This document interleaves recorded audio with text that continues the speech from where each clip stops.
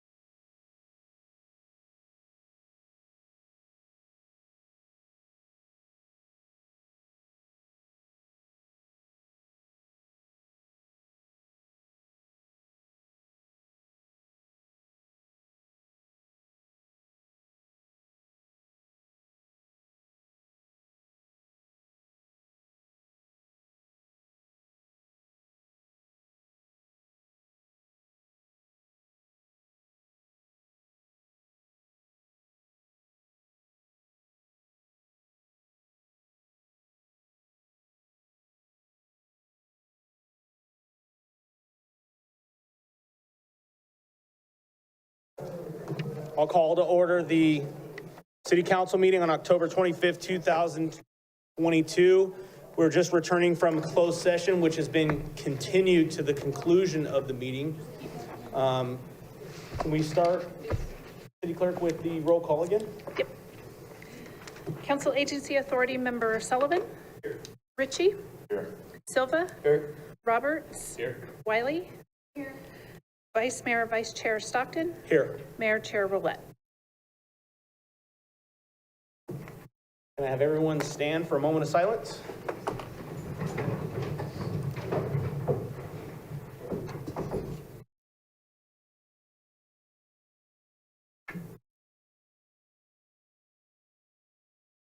Councilmember Wiley, will you lead us in the pledge? Pledge. I pledge allegiance to the flag of the United States of America and to the republic for which it stands, one nation, under God, indivisible, with liberty and justice for all.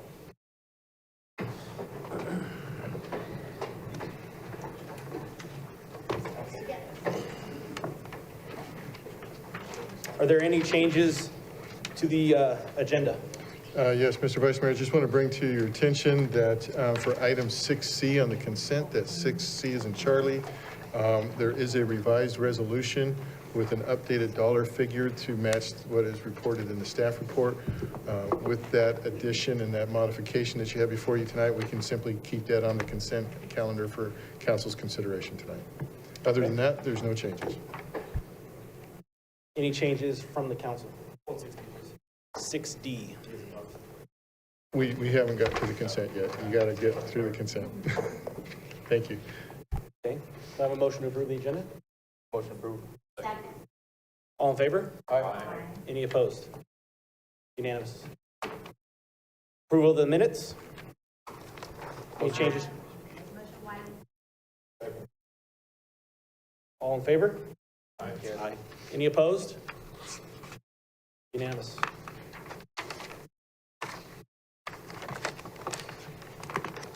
Presentations, today we have none. We'll move to the consent calendar with the exception, is there anyone from the audience that would like anything removed from the consent calendar besides 6D? Can I get a motion to approve the consent calendar with the exception of 6D? Second. All in favor? Aye. Aye. Any opposed? None, unanimous. The manager can, or was it? I just want a separate standalone vote on this one. I don't really need explanation. Okay. Yeah, just a standalone vote. Okay. Do I have a motion for 6D? Mr. Vice Mayor, you do need to open it for public Excuse me. comment. Sorry. Is there anyone from the public that would like to comment on 6D? I'll open public comment now. I'll close public comment. Can I get a motion for 6D? Motion approved. All in favor? Aye. Aye. Any opposed? Yes. Passes.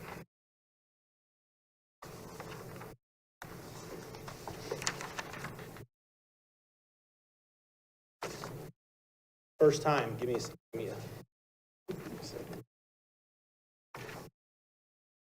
Yes.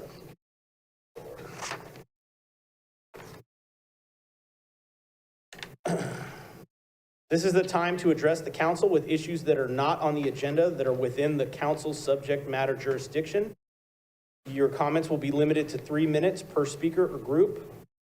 And if you want to make comments, please line up in the aisle and we will get started. Is there anyone who wishes to make a comment?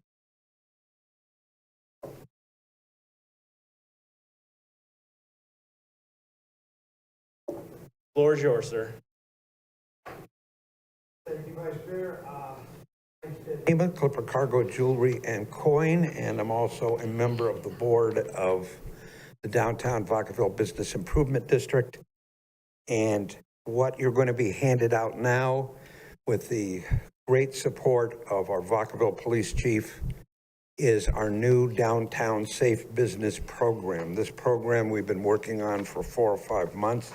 The design committee, especially with the help of our interim executive. Assistant City Manager Georgianne Meggersmith will be handling that item for you. So once you are complete with this item, I will return. Thank you.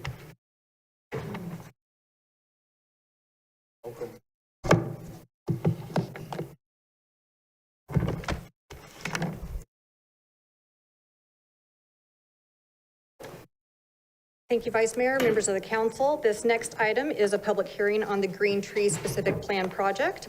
We have Aaron Morris, Director of Community Services, Payman Bevan, Planning Manager, and they'll introduce their consultant team and kick off the presentation. Thank you, Vice Mayor Stockton and members of council. I'm Aaron Morris, Community Development Director. I wanted to introduce the city team that is part of those seated here and those in the audience tonight. Planning Manager Payman Bevan is the staff member for this item.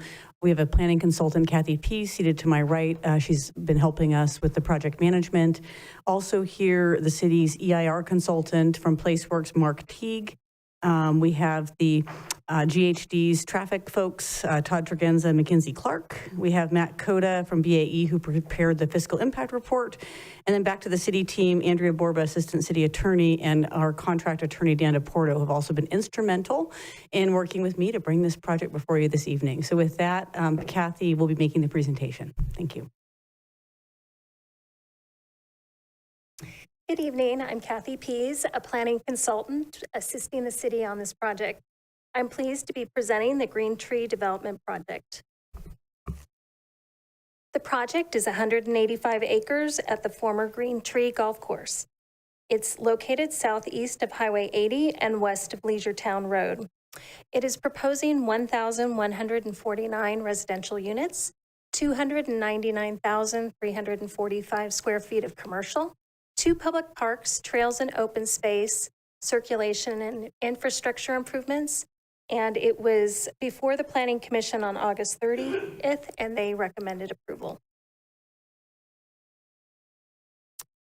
This slide shows the requested entitlements being considered tonight.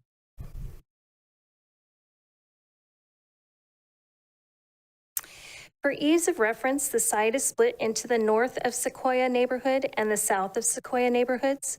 North of Sequoia includes higher density residential, commercial services, and a 6-acre park. South of Sequoia includes 199 age-restricted residential units and a 4.5-acre park.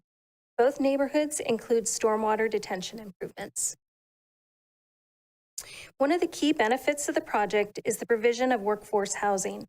This is intended to provide housing that is more affordable to middle-income workers, and as shown on the slide, the density will range between 8.1 dwelling units per acre and up to 24 dwelling units per acre. A general plan amendment is proposed. It would change the land use diagram to 7 or 8 land use designations and a mixed use overlay. The project would also rezone the site from private recreation to a mix of zoning districts consistent with the specific plan.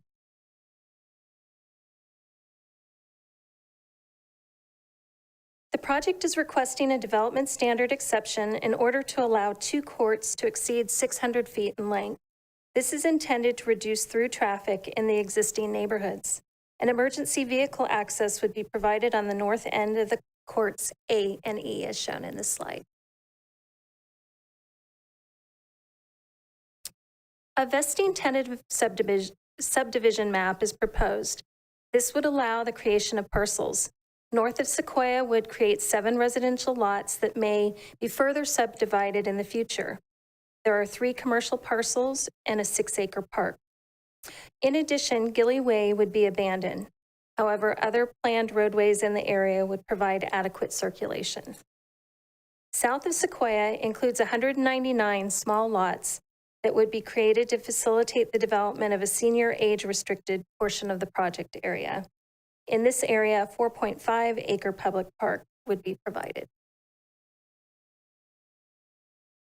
There is a specific development project proposed, which includes a planned development permit for the Green Tree Apartments. This would allow 240 multifamily units, including a clubhouse and other amenities.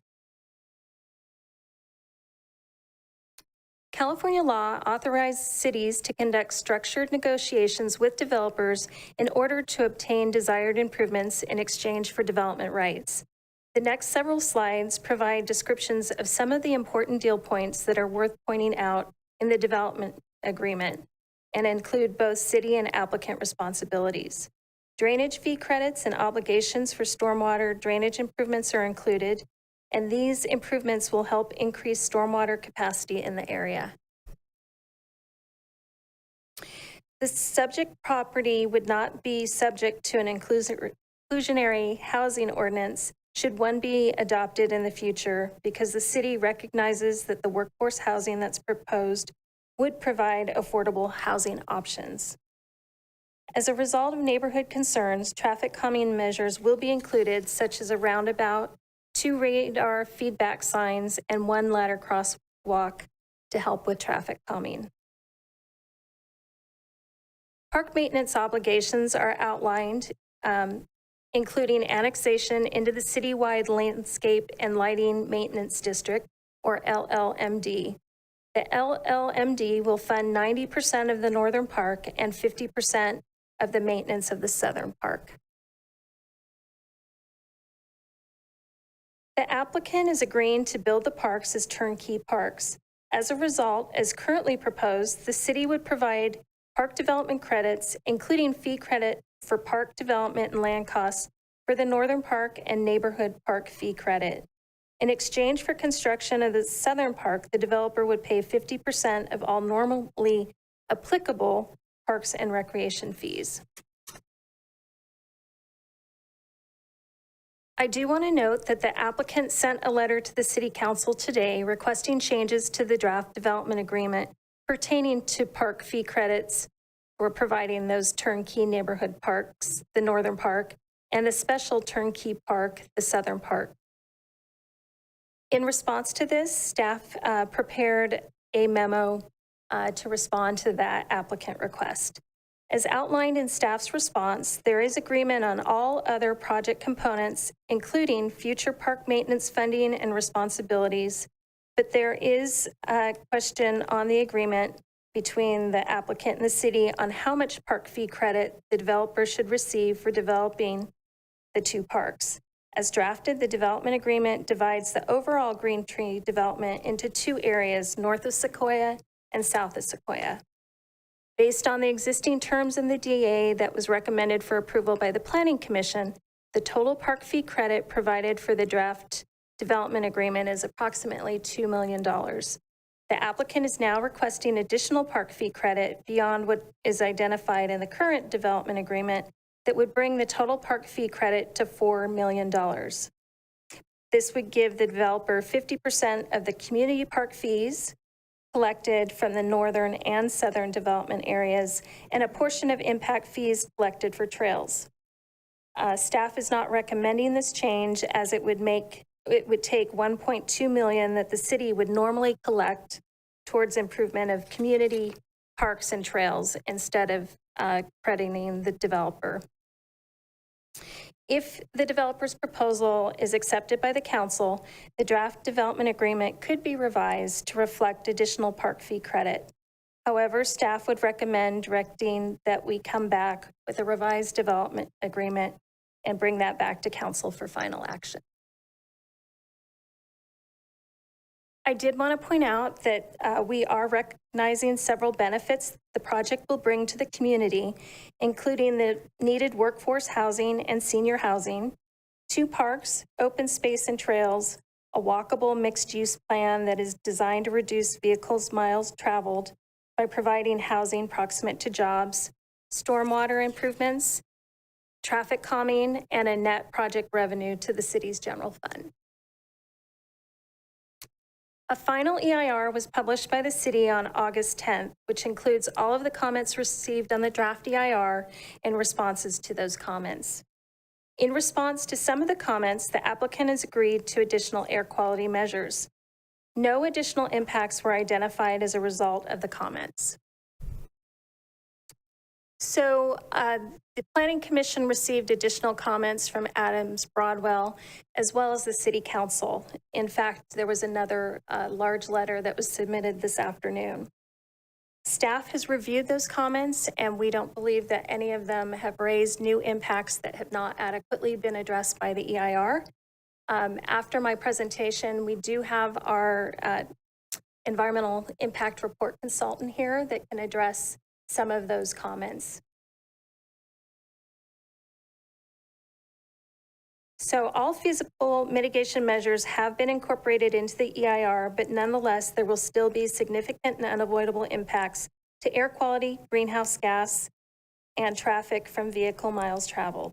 As a result, the city prepared findings in a statement of overriding consideration that has determined that the benefits of the project outweigh these significant impacts.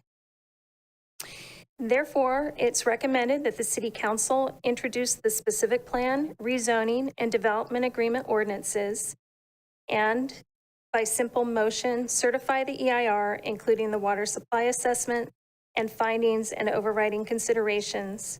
It is also recommended that the council adopt the resolutions for the remaining entitlements. And this concludes my presentation. Thank you.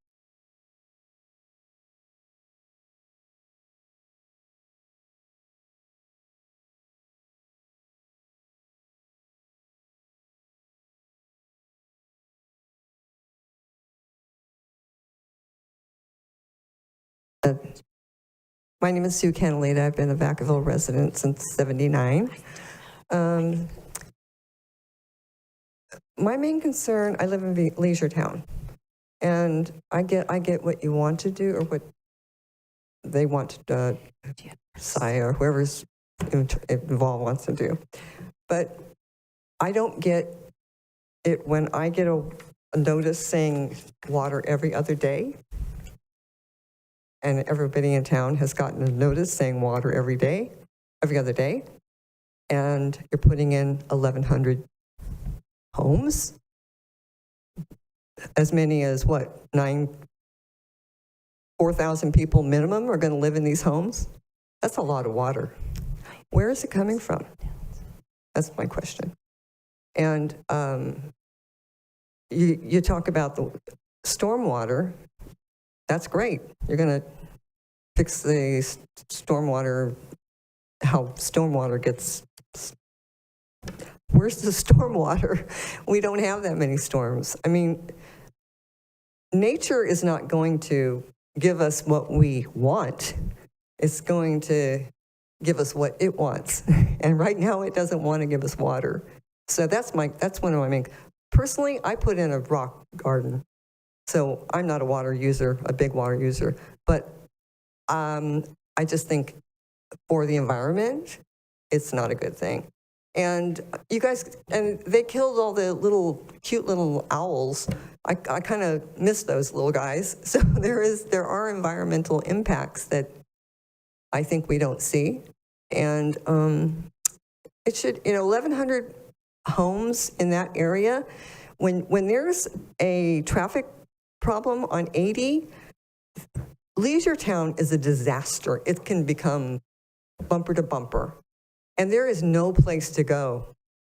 Highway 12, 80, the people coming around Highway 12 or from 80, they're just stuck on Leisure Town and on Leisure Town Road and Sequoia. All that whole area gets just jammed with people. And I'm thinking, if one of your grandmothers had a heart attack at that time of day, I really want to know exactly how that's going to happen. I don't get it. But that water thing is the thing that really bugs me. And really, I would like to know, really, where's the water actually coming from? Okay, I'm done. Thank you.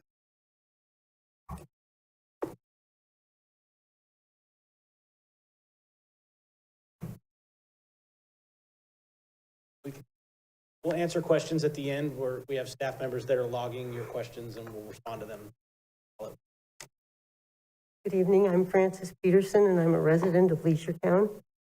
I submitted comments on the plan, including the Appendix A to the Planning Commission in May. The response to many of my concerns was this is a comment on the project and not on the adequacy of the DEIR. I understand tonight is the time for me to comment on the project, correct? The Green Tree project was first proposed, when the Green Tree project was first proposed, the residents of Leisuretown were assured that there would be a 50-foot open space between their homes and any new construction, and there would be no two-story buildings behind them. That promise should apply to the entire development, regardless of the type of residence, density, or location, for example, either north or south of Sequoia. As of August 2nd, 2022, Appendix A, Section A, Appendix A, Section 3.3.A and B do state the requirements for the 50-foot setback, but do not limit the height of one story to 1 story. These sections apply to low and low medium density parcels, which are only located south of Sequoia. I asked that the 50-foot/single story requirements be added to Section 3.4 architectural standards universal to all housing types so that it will apply to other areas. What's my problem? Parcel R6 backs up to existing homes in Leisuretown, specifically the north side of Grand Canyon Drive at the east end. The zoning on that parcel is identified as residential medium high density. Parcel 6 is the only parcel behind the existing homes where housing of more than 1 story are likely to be built. It seems to me that this is where open space was especially important to the existing residents. Additionally, I am very concerned about one note in the supplemental memo, staff report, clarified lots and roadways adjacent to the existing residents would be set back 50 feet from the adjoining homes and not from the project boundary. I think this clarification is specific to the homes bordering parcel 6. This is the only area behind the homes of the project that border on Leisuretown Home Association common area. I had been told the proposed 50-foot open space included a 50-foot wide strip of project land and a 25-foot wide strip of project land and a 25-foot wide strip of Leisuretown common area. Ms. Peterson, I need you. Yeah, soon.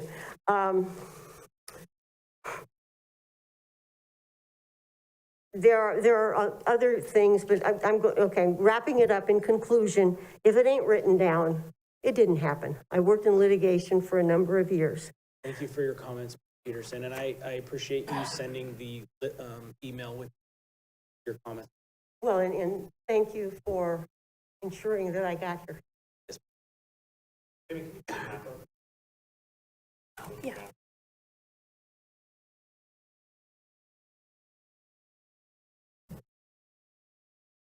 Good evening, Vice Mayor Stockton, council members, staff. Thank you for your time this evening. My name is Kevin Carmichael. I'm here on behalf of Napa Solano Residents for Responsible Development.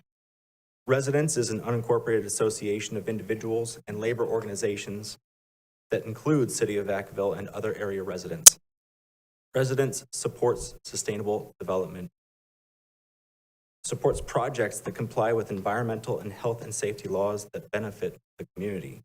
Residents opposes this project because the city has not complied with CEQA's requirements to fully disclose and mitigate the project's significant environmental impacts, and the project does not comply with local land use laws and policies.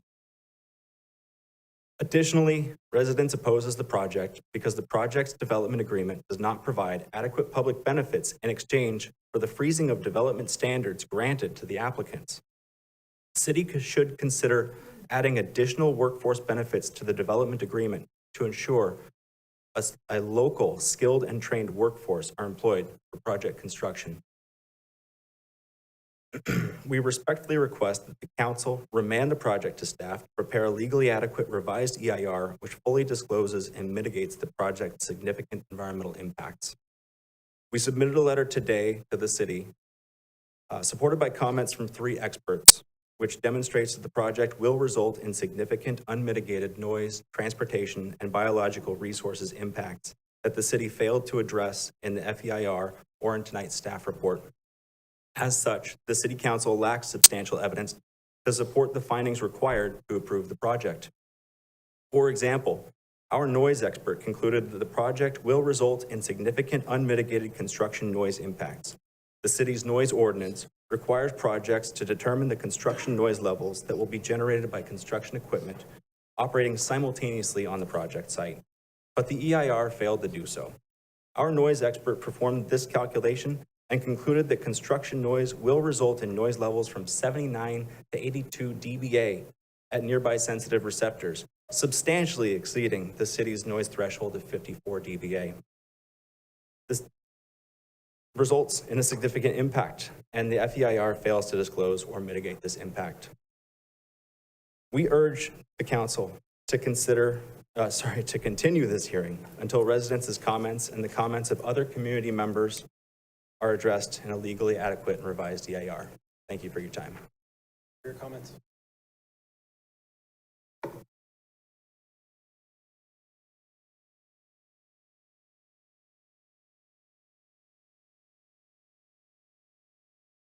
Good evening, Mr. Mayor, council people, and staff members. My name is Ann Romer. I've lived on golf course estates for 22 years. My property backs up onto the defunct golf course now. I'm very glad this lady mentioned the burrowing owls because that's why I'm here. I have a big interest in birds and burrowing owls specifically, and any of you who would go on Orange Drive and Gilly Way, see those little guys that had to bring a lift to you. It was so nice. In addition, and you may not know this, but expert birders from around the Bay Area would come. They would bring small groups to come see those birds. And so I know they're gone, but we may be able to get them back. There's a piece of land between Yellowstone and White Sands west of Teton that you can't build on. And so it's going to have that detention basin and walking trails. There's a pretty big area left that could be just grass. I mean, that's what it is now, your little tree. And we could maybe put new owls back in. And one of the reasons that I think that, I just found out this today, there's a thing called the Preservation of Burrowing Owls Society, and there's another preservation one. There are two organizations. This one I mentioned will go and see if it's possible to put the owls in. They are very, they really want more burrowing owls because they are declining terribly. And the city of Antioch has a big area where they have created space for the owls, and they're protected. Berkeley also has a space. Davis, there were a lot of owls on one of the golf courses, but they've dropped by 79% over the last few years, and development has had a negative impact. So anyway, this organization will even build new burrows. So, and I think it would be, a really, really good thing, and something that would draw people back to just look at the owls, because sometimes birders have a lot of discretionary spending or money that they can spend. And I know they came before and they probably had to eat. I need you to conclude your comment. Okay. Thank you very much for listening. And please, if you would keep this in mind and think positively about it, I'm going to research it more. Thank you for your comment. Thank you.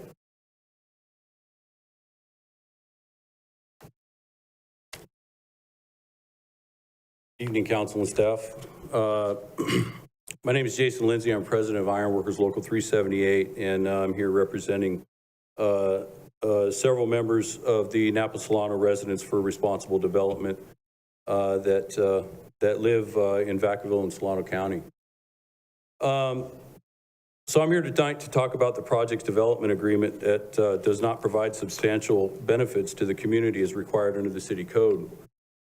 The applicant is asking the city to enter into a 15-year development agreement to exempt the project from new land use laws and affordable housing fees. But the agreement does not provide meaningful public benefits to the community in return for this as required by the city code. What the Planning Commission called public benefits are not benefits at all. They're just part of the project. Like providing new housing, new commercial space, and traffic mitigation required by CEQA. To qualify for a development agreement, the applicant must provide the public benefits that go beyond what is already required by law. The project also has to be consistent with the general plan. The general plan requires new development to, 1, strengthen the local economy through public and private partnerships, and 2, create local job growth to support livable wages and a greater tax base to fund services for Vacaville stakeholders. This project doesn't do either of these. The applicant has not committed to any local hire or workforce standards for the project and is not contributing to the local apprenticeship development. We request that the city include provisions in the development agreement for workforce training through the support of apprenticeship programs and ensure that the area standard wages are protected. By including local hire and apprenticeship requirements in the development agreement, the city would further the goals of the general plan and economic recovery strategy. The city is not required to enter into a development agreement with the applicant, but if it does, the council must ensure that the applicant provides community benefits to the city and its residents in exchange for the benefits they receive for development of the project. Thank you. Thank you for your comments, sir.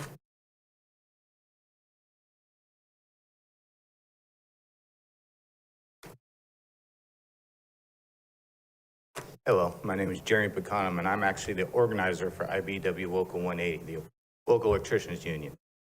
But I'm here also as a local. I grew up off of Midway Meridian Road, a little road called Elizabeth. And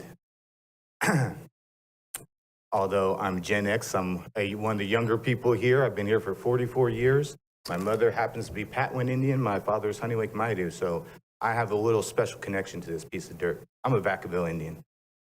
I work with your children at Wilsey Wood, Vaca High, Country High. As an organizer, I speak to the children. I go into the economics classes. I work with your children.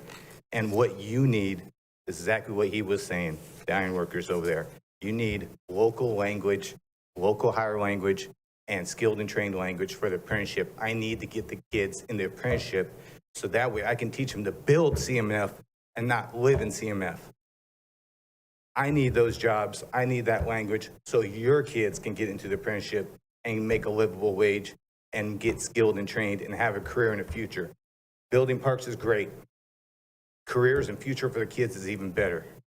You need that language in this development so I can have those kids wire up CMF prison, not be an inmate there. You really need that language. I work with these kids day in, day out. I'm the guy, not my staff, not my department. I go and talk to these kids. These kids need a break. You need local higher language in this.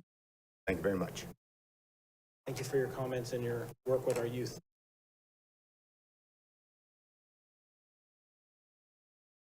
Good evening. Lou Durfus from Vacaville, City Council, City staff, fellow Vacavillians. I'm a little bit concerned about the rampant growth in this city. We have a beautiful city here, and we're slowly but surely destroying it with all the growth. We have rolling blackouts because PG&E can't supply enough power. We have water shortages, and we're on the verge of rationing because of the shortage of water. Yet we keep adding more and more housing units to our infrastructure. We can't continue to support this. This is not good logic planning as far as I'm concerned. You know, you talk about affordable housing. Oxymoron, okay? Affordable, what is affordable? Put a number to it. $1,200 a month, $1,500 a month, $2,000 a month, $3,000 a month? See, without a number attached to that term, it doesn't mean anything. And the reality is, it's a workforce housing, but it's not a workforce housing for local Vacaville residents. It's going to supply more housing for people that are commuting to the cities, whether it be San Francisco or the other way in Sacramento. We're a bedroom community, or we were, and people travel here because of the fine city we have. So, you know, you're living in a dream if you think you're providing more housing for our local folks. There may be a small sliver of that, but these other people from out of the area are going to gobble up that housing, not us. I'm just really concerned. I live on Poplar Road, and I have to exit out to Leisure Town. And let me tell you, they haven't even started construction yet, and it's a nightmare, and it's going to get only worse. It's going to be unattainable to get out on that road. You know, and I've addressed this since this project began about, you know, the traffic mitigation. And I haven't seen a good plan yet. You know, put a traffic light here, put a traffic light there. I haven't seen a good plan. Traffic lights do nothing to control the bypass route coming off of 80 when 80's all jammed up. You know, I just don't think we're using our heads in a wise manner. Our infrastructure is overtasked now, and we're putting more on it, not only by this project, but by all the rest of the projects we keep approving for this city. I mean, it used to be a farm community, and now it's houses where, you know, you can spit out your bedroom window and hit your neighbor's bedroom window, you know, because of the high density. We keep going from low density and increasing the density levels to ridiculous levels.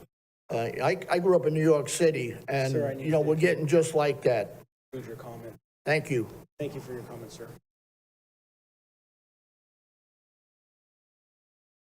Good evening, Mr. Vice Mayor and my council member, Greg Ritchie.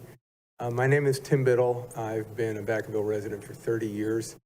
The last speaker mentioned Leisure Town Road. The first speaker mentioned Leisure Town Road.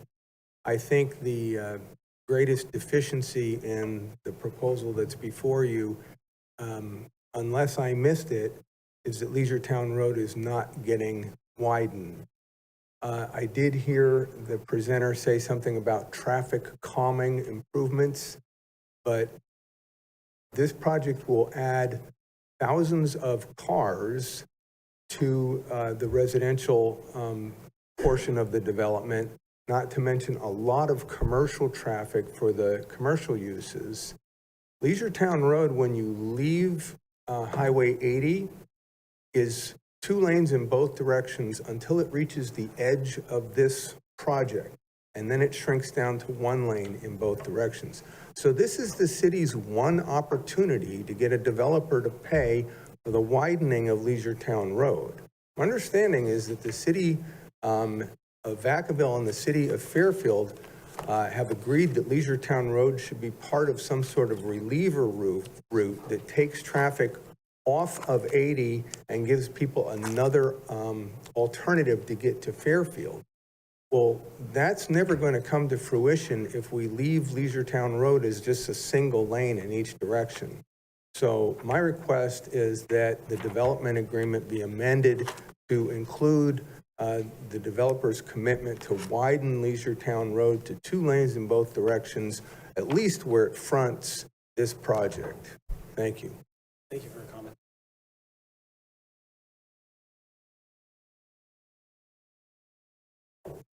Good afternoon again. My name is Roberto Valdez, longtime resident. To the staff and to the mayor and vice mayor, excuse me, and Mr. Stockton and your staff, public. You know, I'm going to get to the point. Even though I think the same fate is probably going to happen to the 680 plus trees that were identified within the project, this project, you know, to the detriment of the Swainson Hawks, white-tailed kites and also boring arrows. And of course, the plenty of associated species that coexist not only within the tree habitat, but also the grasslands that certainly the boring arrows make use of as a last resort for them. You know, I'm here to really to recommend that you do not approve any of the resolutions or ordinance related to this project. And I say this to you. My reason is this, that number one, there's a lot of information in that really the public still has to absorb. You discussed it, past meetings. I think I've gone to almost all your recent meetings, and there's a lot to discuss, you know, and to absorb, and so the public be aware of, okay? So give the public a chance. But the more important thing, and I'm a little responding to your staff here, who I respect, by the way, and you. Everybody here. I will tell you, but not agree always. Most of the time, sometimes. Anyway, the thing is that I'm really concerned that some of the supplemental information, like the supplemental staff report in regard to this project and the public item that was addressed by the Adam Broadwell law firm, I believe that, I haven't even had a chance to absorb it. And I tell you, it was posted a few minutes ago before it's like, that's not fair. You need to give the public more time to discuss this let them absorb it. I'm sure I'm going to agree with every comment that was made here before I made a comment. I think they're all legitimate. They're all valid. You should listen to them. Think about that. The impact it's going to have on our community and of course, our wildlife, our environment, the water, lack of water. We're facing unprecedented environments, conditions, climate change, everything. So table it. If you can't turn it down, table it.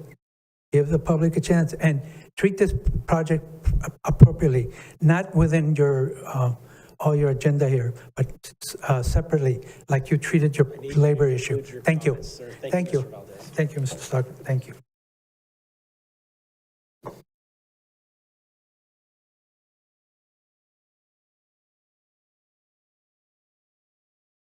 I hadn't planned on coming up and speaking, but after hearing all these wonderful people come up and speak and express their concerns, I felt like I had to do the same. I'm Stacy Souza, and I have lived here for about 32 years. I actually live off of Leisure Road. I have unfortunately had to watch the massive amount of growth that has occurred there. And I'm not going to go through all my concerns about this development, but I want to mention at least one or two things that I think are of utter importance. I would like a little bit more transparency, or I have a question regarding if they're going to expand Leisure Road, that's still only 2 lanes. I only have one way in and one way out. Well, I should say there's a way in and a way out. And I don't know if you have even considered or even discussed, what do we do if there is an emergency and people have to get out? How are you going to handle the thousands and thousands of people that live in this area now with a 2-lane road? And I would love if you guys have a plan, if you could express that, but you have lives on the line here, and you've got people that aren't going to be able to get out if there's a massive firestorm or any of these concerns. So I think I would love if you could comment on that specifically.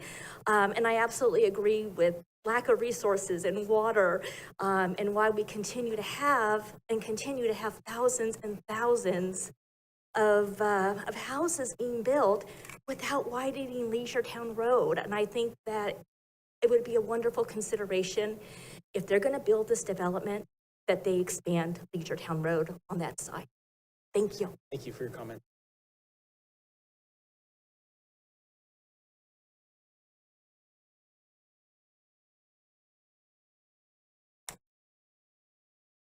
Good evening, Vice Mayor, Council. I'm Marjorie Kelly. I live on Teton Drive in Leisure Town, and my home backs up to what used to be the golf course. And I've been involved in this planning process going on 7 years now. And so it's been for folks who think it should take longer. Those of us who live there think maybe it's taken too long at this point. I'm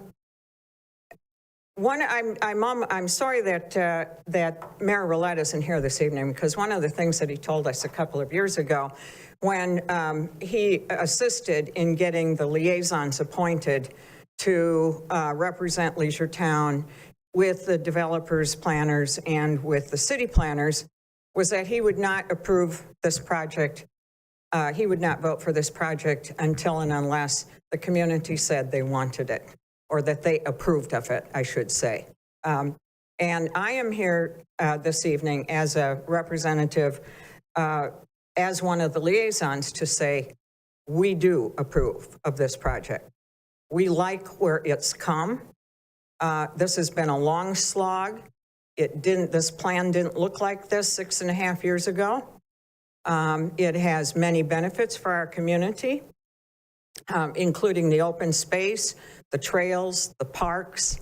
Housing around existing housing has been thoughtfully planned to enhance our own homes and our home values.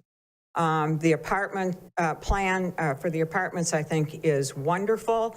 The way it borders a detention basin and on one side and the shopping area on the other. We could not have gotten to this point without the assistance of the mayor and many other people. So one of the things I wanted to do this evening is just to say thank you.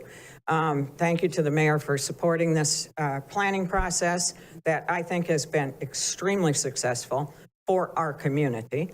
I want to thank council members, all of whom have expressed interest in this project, have listened to us, have been briefed on it, and your interest has been very helpful.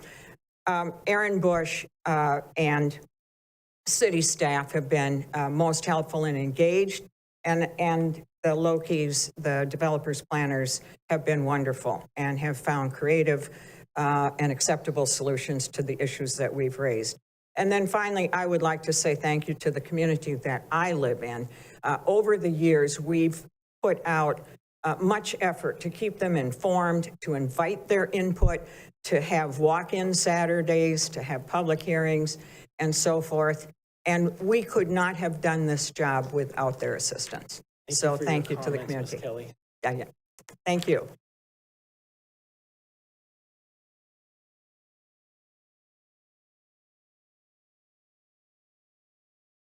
Council, staff, Chris Winter. I'm part of the liaison to the Green Tree Project. We've worked very hard on this for the last several years. It's been, I think, 7 years till we've to fruition, I hope. We've done a lot of work with the staff and the Lokis. They've heard what we've had to say, the concerns of the community, and made changes where we felt that it was necessary. I think this is one of the key elements to help the seniors with the walking paths and a lot of the various amenities that this project has to offer.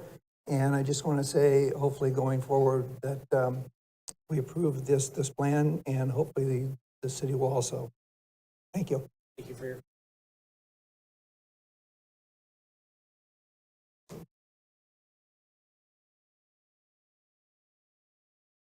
Hi, everyone. I intended to speak on the second item, but I think my comments are equally applicable to this to this agenda item. My name is Claudia Williams, and I've resided in Browns Valley for the last 5 years. And my question is, where are the schools going to go? There's no schools. Where are these kids going to go to school? I just tried to enroll my son in Browns Valley Elementary School. I'm told that it's full. I've lived there for 5 years. I pay taxes so that my son can go to that school. He's being denied access to that school. And I'm told that the only school that can take students is Payton. That's unacceptable. You know, where are the kids going to go to school? You have this new development coming in. with the high-density housing, there's no age restriction, so I assume that there will be kids there who are going to need to go to school. That, you know, it's like, what's going to be done about it? You know, my son wants and needs to go to school. He can't go to school in his neighborhood school. He can't even go to a school in our zip code. That's just unacceptable. So I think that the concern is applicable to this one, but it's even more poignant as to the North Village. So I'll be speaking on that one as well. Thank you. For your comments. Being no one else, I'll close public comment. And you guys want to talk first, or do you want staff to answer the question? Let's get the questions answered for the public before we.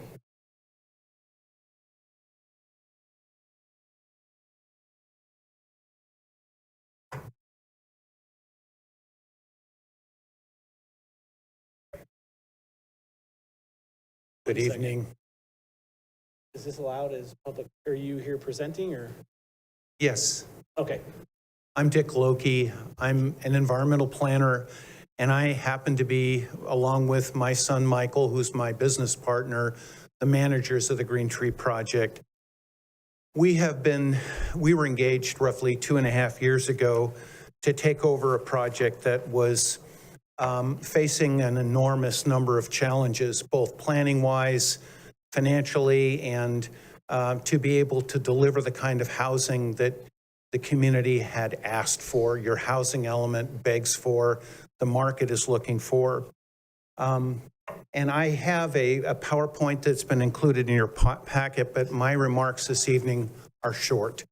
I just wanted to emphasize that in trying to address these issues, we began turning all the rocks over. We not only spent time with your staff, with the community, the liaisons, week, month after month, but did outreach programs.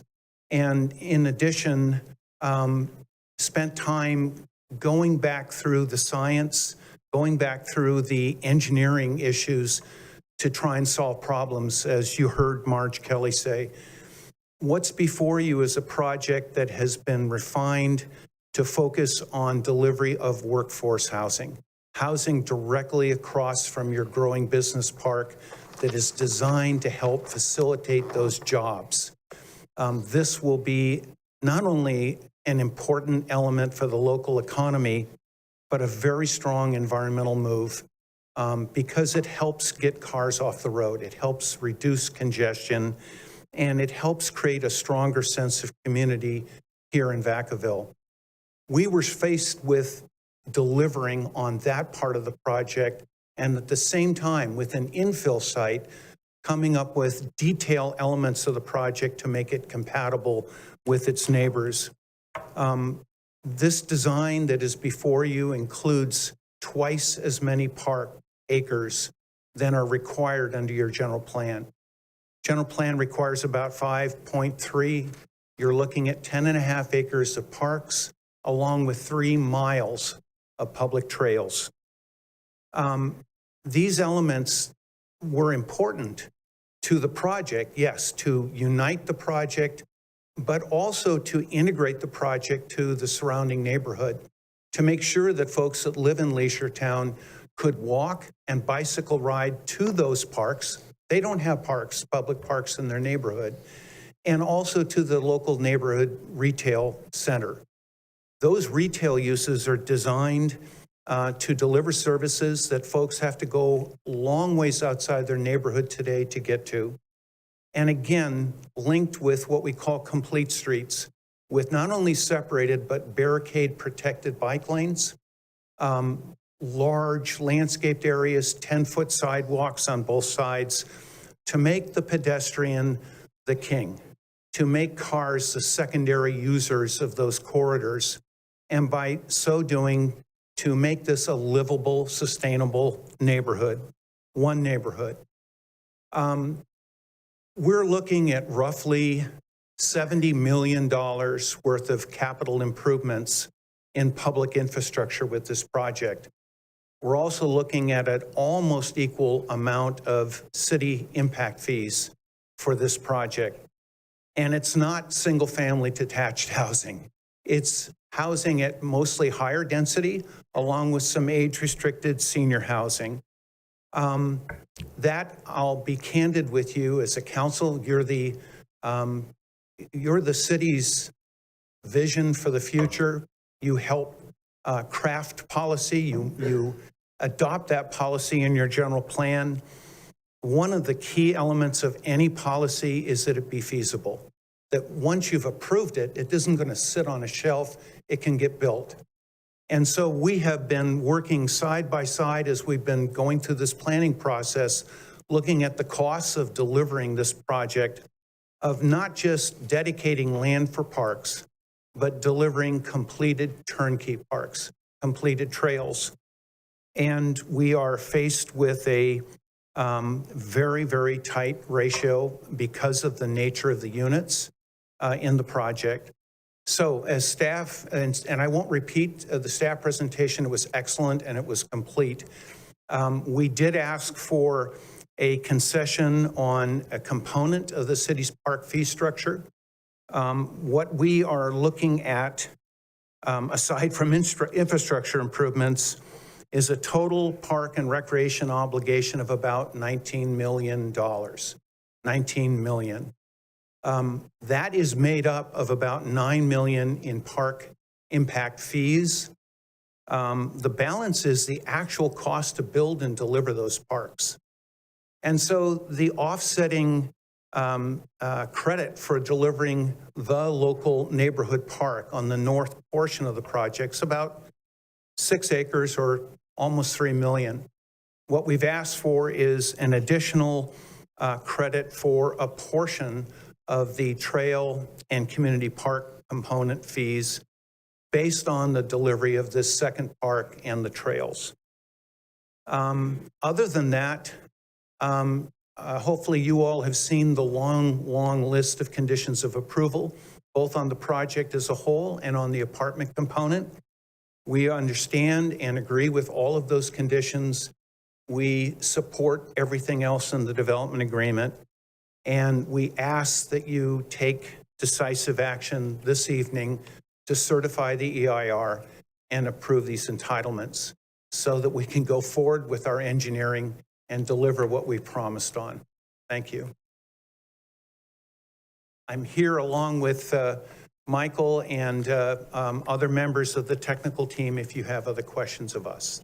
Well, thank you for your comments.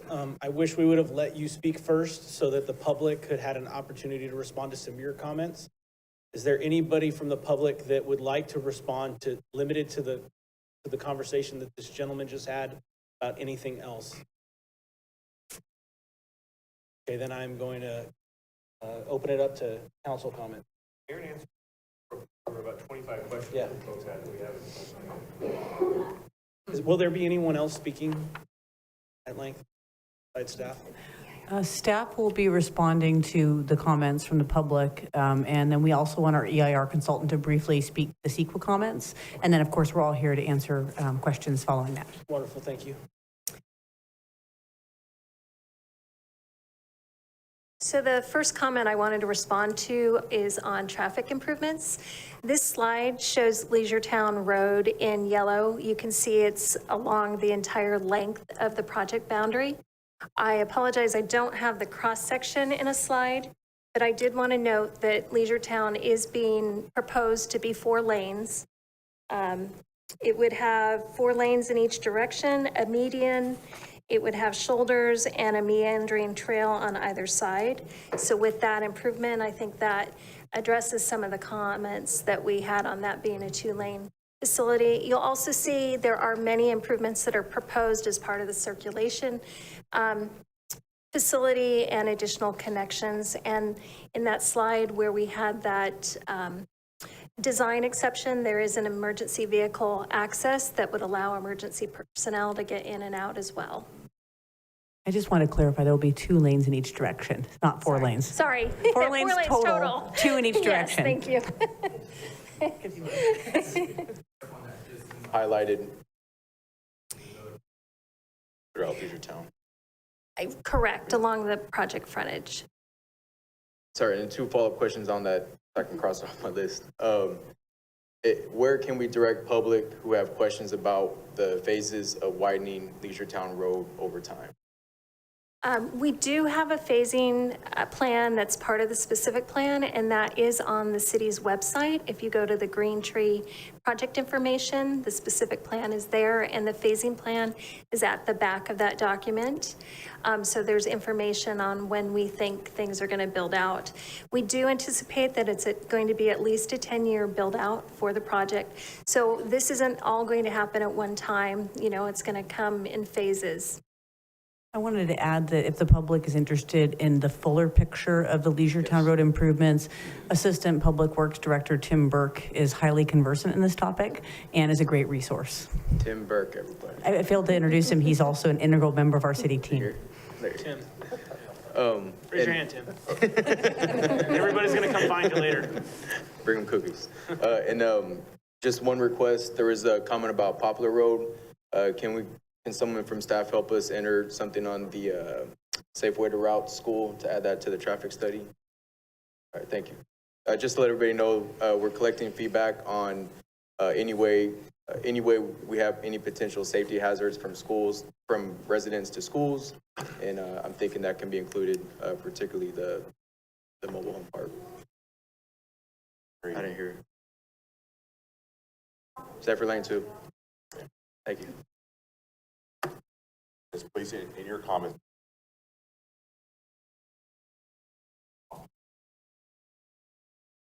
Those comments, safe routes. So please go and take the time to enter those comments into that section.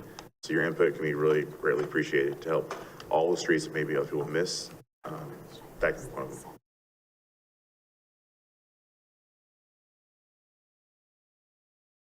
Site.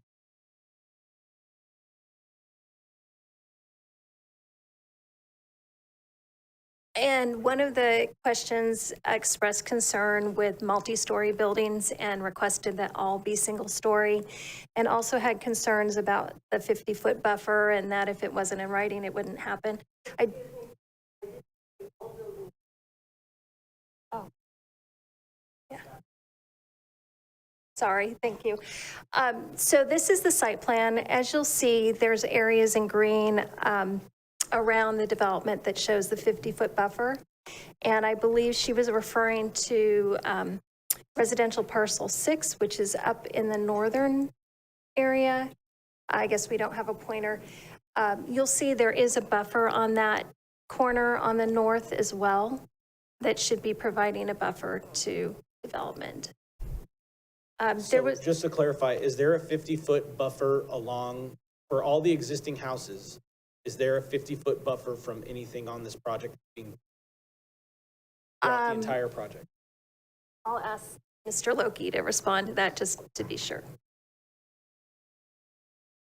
The answer is 50-foot separation. Yards, not houses, but the backyards of every existing residence to the nearest point of any future residential structure. And those individual neighborhoods will have to go through design review on top of this. They will come back just like the apartment project did with the details of those relationships. Thank you. There was a question about trees. I did want to mention that we have a condition of approval that requires that the trees be replaced and meet the city standards. There was a question about water supply, and I wanted to point out that we did. Can you hold on, sir? If you're going to be on your phone, can you please go to the lobby? Thank you. As part of the project, we did a water supply assessment, and as part of that, we looked at drier and drier years like we're having right now, and we determined that there was adequate water in the future to supply this project. I have a question about the water, since you're answering that.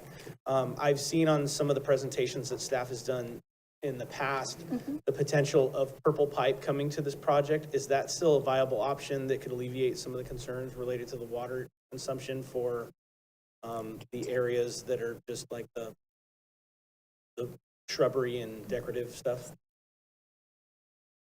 A purple pipe is not proposed as part of this project, and nor does the city yet have, oh, sorry. Maybe the applicant. We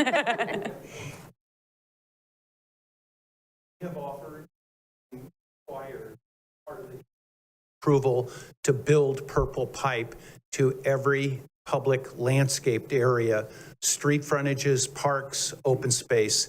That reclaimed water supply is not available today, but those pipes will be in the ground, ready to connect as soon as they are. Thank you. And the specific plan includes drought-tolerant landscaping as part of the design guidelines. Councilmember Can I Sullivan? do a quick add-on to that question? So from what I understand, you'll build the infrastructure for the purple pipe. As we run it down Leisure Town, eventually we'll be able to connect the main to the system there in the new development. One of the requests I've been pushing with staff repeatedly for a long time, and I just want to make sure it's included, and I know Brian knows this, and I just want to make sure you know it as well, is I'd love to actually have some sort of connection into the existing Leisure Town neighborhoods as well. There is some talk of maybe at some point in time connecting the purple pipe to their green spaces that are irrigated now. It's very costly for the housing development. And so I just want to make sure there's some forethought and some planning into actually running conduction lines that actually get into the existing Leisure Town property proper. That way that if and when we ever get to that point, the purple pipe finally hits your development, we can also energize the existing Leisure Town residences and potentially use that for their green spaces. If I might, again, Richard Lokey, excellent suggestion. This idea came up during our discussion with staff and the liaisons. We have started our formal engineering, and we are including those kinds of connections more than at one location. Yeah, like right there on that Sequoia kind of roundabout hub, that'd be a perfect place to have Yep. that cut off for it. But Yes. that way- Yes, sir. Thank you.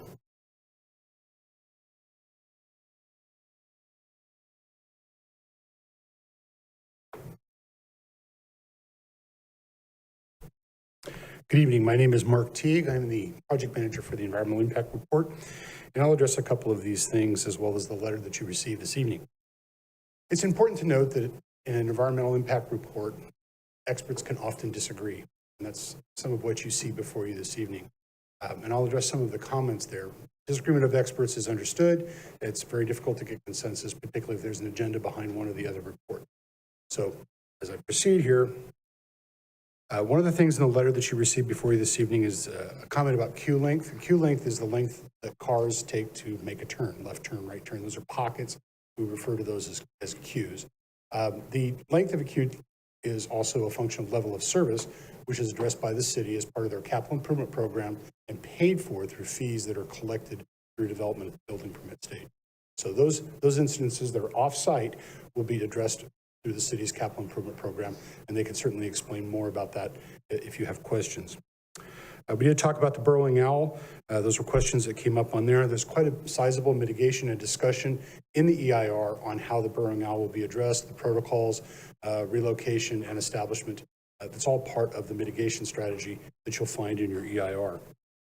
Construction noise was raised as an issue. The city has no construction noise standards, none. What it says instead is that you should limit construction to certain hours. There is information in the EIR that tells you how loud some of the equipment is within distances from that equipment. It's not possible to construct without making some noise. Simply not going to happen. Now, there's also mitigation in there to deal with dust control and noise.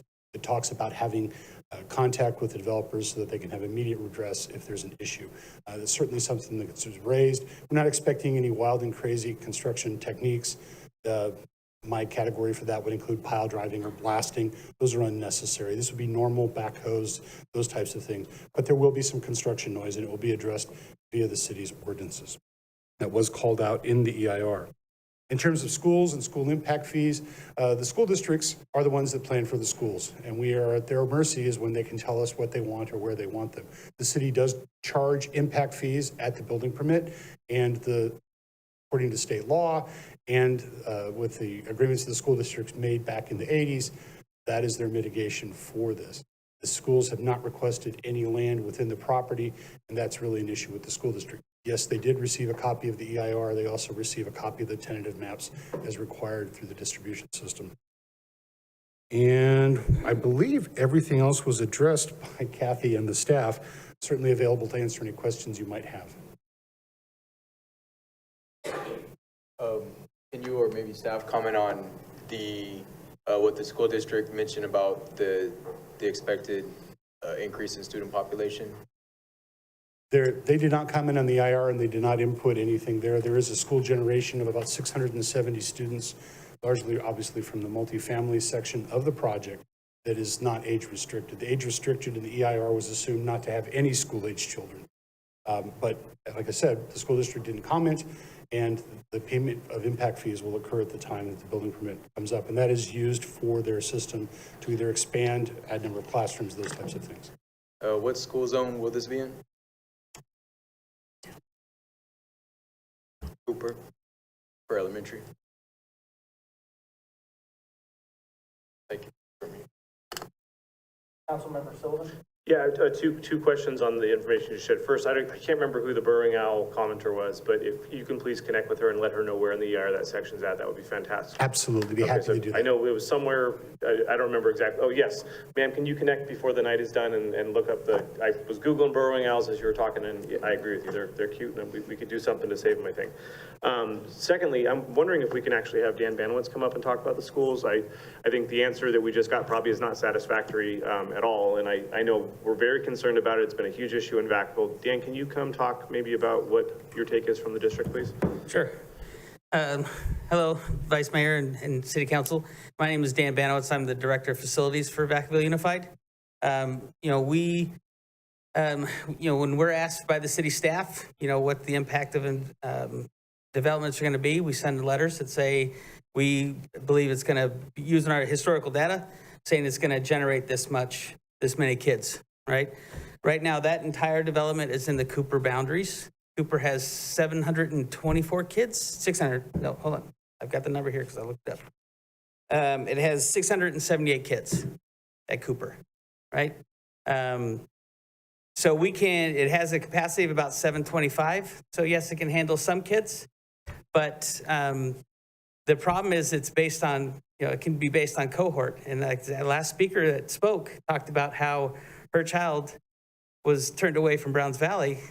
There might be, we have laws that we have to follow about, teacher to kid ratios, right?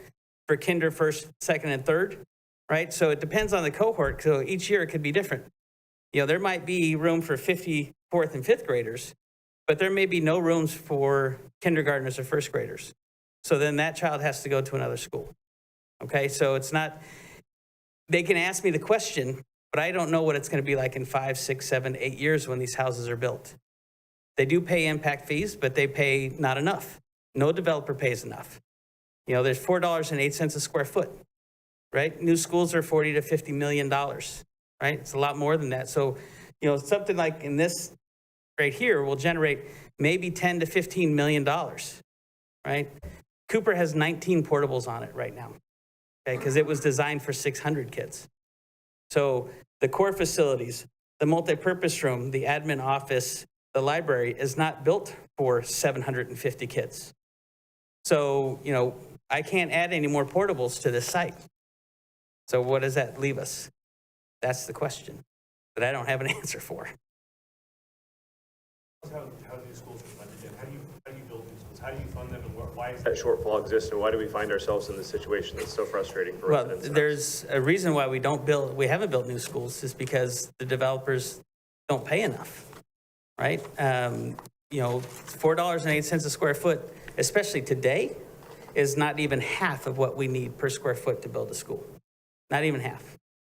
So that's why all of our schools have so many portables, because over the years, as developers came in and our neighborhoods got bigger and the city got bigger, we didn't have the funding to build a school. The state of California gives us nothing to build schools. We have some eligibility, so there's eligibility that we apply for state funding. It's based on modernizations and new construction in different years. We have 31 million that we have that the state, when they have the money, may give us, right? Every school district in the state is on the same kind of list. But the state hasn't passed a school bond in a long time.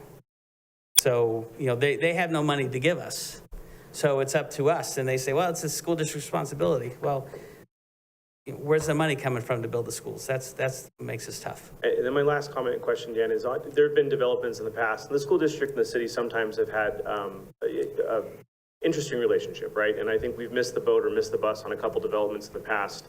You know, as we embark on this new development plan, it's fairly sizable, and we have impacted schools, and we've got talk of new schools potentially with the school bond if it passes, and et cetera, et cetera. What is the city can we do to be a better partner to the school district with this plan? I mean, what are there things that we're missing right now? Are there things that you would suggest? I mean, I know some of what you're talking about in terms of fees for developers is capped by law. Where did we miss the boat before? I mean, where can we not miss the boat this time, I guess is my question. So we've had a lot of conversations with other cities. You know, you see the city of Roseville, it's just, you know, they're building homes all over the place, and the same with Elk Grove. And we've talked to our counterparts there over the years and said, how are you building schools? You know, how are you doing it? Well, it could be a bond, right, that they have to build schools. But you're also talking about their before developments are approved, the developer has to come to the table and say, we're going to contribute enough. It's either a developer built school, which is a possibility, or they're contributing enough to provide the school. And in a lot of cases, it's hard for us in this city to do that because, you know, east of Leisure Town Road, for example, you have 3 different developments, 3 different companies. You know, so you can't just say you, Brighton Landing, you're 780 homes, you have to build a school. Well, that's not enough to generate enough kids for a school. So you have Brighton Landing, then you have Roberts Ranch, and then you have the farm at Alamo Creek. There's 3 different there. You know, when we've talked to our counterparts, it's like they have a developer who's building 2,500 homes, right? So that's really, they have more teeth, if you can say that. So it's not an easy answer, but before these things are approved, they've got to come to the table, and we've got to be included to say, this is what we need.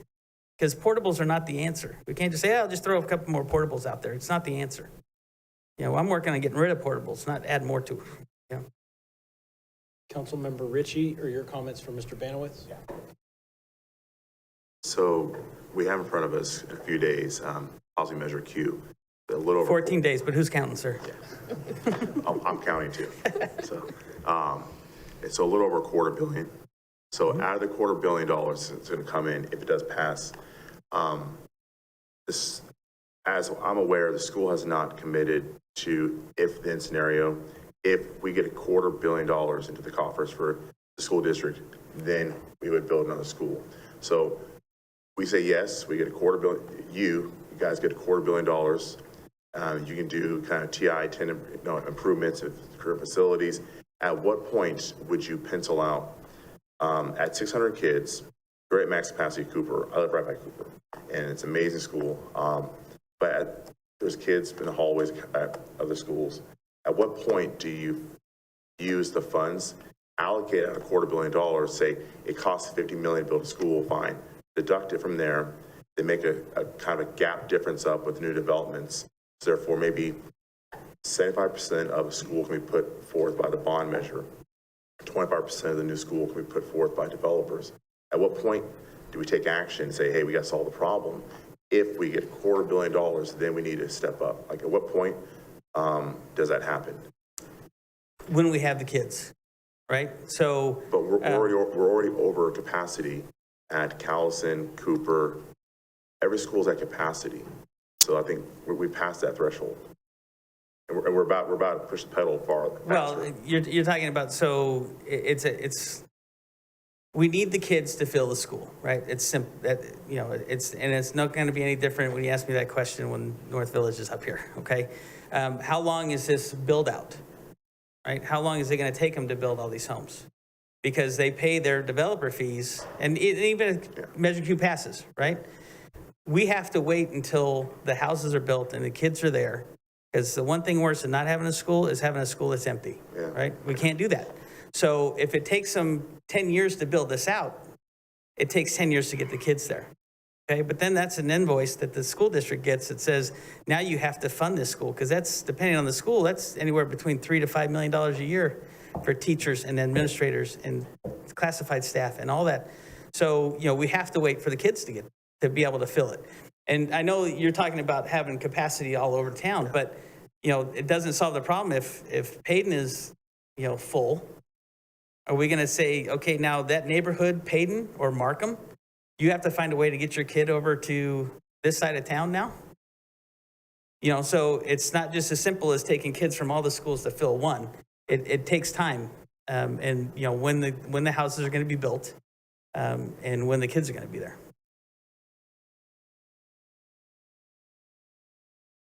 So is there a possibility, if this measure does pass, that you will build a school east of Leisure Town for the growing There is a community? possibility, yes. I mean, you know, what scares me is not just this one too, but we have east of Leisure Town Road. But, Right.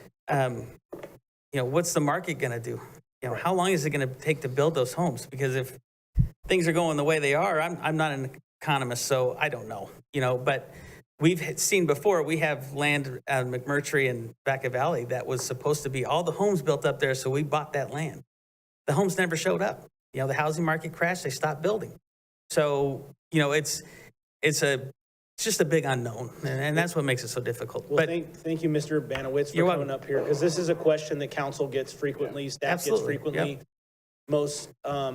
Most folks aren't sure of the relationship between us and the Vacaville Unified School District and Travis Unified School District and some of the school districts, and how the schools are built and funded to be built. So Sure. thank you for coming up here. You're and welcome. taking the- You're welcome. What is the time? For 10 years, like you guys said. The data shows that we have an interest and need for a K to 6 or K to 8. How long would it take to start the project and finish to get kids in the seats? Design typically would take about a year. And then, you know, I don't go to the city or the county for permits. It goes through the Division of State Architect, which is a lot slower. So you're talking for a full school, probably 8 months to a year for that, then a year of construction. So it could be anywhere 2.5 to 3 years. So what if we make kind of a mandate with developers? So when developers hit a certain threshold of permits issued, when developers hit a certain threshold, hey, we passed the EIR, we passed all the certain things, start breaking ground and start tearing up roads and start laying at the foundation. Once the sales center goes up and they have interest, at what point could you say, okay, you have a commitment for 1,100 units or 900 units to be built, contracts are in, at what point could we start if-then scenario that if we hit this number, then you guys start building? We could work that out. And we could Before you even finish answering Yeah. that question, I want to get everybody back on track with Okay. Green Tree. I appreciate that you've been up here answering questions, because they're related topics, but I don't want it to overwhelm. we can come back for the next one. Sorry. So, Can I ask one more pertinent question? Super quick. So the comment that you made earlier is that come to the table and we work together as a team and we meet with the developer. We're there now. Did we do that with this project, or are we missing the boat by moving forward tonight? No, So we haven't done exactly what we're talking about we need to do on this project. Half this project is seniors, so that's off the table, but half this project is not. We're talking about needed schools, and we're going to talk about North Village next. My question is, why are we not having that conversation now about what we could be doing to fix this issue as we move forward in this plan? I guess that was more of a comment than a question, but I just wanted to put that and out I there. think we should meet with Mr. Banowitz after and discuss some of those shortfalls and how we can bridge them. Absolutely. The vote on this tonight is the point. Do you have any? Would propose, Councilmember? Well, I mean, what do staff say to that or not? I mean, we've been talking about this for years. It's the first time we've had a bite at the apple, so it does make sense that we would do it. Is there time to loop back in with this? I mean, they're asking for concessions on parks and recreations and trail fees. Do we have time to talk about school fees still, or is it too late based on where we're at? Under state law, school impacts are satisfied by payment of the fee, and the fee is set and limited under the same laws. So from staff's perspective, it's not something that's on the table in the development agreement between the city and the developer. As a council, you can give us policy direction on that. We did, just to correct some things that were said earlier, we did work with Dan and his team during the development of the EIR, because we wanted to make sure we got the numbers right in the EIR and disclose the number of students that would come out of the project. So there was some interaction between the school district and the city staff. But really, under the sort of nexus and proportionality of development in California, school impacts are satisfied by payment of fees, even though that's not satisfying, probably to hear from Dan how it actually plays out.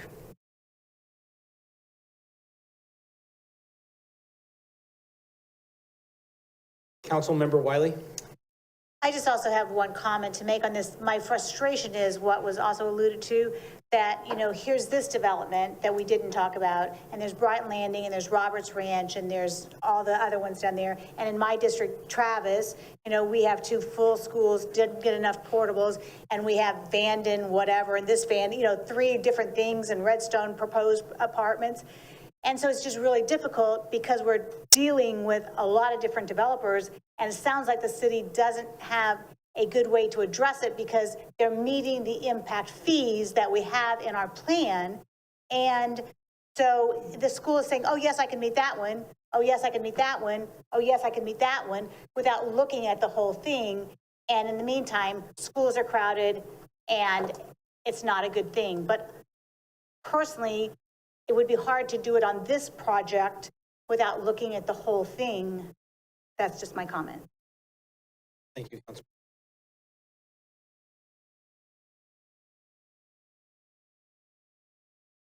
Are there any other questions?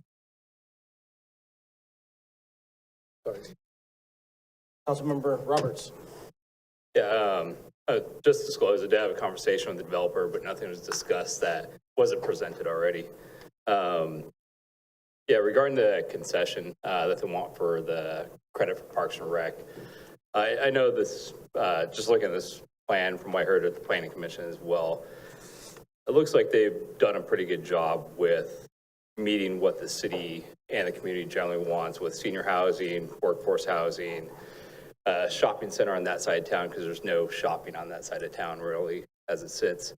So it seems like, I mean, I haven't worked with them, but staff, it seems like they've been a fairly good partner and not giving us a lot of headaches in terms of development, at least with what's been going on the last couple of years.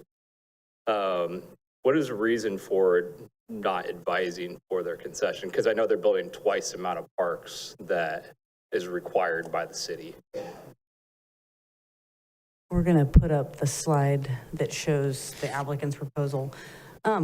So in this development agreement, similar to another project that's a separate agenda item, staff was really faced with negotiating a development agreement for Turnkey Park when the city does not have much of a history of getting turnkey parks. And what we've heard from the council repeatedly is how frustrating it is for new residents to have to wait for parks to be developed. So from a staff perspective, there's tremendous benefit to the city when the developer builds a turnkey park.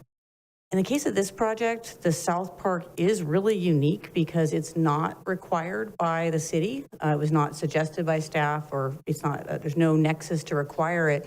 From staff's perspective, this is something the developer offered to the community, and it's actually one of the most kind of bright and shining public benefits of this project. So as we were negotiating the development agreement, we were trying to figure out, like, how do you give credit for a special feature that the developer is offering without taking away the financial resources that come with the payment of impact fees to do other things in the community, like, you know, the Centennial Park improvements. They're my favorite example because I've actually been to that park a couple times. So that's where staff's proposal involved treating these things as 2 separate development areas, these 2 parks in 2 separate development areas, and then relating fee credits by development area to avoid essentially taking community park fee that would come out of that northern area and putting it into the southern park. So that's the crux of it. It's $1 million difference. To correct the earlier slide, staff's recommended fee credit totals at about 2.9, and the developer's looking for $4 million. But it's a policy decision for the council. If you feel comfortable taking $1 million of park impact fees that would come out of Green Tree, and instead of using that to build the community parks and the trails, putting that into the Green Tree South Park, that is totally your decision, and staff can craft the development agreement to do that. That said, we recommend the development agreement that went to Planning Commission that does not have the extra $1 million So is that credit. South Park completely open to the public as well?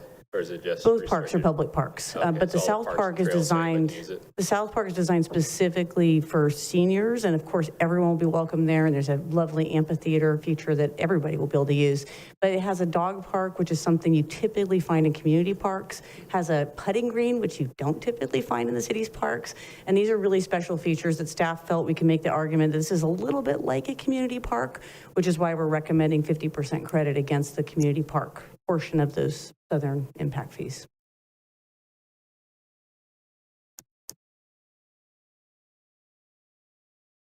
Member Silva. not gonna apologize, but I gotta go back to the school one. So I'm just trying to clarify some of the comments that were made on behalf of staff. So we're charging, the amount that we charge is the max that the state will allow us to charge. Is that correct? And we don't technically charge it. Any developer getting a building permit goes and pays the school district and shows us the receipt. Okay. So how is it that other communities are able to fund new schools? I'm actually going to ask my consultant, Kathy Pease, to answer that question because she has familiarity with how Roseville does it in response to your question. So I was the planning manager for Roseville for 18 years when those specific plans were being developed. In the early days, we had a general plan policy that stated that the developer had to make the schools whole. Unfortunately, over time, we got lucky and we got a lot of great school resources, but we were challenged on that. And so the city can no longer do that. We're held to sterling fees. So in the past, we did tell the applicant before we go to hearing, we want to make sure you have that agreement. So that is why that is a unique situation, and it did result in wonderful schools. But again, I think the city's hands are tied, that we are, restricted to the sterling fees, what we're able to ask the applicant to do.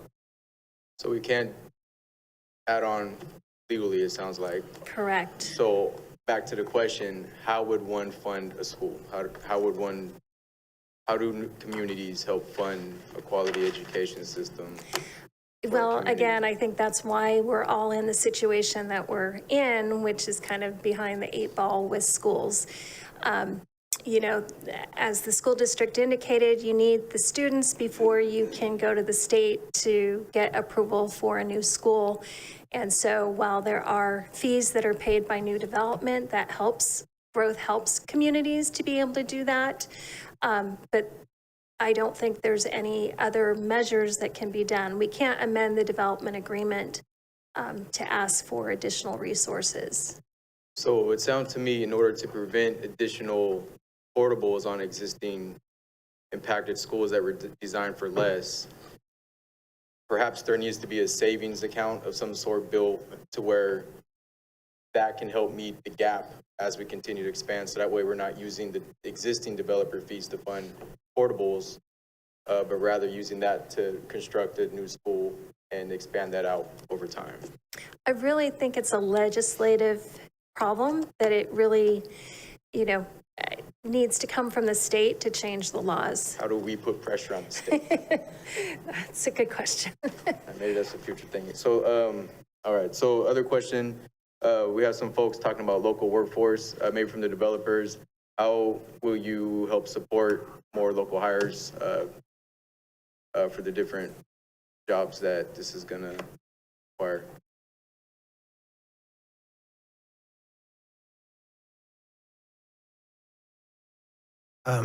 Richard Loki for Green Tree again. Councilmember Silva, we have not been asked, we have not been approached in any way by the labor unions to do anything in the way of a contribution. What we've seen is one attack after another attack on this project. We are willing to talk with those folks. After the Planning Commission hearing, I'll tell you that the Carpenters Union representatives came to us complimentary of the project because they know that this project will be producing housing that is affordable to workers, supporting economic growth in the community that then in turn helps build opportunities for labor force. This project was conceived primarily as a workforce housing initiative. And no project, I'm sorry to say, but to be honest, can be everything to everybody. We have tried to address this as an infill project as sensitively as we could. We've tried to fund every request that came to us. And we're certainly happy to talk with all of the folks in the labor pool. We need them to build this project. But the way this has come down to this point has been threats, innuendos, and attacks on our CEQA document, attacks on our development agreement. If there's something they would like to share with us, we're all ears.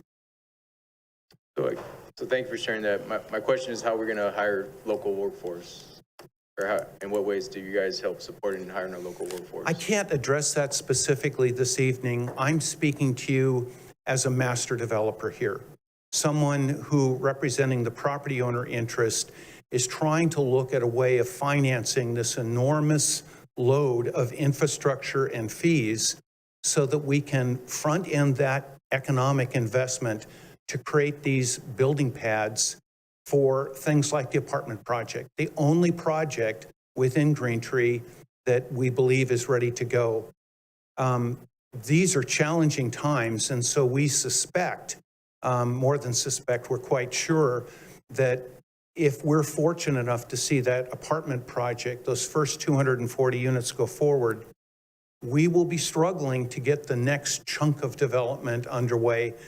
Fortunately, our phasing plan that staff mentioned gives us flexibility to move into different areas. We have obligations with each of those areas. And so, candidly, what we're doing at this point is looking at ways of financing the infrastructure and improvements. We are not home builders. We are delivering a site ready for the market to respond to, with people like Red Tail Investments coming to build an apartment project. Once that infrastructure is in place, the streets are in place, we've built the parks, we believe that we'll be able to attract top-notch residential builders to build townhouses, condominiums, senior housing. And in those individual building projects, there will be plenty of additional opportunities to address labor force issues. That is the most honest and direct answer I can give you this evening.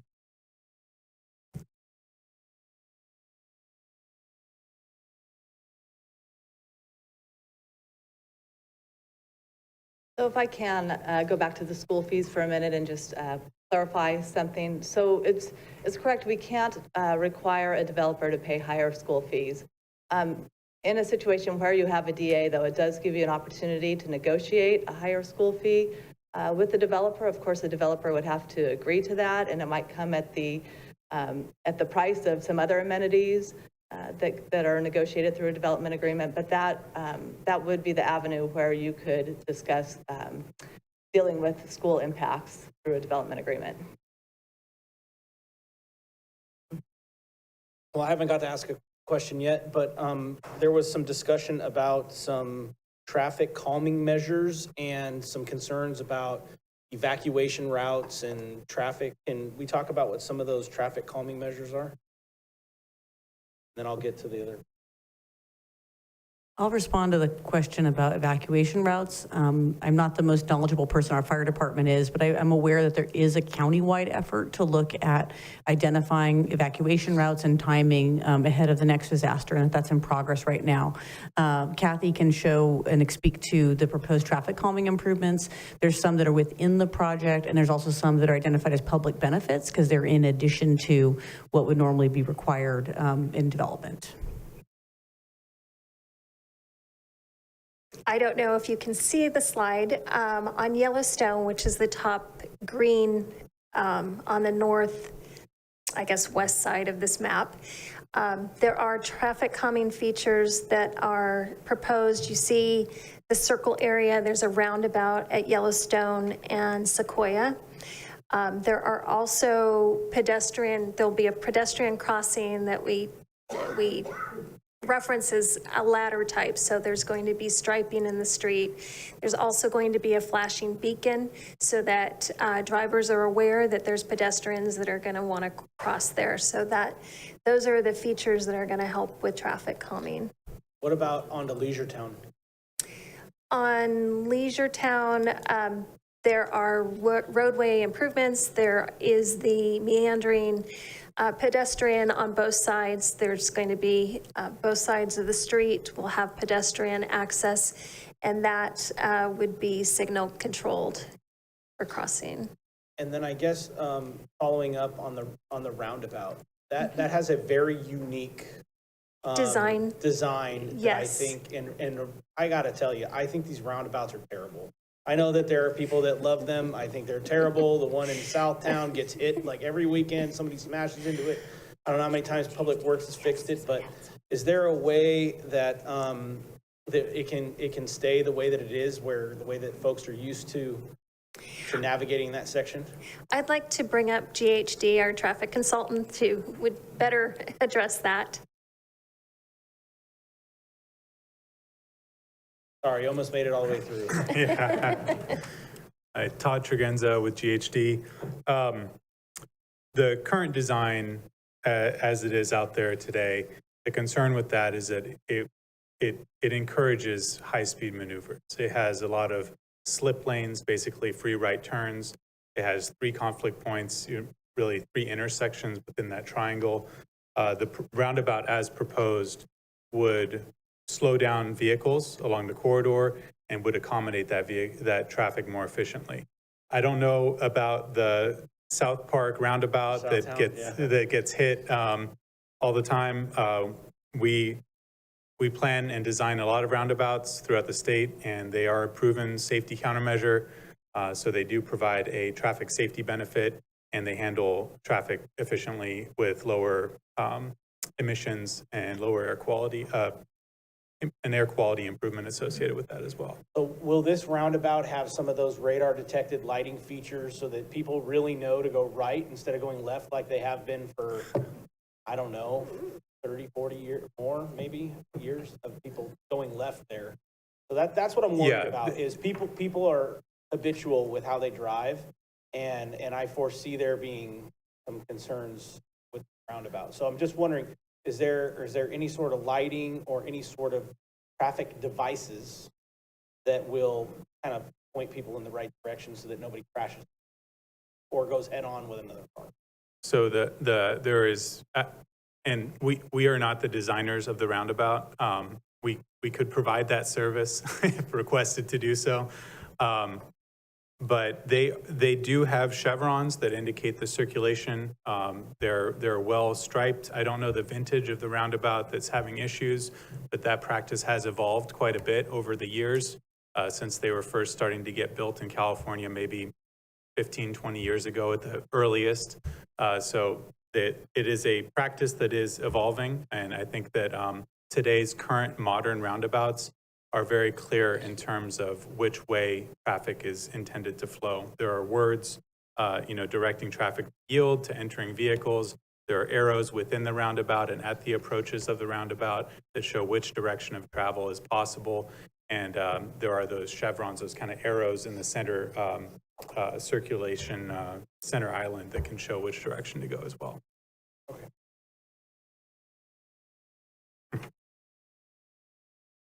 I think Council Member Wiley was next. Thank you. Just a couple of comments. I think we're comments on the general project right now. So I'd say I feel like there was a lot of public input up to this process. So it was good. I'm glad people came tonight, but it has been a long process before this. So I thank you to the group that has been there for the long haul, months and years, making this plan. Also, my same plan for schools, the same thing for water. When we talk about, there's adequate water for this. Well, when you look at the totality of all the building going on, that's why people are really concerned about, is there adequate water for everything that's being planned? And I do appreciate the fact that the purple pipe is being put in, and that's part of the plan as well. The burrowing owls, we used to have burrowing owls when I came to town 30 years ago in South Vacaville. They're not there anymore, and they're not coming back. So if we can do anything to keep the burrowing owls in here, I'd certainly approve of that. And then the last, I know you kind of addressed the labor and apprenticeship program, saying it's not within your purview right now, but I would certainly say that it's really important and a community benefit to use local labor, because then they're staying in town, working in town, spending their paychecks in town, and local labor is really important. So if we're not at that point now, or if they haven't reached out, we should encourage those discussions so we can use local labor.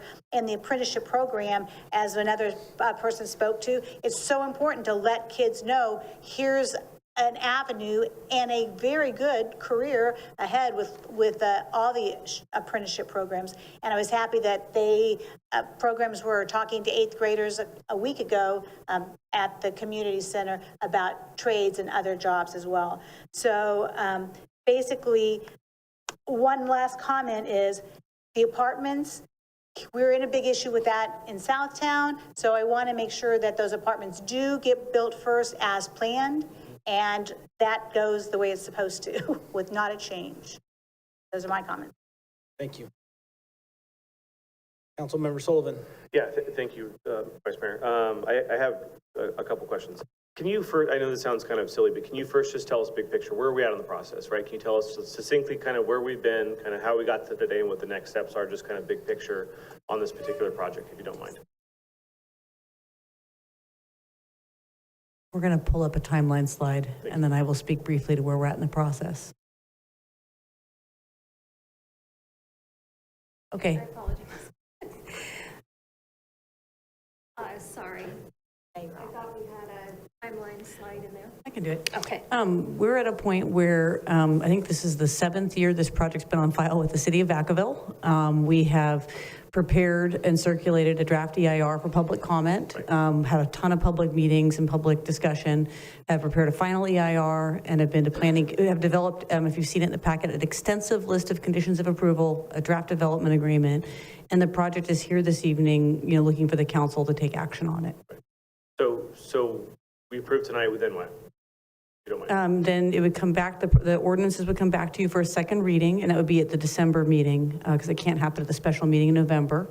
And then 30 days later, the ordinances would go into effect, so the DA would be officially approved at that point, as well as the rezoning and that stuff.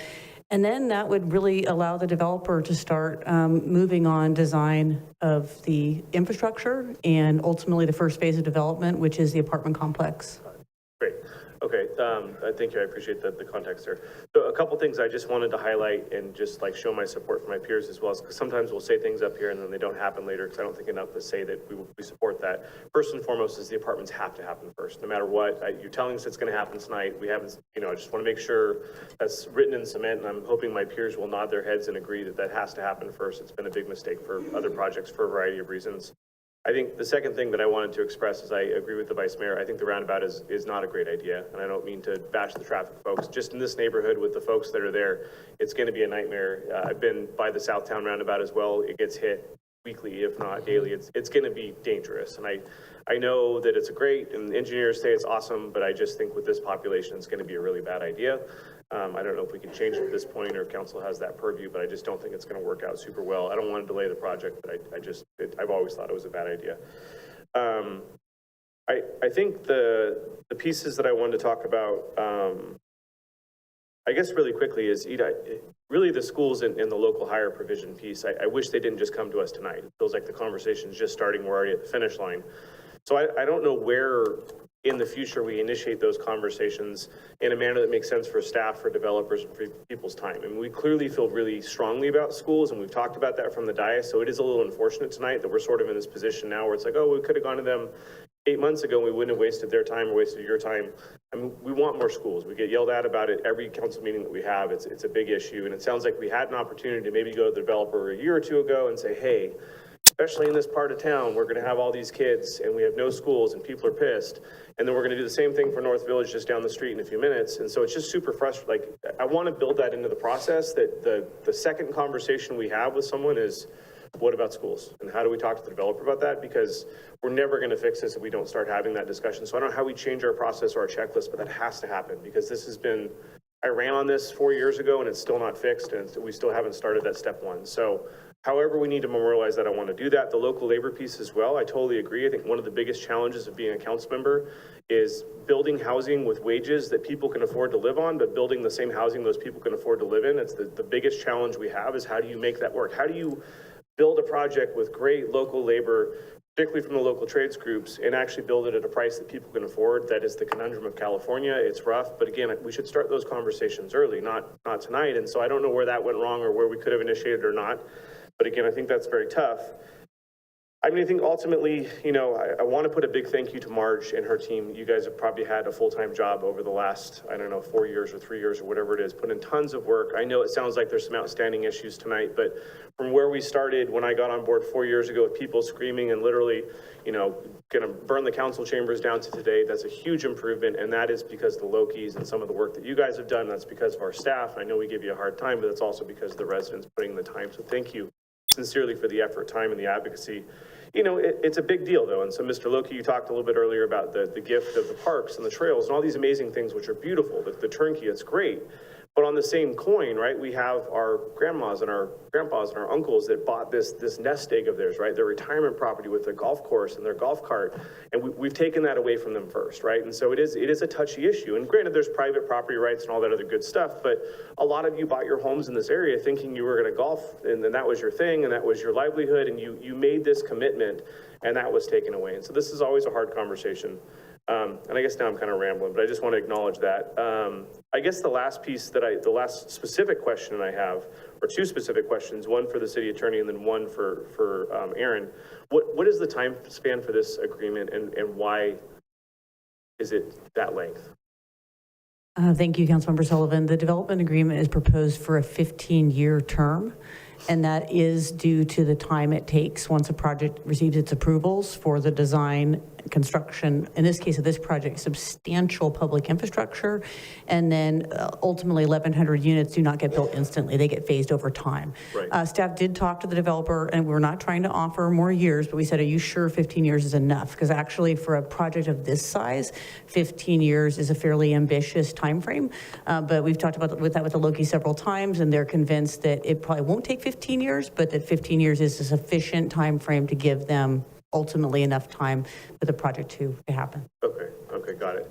And then my last question, and this is probably for the city attorney, and I probably wish I would have asked you this earlier, but does SB 1439 apply to this tonight? That's the new kind of political campaign donation bill for the year prior. Does that apply? I know that just passed, the governor just signed it. When does that go into law, and does that impact the project this evening? Yeah, it does go into law on January 1st, but it will apply to any contributions that were made within the preceding 12 months. Okay, got it. Okay, thank you. Those were all my comments. Councilmember Ritchie? Sorry, my voice.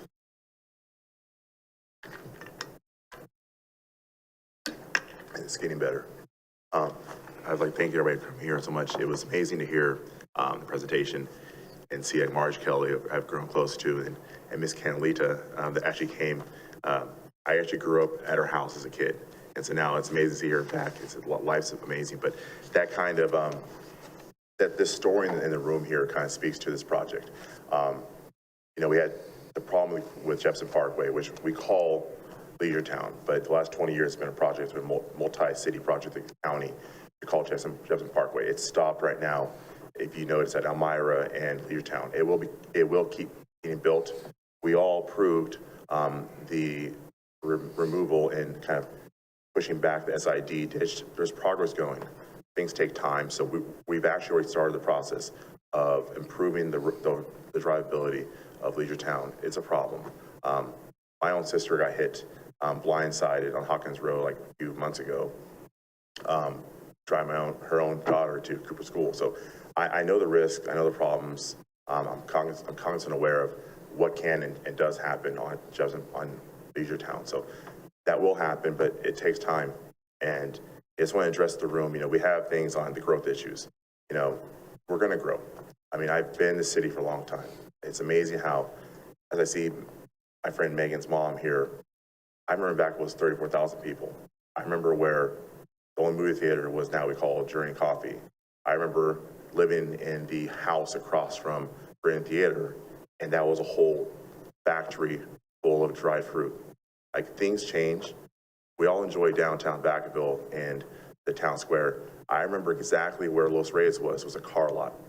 And you had a roundabout for a Greyhound bus stop.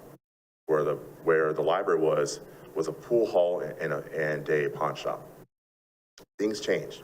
You know, people didn't want to change back then, but we all enjoy the change now.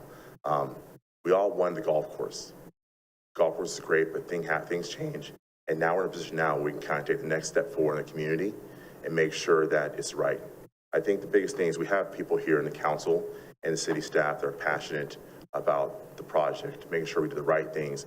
We don't haphazardly just throw 1,200 homes in the middle of the city and roll the dice to see what happens. We have an equity stake. Most people here are from Vacaville, and we're very dialed in at the polls of what will and could happen. So we're not going to propose a project or champion something that we feel is going to have a kind of negative effect on the community. Spent a lot of time talking to Marge and company and liaisons and meeting, and they worked really hard to find a project that, you know, they had hopes and dreams of having a golf course, but things happen. And this is the best project I've felt going forward in the time I've been in council and campaigning, talking. I think we're gonna meet all the things, and the schools is one issue, but really when it comes to the project, you know, one of the main things we talked about is making sure that the apartment housing was up first. So no one behind the project felt like they got bamboozled in knowing there's apartments. You know, when it comes to the workforce housing, it's so important. Is that housing going to be ownership housing, or is it going to be rented housing? Either way, as the project goes, they're going to go out to bid. But they're not building the whole development themselves. Mr. Loki hit on that. I think it's really important. They're going to master plan the community, and then other developers will come in and bid for the projects. So we don't know the technical makeup. We know the lot size density plan of the project. We don't know the technical makeup of those lots and densities of what will be ownership and rented. So that's to come. But right now we have a massive plan for Travis Air Force Base to expand. They're going to almost a third the size of the capacity of the base. We have airmen and women and staff that they live in this, they work at Travis, they have to commute to Yolo County, Sacramento to live, they come back to Travis to work. So when it comes to the whole big kind of universe of what we're trying to create here, we're trying to create a community where people can work, live in the community, reside in community, spend tax dollars in community, either through renting, and they go to sales tax or property tax. Either way, we need to create a place where people live in Vacaville, work in Vacaville, stay in Vacaville, and that would help us grow as a community. We have a lot of things in front of us, ambitious goals that we need to fund. And if we don't grow responsibly, they will commute out of our city and we lose all that revenue. And we're going to be in a death spiral at some point because expenses climb, but if we don't work on revenue, we're in trouble. So I understand growth. I've been here for a long time. I mean, half the neighborhoods, when people talk, they should list the house they're in, year built. Because I probably rode my motorcycle across half your guys' lots before they were built as a kid. So you're living in areas that, you know, it's kind of like the no growther. It was good to grow until you said no. But you're living in a neighborhood that used to be a field yourself. So it's kind of, you got to make sure don't be hypocritical about it. You know, I remember the whole Browns Valley before it was built. I used to ride my dirt bike from Wesley Hill to the racquetball club, park and jump fence and swim, and now it's homes. So at some point, it was good enough for you to buy a house, but after a year there, now you would pump the brakes. It's not fair. We have to make sure we grow kind of strong, but this project's great. I mean, I really wanted to go forward and make sure that kind of prove it as is, and I would love to kind of have the process start. Motion approved. Motion to approve. A second. Oh, sorry. Oh, We have a motion, we have a second. Can we get a roll call vote? Or do you want to make some comments quickly? I want to move along. Yeah, try and move it along. So I was going to make a motion. Oh, okay. Do you have a friendly amendment, or are you good with the motion as it stands? I was going to adjust for the developer's part. So, I mean, you Is can. the motion for both parts or just the one first part and then the second? It's on screen. excuse me. Is your motion to take staff's recommendation, or is your motion include the request from the developer for the additional funds? Let's make a quick comment real quick. Okay, yeah. You make your comment? Yeah, I'll keep this short. I know the council, like, we've dealt with like a lot of different developments so far, and we've been trying to work with developers that a lot of times just do the very minimum that the city requires. So it's one of those things where they took time to work with the community, work with the staff, develop something that like pretty much, or majority of people are good with. And not just doing the minimum parks, but from their letter, they put putting $10 million, over $10 million into building 2 parks. One of which was not even required by the city. They went above and beyond at that point. So I think developers such as this that actually take the time and go above and beyond what's required for community benefit should be considered when they're just asking for a relatively minor adjustment to their fee, considering we're getting $10 million in parks for $1 million. I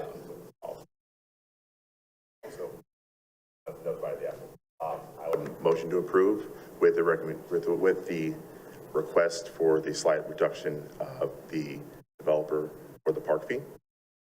And that's about it. That accurately picture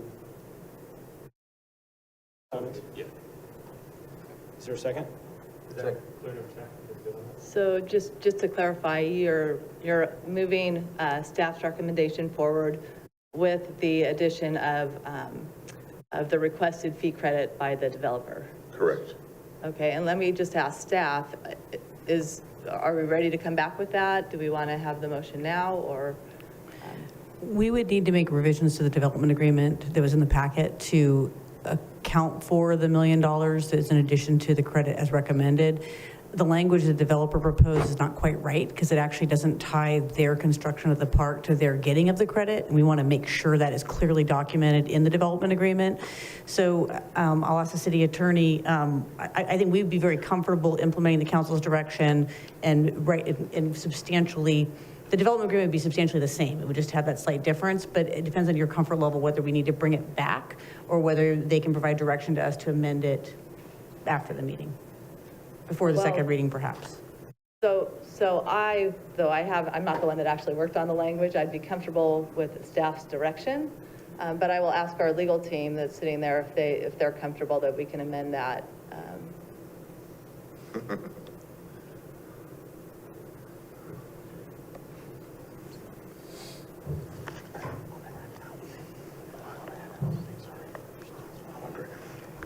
Good evening, council members.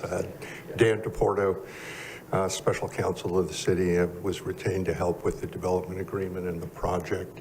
What I'm hearing is you want to approve the development agreement subject to the developer's request to change the language. We discussed the language beforehand, and we believe that it requires a little bit more adjustment in order to accurately reflect what the meeting of the minds I think that the city and the developer are moving towards. So I think it would be best if it was returned to staff and the development agreement was returned to staff to make those adjustments to the development agreement and have them and have staff and the developer, be able to review them and agree to it. Okay, thank you. Okay. So at this point, could we just move to approve the development without the addition and have it come back later? I think at this point, I would recommend, if that's the direction that the council wants to go, to continue the item, direct staff to negotiate continue the entire item, direct staff to negotiate that language with the developer and bring it back for approval of the entire project.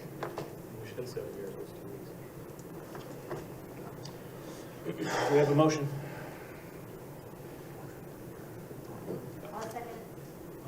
Who motioned? So I'm not clear on what the motion is.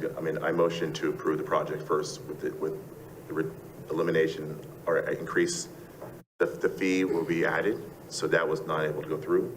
So now the only choice is either motion as is, staff recommendation. I know what they're asking. That's Councilmember Roberts. He has a comment. Yeah. I'll motion to continue this to the November 15th and allow the staff to make the necessary adjustments to the development agreement reflecting the change in credit for the community parks and trails. Yeah, Second. I second that. We have a motion and a second. Can we get a roll call vote, please? Councilmember Ritchie, Yes. Councilmember Silva, Yes. Councilmember Sullivan, Yes. Councilmember Roberts, Yes. Councilmember Wiley, Yes. Vice Mayor Stockton.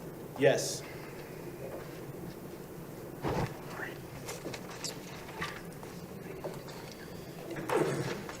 So I think we can invite Aaron Bush back. If somebody could find him and. Is that what we need? Okay, we're going to take a 5-minute recess while we switch city managers, and then we will come back for item 8B. Well, I'm glad I didn't have to read that dang ordinance. Yeah, but you will. Or you might.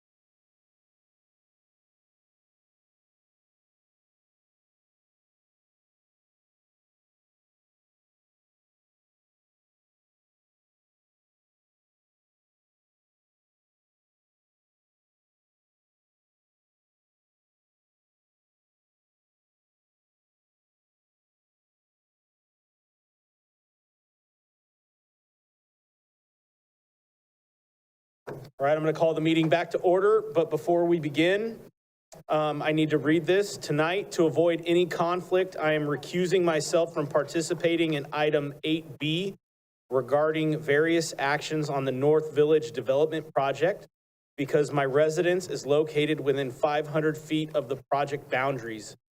I will leave the dais until notified that the item is complete. If I choose to speak, I will sit in the gallery with the public and speak solely as a member of the public and limited to my personal real property interests. Thank you. In my absence, Councilmember Ritchie will take the gavel.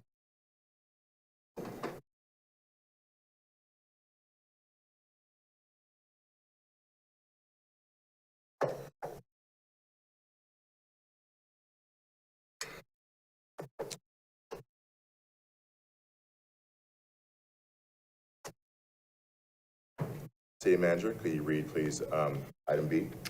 Thank you, council members. This next item, there's a lot of entitlements. I'm not going to read them all, but it's a presentation regarding the North Village Area Plan 2, and we have multiple members of our planning staff here to give you a presentation. Thank you, City Manager and Council.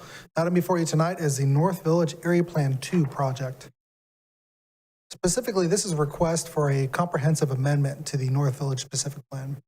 This amendment includes an environmental assessment, a general plan amendment and zoning map amendment, as well as an amendment to the development agreement and the specific plan, and also a request for a vesting tentative map. This aerial image shows the extent of where North Village is. You can see it's north of Vacaville Parkway, east of 505, south of Midway Road, and west of Leisureton Road. So what is the North Village Specific Plan? Well, it's a master plan development community. It was originally approved in 1995 with 880 acres. It consists of 2 planning areas with approximately 2,499 units that are comprised of single-family and multifamily development. The master plan also includes areas for commercial, business park, as well as a public college that's partially developed right now, a site for a public elementary school, and a private swim club, with various public parks and public open space. This shows the development plan as it was originally approved in 1995. You'll see the southern portion in purple shows the college, as well as the area in red shows the commercial site. Area in blue shows where that business park area is designated. And then the various oranges and tans that are identified show the residential. And the project also provides that a wide variety of open space within the middle of the project. So as we mentioned, the specific plan is broken down into 2 areas. Area Plan 1, which is comprised of 368 acres, has about 1,300 units, which are also single-family and multifamily, with commercial and business park, as well as open space, a public park, and it had a designation for a public school. Area Plan is almost built out. The current portion that is under construction right now is Unit 7, which is Bristow Development by Discovery Builders. Area Plan 2 is not yet developed, but that is the next phase for the specific plan, which is comprised of 468 acres with 1,151 units, both single-family and multifamily, has open space, a public park, and identified location for a private swim club. This map shows exactly where those area plans are broken up. You'll see on this map that there's a portion of development that's currently occurring that is Unit 7. This is an old image, so right now that's really filling up with development as it gets closer to that extension of North Village Parkway. Area pink is where the Area Plan 2 is spec'd to be developed, as it was originally approved in the 1995 approval. So how did we get to this point in the process? Well, it originally started in 95 when the project was approved and the environmental impact report was certified, as well as the various entitlements. But between 1995 and 2000, the property owner annexed the entire site into the city limits and acquired various environmental permits that were necessary in order to be able to move forward with development. So in 2001, area plans started construction. Also in 2001, the Vacaville Unified School District started their procedures for acquiring the school site that was identified in Area Plan 1, except for they had a little bit of a hiccup when they went to the Solano Airport Land Use Commission to receive a determination of whether or not it would be consistent to place that school at that location. ALUC determined it wasn't an appropriate location and they did not find it consistent. So following that, development continued to move forward. In 2011, the applicant, Discovery Builders, decided to take that school site and repurpose it with residential development. As part of that entitlement and that development agreement amendment, there was a requirement for them to amend Area Plan 2 to identify a school site. And that brings us to this project. In 2019, Area Plan 2, the first application was submitted to the city, went before City Council, and they blessed the application to move forward with a formal development application. And so between 2019 and 2020, several efforts have been made between the developer, through city staff, as well as other responsible agencies like VUSD and Solano Irrigation District, to make sure that the project was meeting all required policies and development standards. And so this resulted in revisions of the project plans. Well, these revisions needed to be vetted again by City Council to make sure that whatever the changes occurred were still consistent with what was originally reviewed in 2019. And so we did that in May of this year. City Council looked at these changes that had occurred through collaborative efforts and determined that those changes were consistent with that 2019 approval, or that 2019 consent. So we moved forward with the development review process and scheduled a series of public meetings, the first being a public meeting with Airport Land Use Commission to make sure that all the changes that were occurring in Area Plan 2 were consistent with the compatibility plans, Nut Tree Airport compatibility plan, as well as Travis Air Force Base compatibility plans. And they determined that those were consistent. Next, we scheduled hearings with, we had a hearing with the Parks and Recreation meeting, which we'll discuss later, the results of that. And then in September, we had our Planning Commission meeting.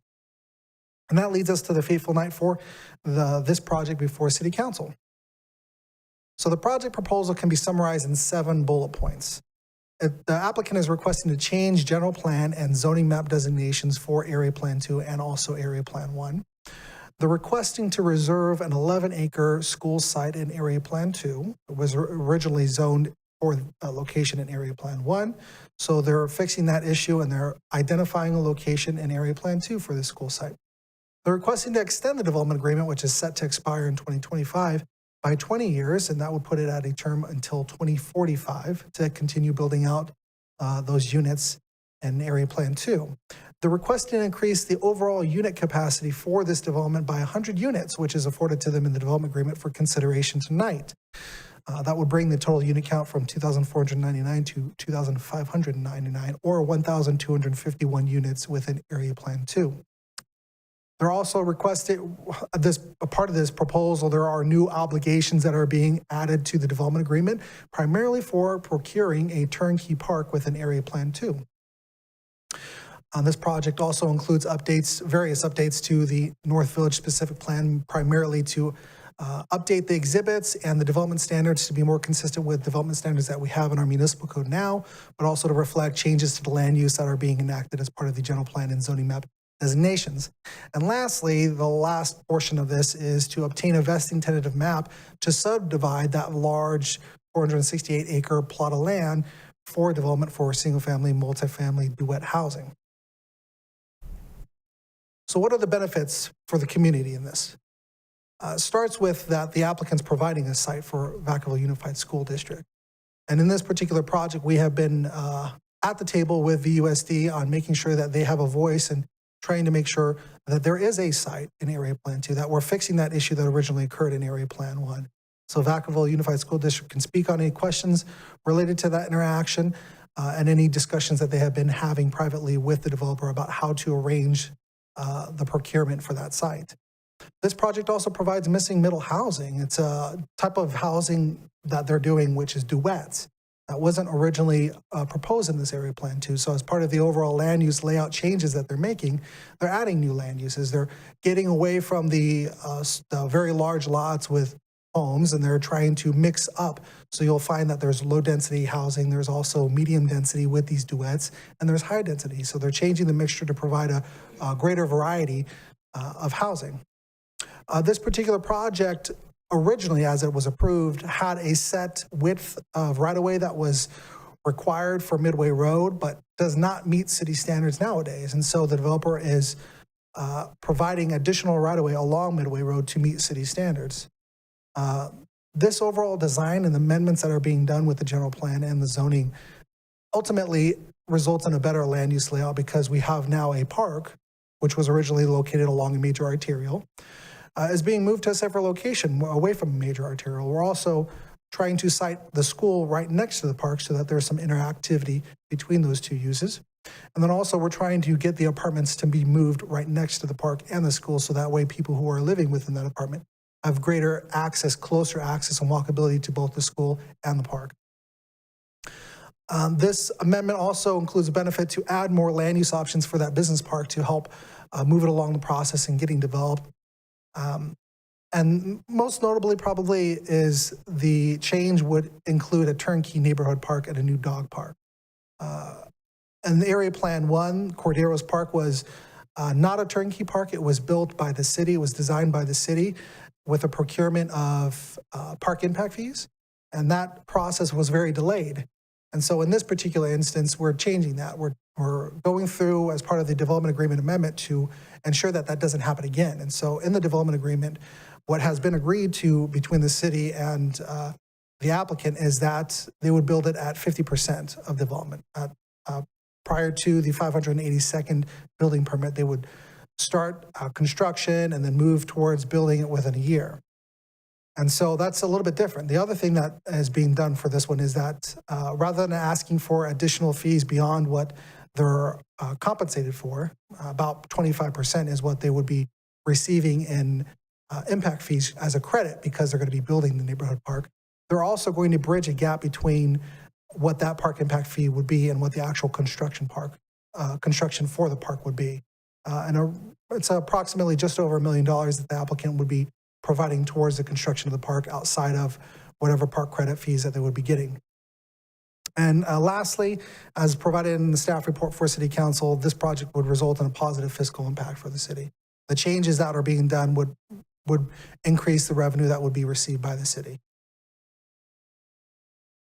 We wanted to capture what the other recommendations were as part of this process that is necessary for the council to make their decision tonight.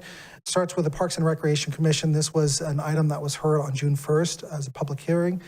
Ultimately, Parks and Recreation Commission, as part of their conversation, they ended up recommending that City Council not approve the preliminary design. There wasn't a lot of reasoning or explanation as to what those issues were, but the ultimate recommendation was to not approve that preliminary design. We do have graphics that show what that design looks like for the council. Salado Airport Land Use Commission, I mentioned this earlier. We had a hearing in June. It was on June 9th. They determined that all the changes that were being proposed by the applicant were consistent with those compatibility plans. So we're not having an issue with the location where the school is going to be this time or where any of the other land uses are going to be. And then Planning Commission on September 20th, the commission recommended that City Council approve this project. As part of this project, we looked at the environmental impacts associated with increasing this project by an additional 100 units. As we mentioned before, the original project was approved in 1995.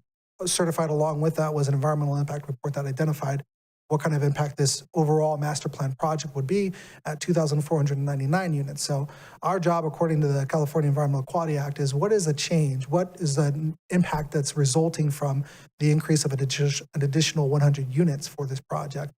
And as a result of the amendment that was being made to other areas of the project where they had to decrease the amount of land area that was going to be used for business park, as a result of negotiations with the Army Corps of Engineers for the procurement of conservation area, the additional increase to 100 units resulted in no net impact, that it wasn't going to result in an impact. And so we have a draft assessment that's part of the staff report that identifies that there's no additional impacts associated with adding those 100 units.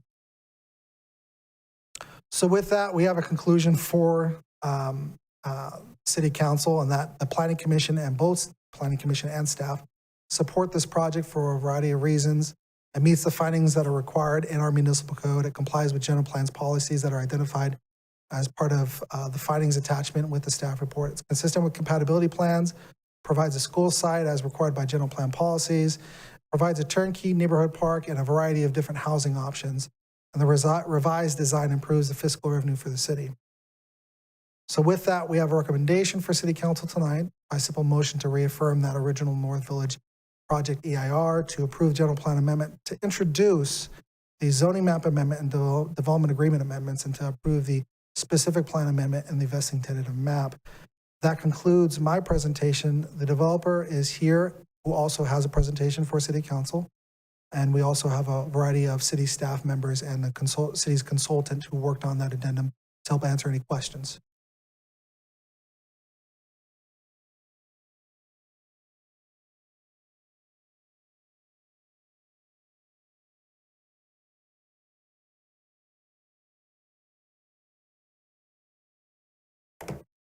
Evening, Mayor, Council members. My name is Doug Chen. I represent Discovery Builders and North Village Development.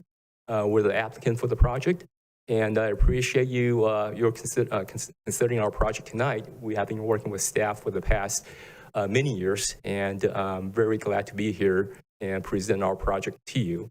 As Albert has already done a good job in going through the project in his presentation, I'll just highlight some of the key elements.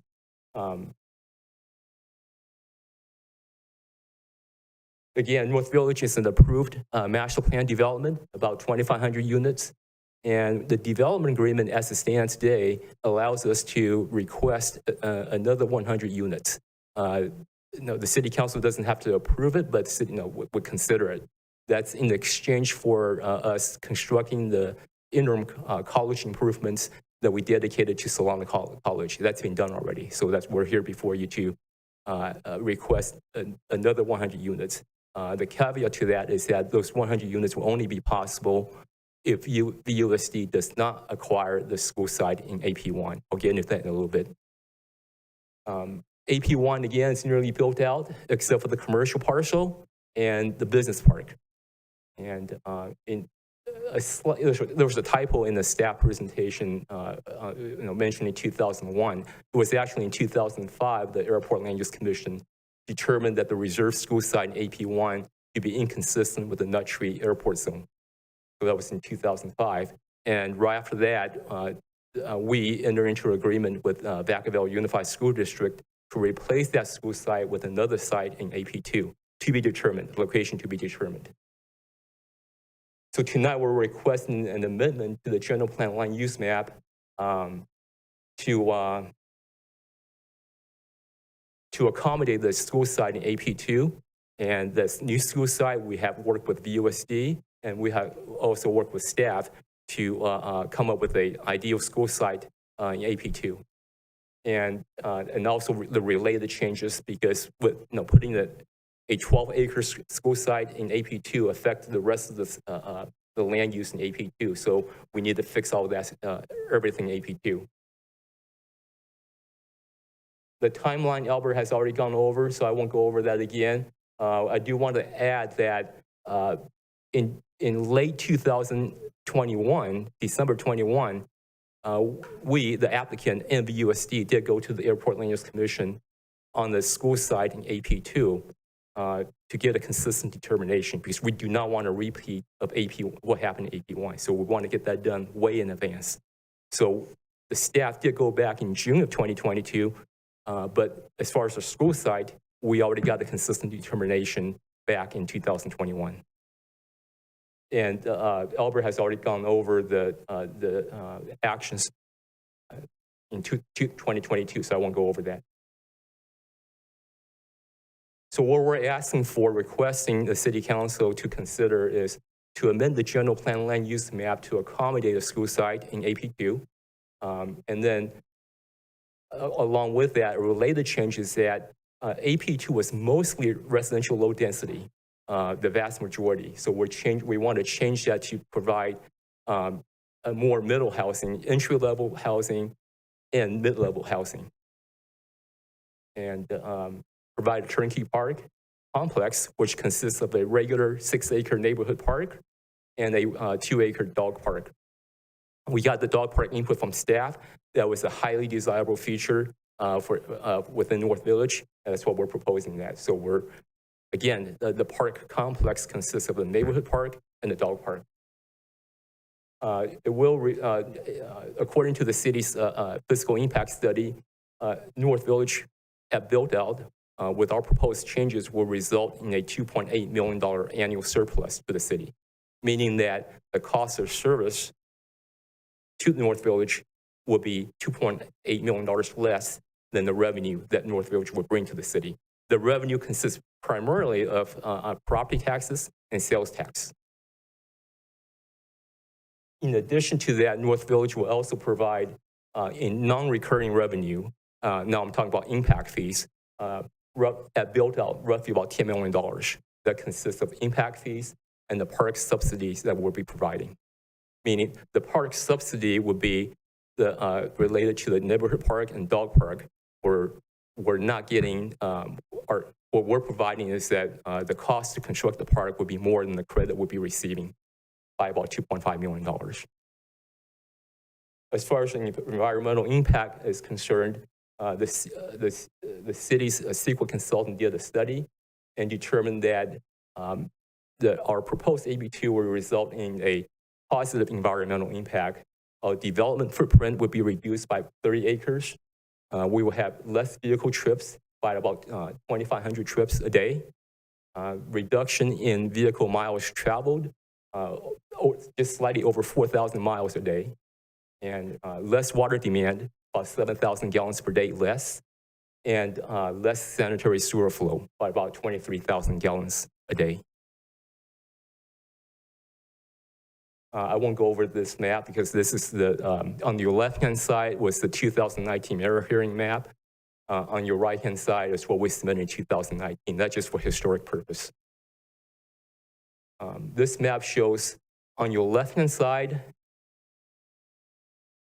this is the existing general plan, and this is our proposed general plan layout. You can see that the school site is right there. The blue, right next to a major road, which is the North Village Parkway, a major arterial road. That school site under the existing general plan is roughly about 3 acres, which is not enough for VOSD. VOSD needs 12 acres. And plus, it's not consistent with the city's general plan policy because it's right next to an arterial road. So we're proposing to put the school right next to the park, right there. And that is consistent with the general plan. And again, it's we have discussed the school site location with both staff and VOSD. This is a table showing the housing mix. You can see on the first line, residential low. Under the existing, which is on your left-hand side, we're about 70% residential low, which meaning bigger homes and bigger lots. On your right-hand side, we're doing the opposite. We're doing roughly about 23% residential low, and the rest will be the smaller, higher density and medium density homes.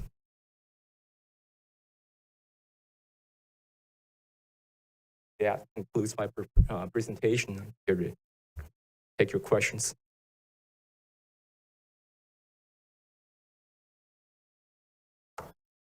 Is your question public?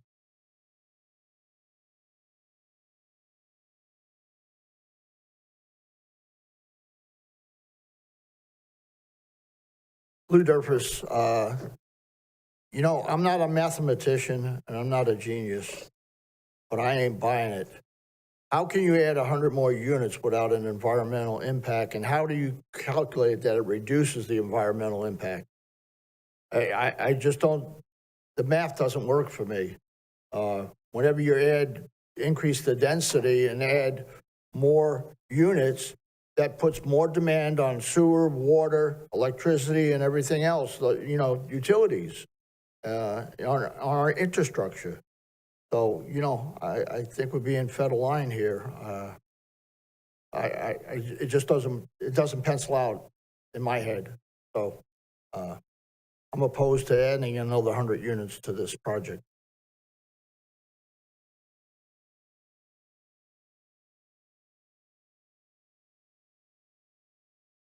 Again, I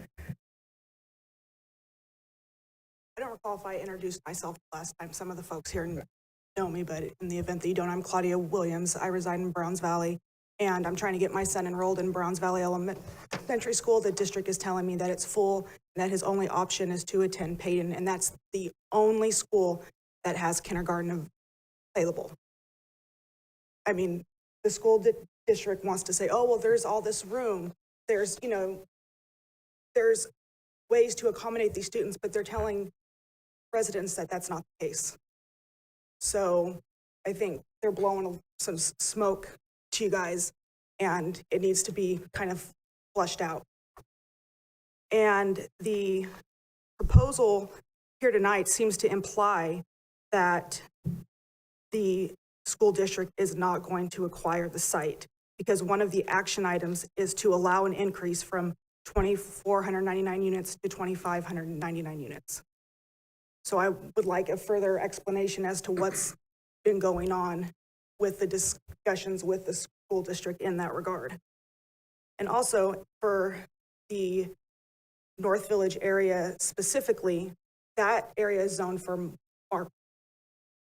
And a lot of those kids go to Browns Valley. I specifically bought in Browns Valley so that my son could go to Browns Valley. And now those kids are taking his spot, which is completely unacceptable. And the district and the developers are pointing fingers at each other, saying, oh, well, I don't need to build a school. I'm just going to pay you this amount that I know is insufficient. I'm not going to build even a pad. I'm not going to put the underlying infrastructure in so that a developer who comes in and builds the houses can put the school in, because there's not even a site for it. So I think that's an area where the city can improve in the negotiations with these developers, instead of allowing them to come in and just do the bare minimum and then say, oh, well, we've complied with our obligations and, you know, that's it. And then the obvious result is that the kids suffer. The schools are overcrowded. And, you know, as it stands now, the district's opinion is that my son has to either go to Peyton or not go to school at all. And that's unacceptable.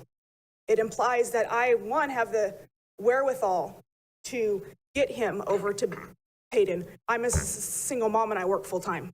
I can't afford to send him to private school. So what are my options?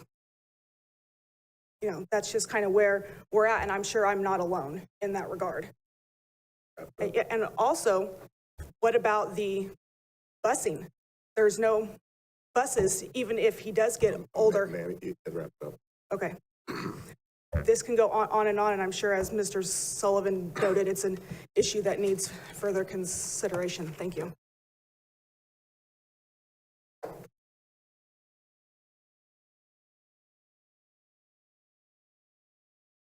Thank you, council members, city staff. My name is Jim Sirachman. I actually own a property right off of Leisuretown Road where this project's going to be.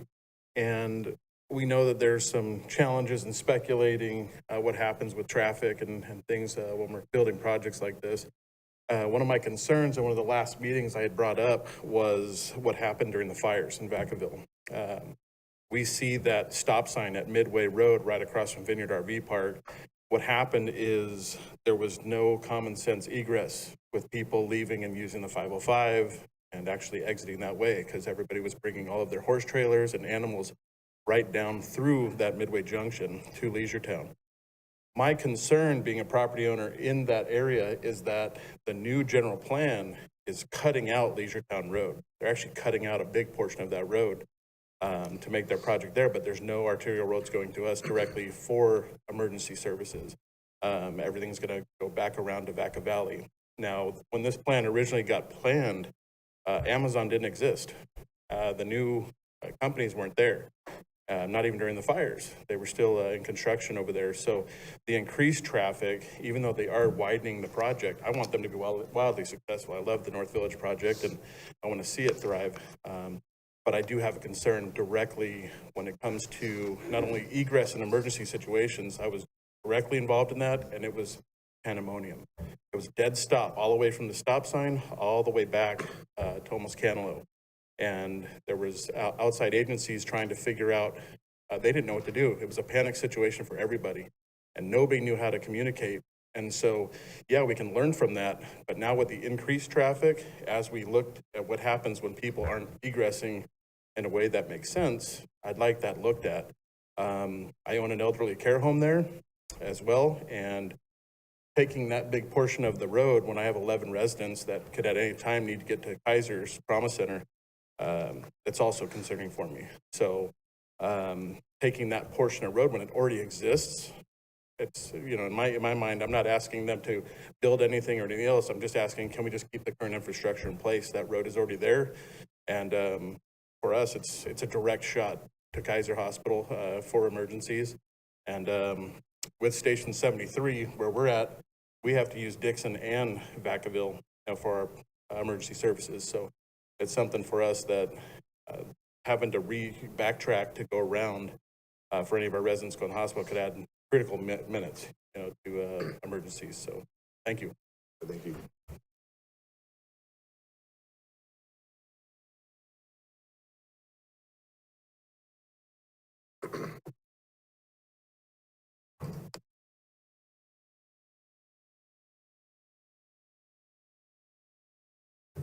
Hello, I'm citizen Roy Stockton. I live and own real property in North Village. My question today is pretty simple. Is there any sort of legal documentation or anything that requires the developer to build the amenities that were discussed regarding a pool or a swim club? Are there any amenities for that? And then lastly, I just want to say that, you know, I think that it's wonderful that we have districts. I think it's wonderful that we have individuals that represent geographical areas within our community to stay connected to our constituents and to talk to the neighbors and people that are actually living in the neighborhoods that have representation. And I feel that it's really unfair to the citizens within District 1 that they don't get that right now. I think that we all want to see our councils represent us, and I think it's kind of a travesty that they don't have representation up there.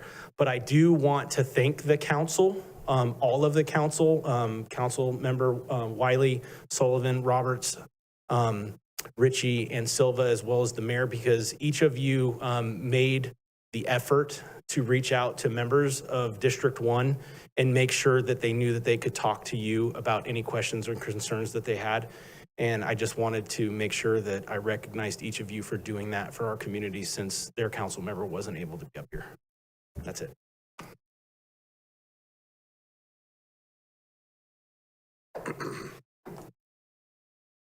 Any more public comments? Close public comments. Now council comment. Sure. Do you mind if there was a question, the roads issue? I took notes, so we can go down the list. The first question was, how do you arrive at the idea that there's going to be no impact when you're adding 100 units? So to that, we'll turn to this exhibit here. So you'll notice in the center of the map that there is a portion of residential low density that was originally planned, about 60 acres. And then there is this nice, large, uninterrupted portion of business park area that's identified on this. So if you turn to the aerial imagery right now, the area that's identified for that residential is conservation area. Needs to be preserved. It can't be built on at all. And you'll notice in the middle of the business park area, there's a slight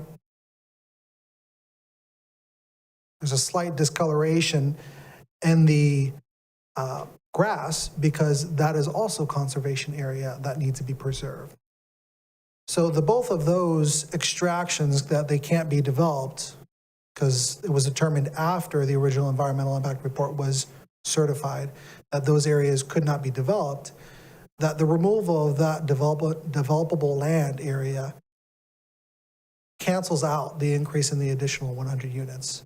And that very simple synopsis is described in great length, and I think about a 600-page document.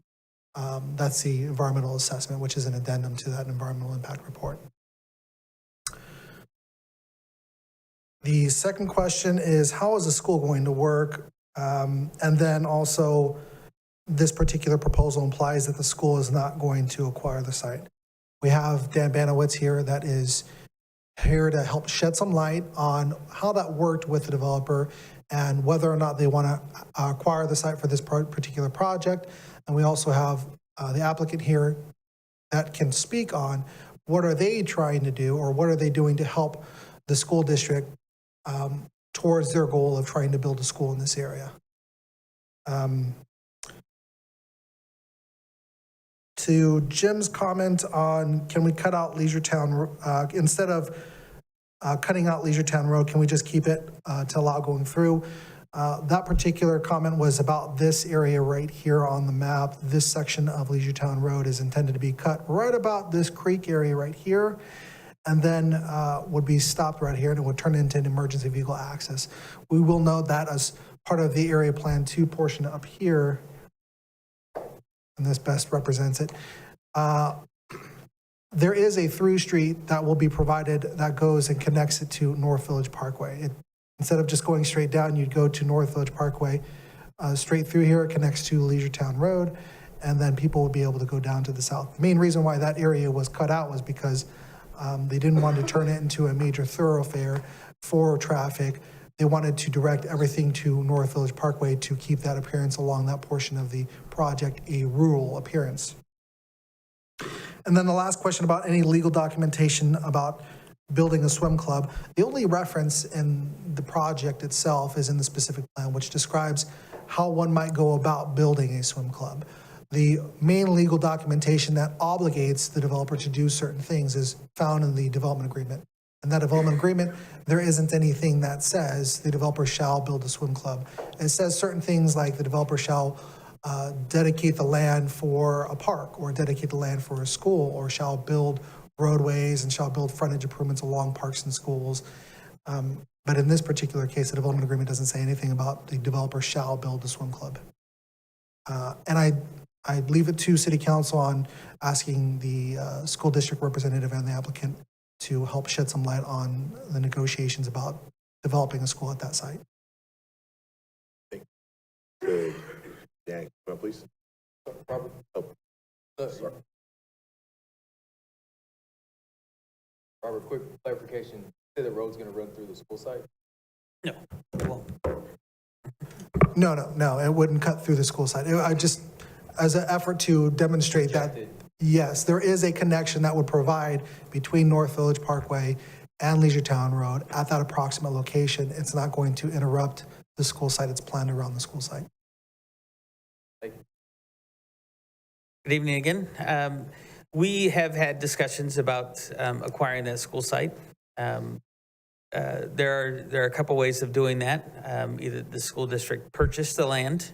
The other option that we have, since we do have some land, is a land swap.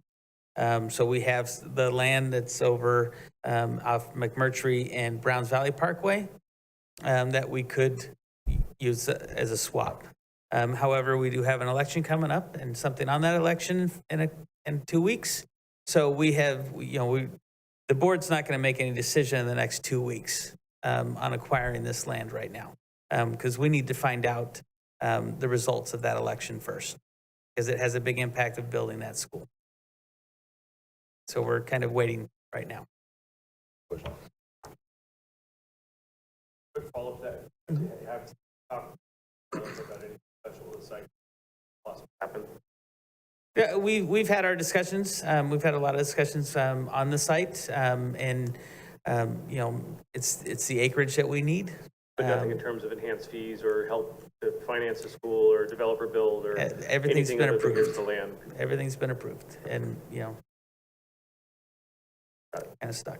Thank you. Yeah.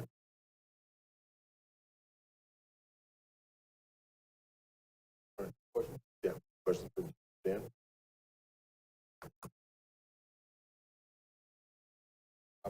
Okay. Okay, thank you. Thank you. Jason? Thank you. Just for clarification for tonight, we're just looking at the zoning changes from the previous general plan to how it's currently laid out right now, correct? We're not approving it'll come back before the development actually starts, like when you get the maps and the...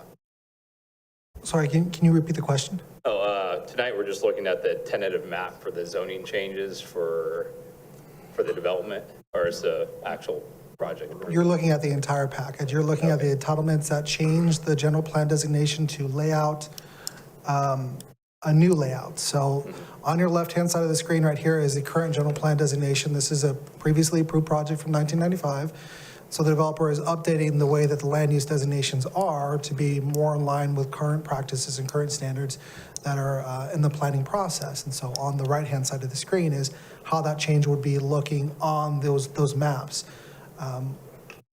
There is a companion map called a zoning map that identifies specific districts that would be synonymous with this map. But you also have various changes that are in the specific plan to account for all of these changes here.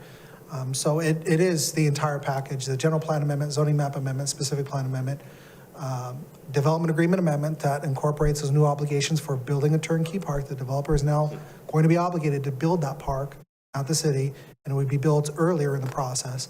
And then also that vesting tentative map. Okay.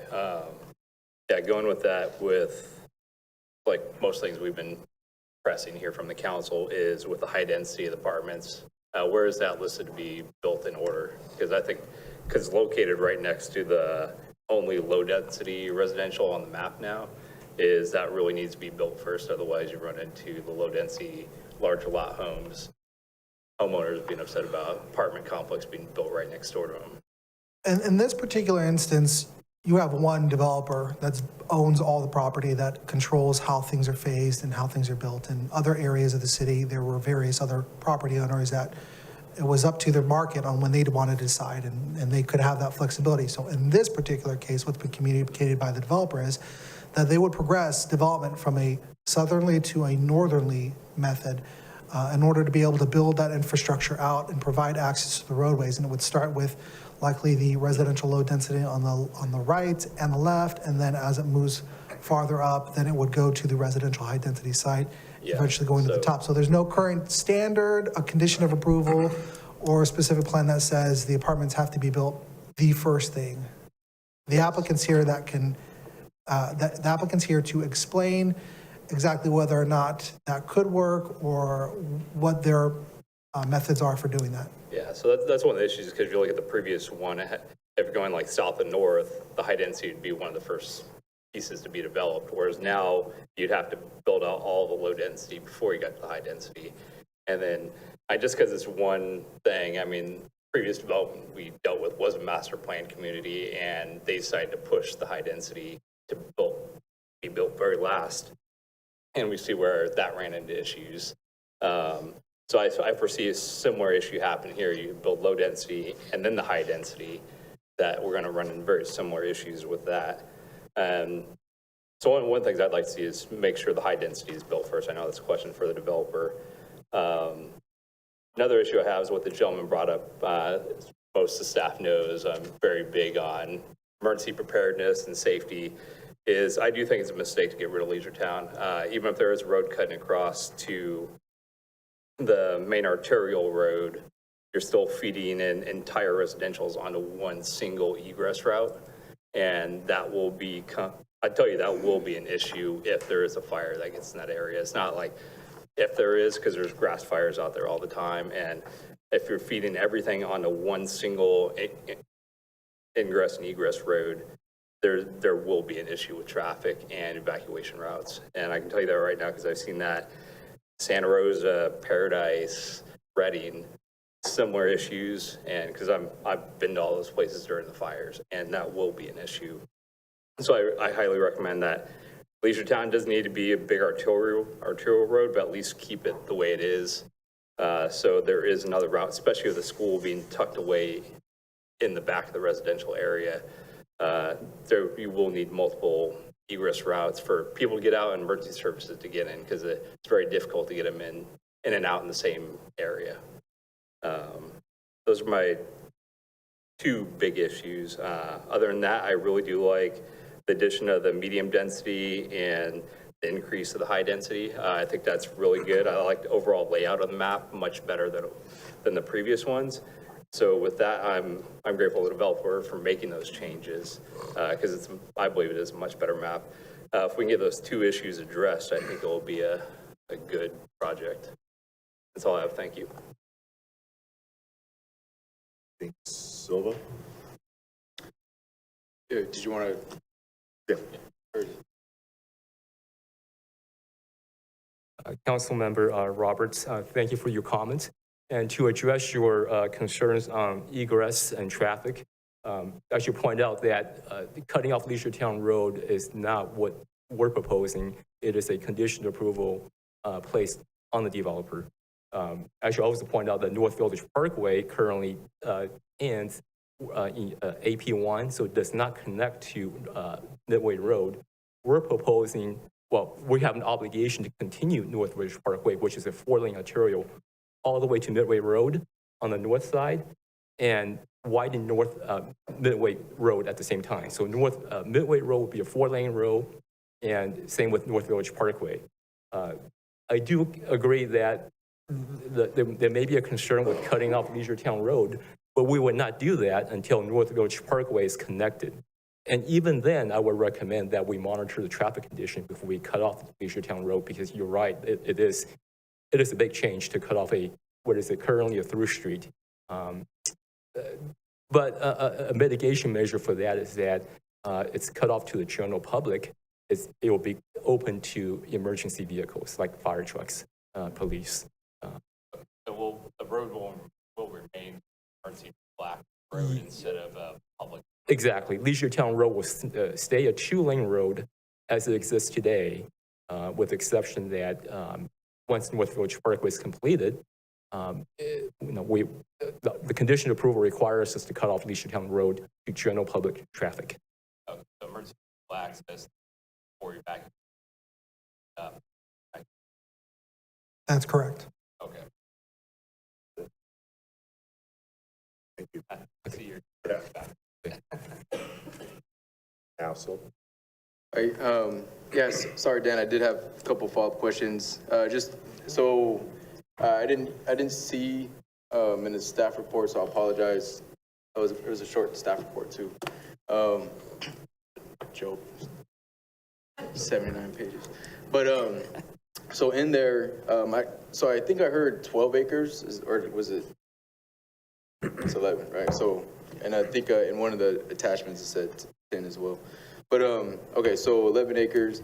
But where currently that area is zoned for Markham, so added the kids that would be going here, they would be within Markham Elementary, Jepson, and Vacaville High. Is that correct? Yes. And what's the projected, according to the algorithm that district uses, what's the projected? It's 0.27.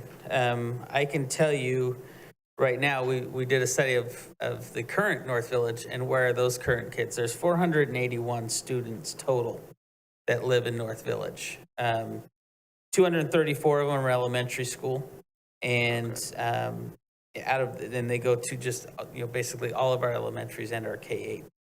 78 of those 234 currently go to Markham. We have 56 go to Browns Valley, 16 to Cooper, 10 to Orchard, and it goes on and on. I can list them all. We have 86 that go to Sierra Vista, the middle school portion of Sierra Vista, 59 to Jepson, 15 to Vacapena, and then it's kind of spread out where 111 out of the 161 high school students go to Vacaville High School. So the rest are, so they're basically their current situation is they're going everywhere right now. So they are within that boundary, but they attend schools all over town. How many were projected for the previous item? Bring in. No, we said there's 678 at Cooper, 725 current capacity as is. How many students are projected for that site or for that development? I don't know off the top of my head. Because there's some age restricted in there and it's not the same. And then how many students are warranted for elementary school? Ish. I know that I've tried to get this answer before, so. The number, to open a full elementary school is 500. But, it can be, and we've discussed this before, it can be done in stages where you build the core facilities and a number of classrooms as well as, because, this is spread out. What's the build out? They're asking for like 2045, right? So 20 years. So, it's going to take quite a long time for the rest of these kids to show up, right? With that build out schedule. So, we've discussed building just core facilities and a number of classrooms, and then add on to that as time goes on. There's a lot of options like that. Like a K3 system or something? It could be a K3, or you just build, instead of having, 3 or 4 sixth grade classrooms, you have 2. So you have kind of 2 of each grade, and then you can add on as time goes on. The infrastructure's in the ground, but the buildings aren't there. Okay, thank you. But that could be based on, the cohorts and what we're seeing come out of the neighborhoods, right? All right, thank you, Dan, for adding that in. Sorry, one last thing. Okay. There's a comment about buses. Yes. Can you just please elaborate about that? Because as far as the city goes, we got to do a lot of traffic. I'm very limited. I don't oversee transportation. We only transport special education. And but the cost to initiate buses would be, if I recall, over 3 to 4 million. It's something like that. I don't know. A year. Okay. All right. Thank you, sir. You're welcome. Staff, can you please elaborate on why Parks and Rec kickback park? For that, I'll go to the exhibits that were presented to Parks and Recreation. So this shows 2 parks. One is the neighborhood park, 6 acres to the south, with a variety of amenities and open fields. And our Parks and Recreation planners have been involved in this process and have had their hand working with the applicant's consultant to design all the amenities on the project site to comply with city standards. That's the goal, comply with city standards. On the northern portion, you have something a little unique that was added as part of feedback that was received during the Corderas Park construction phase, and planning for that was that there needed to be a dog park. And this is a project that can accommodate that amenity as being built by the developer. So this was what was presented. There was a lot of discussion that went back and forth. We had expert witnesses that were available to help clarify if there were any questions about whether or not things complied with these standards. But ultimately, there wasn't a specific design issue that said, if you do this, then it'll comply. If you do that, it'll comply. Or this particular design with this location of the tennis courts or the play structures. That information wasn't communicated back to staff. It was ultimately, after public comments were received, that commission decided to recommend to not approve it. But we do have our park planner here that can speak on whether or not this complies. It does comply with city standards as far as how many acres need to be provided based off of the total population within Area Plan 2, what kind of amenities we need to provide, landscaping, and different things like that.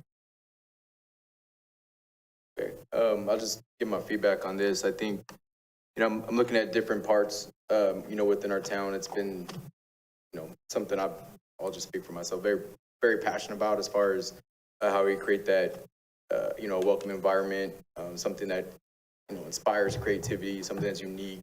For me personally, I would like to see something more here. I heard the comments as far as, what they were looking at, as far as how much they're putting out. But, Child Park, grateful for the council's support, putting $2.5 million in there.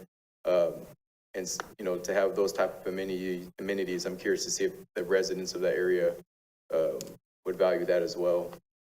Also understand is that I believe Council Member Stockton actually had to purchase a backstop from his district funds. Is that correct?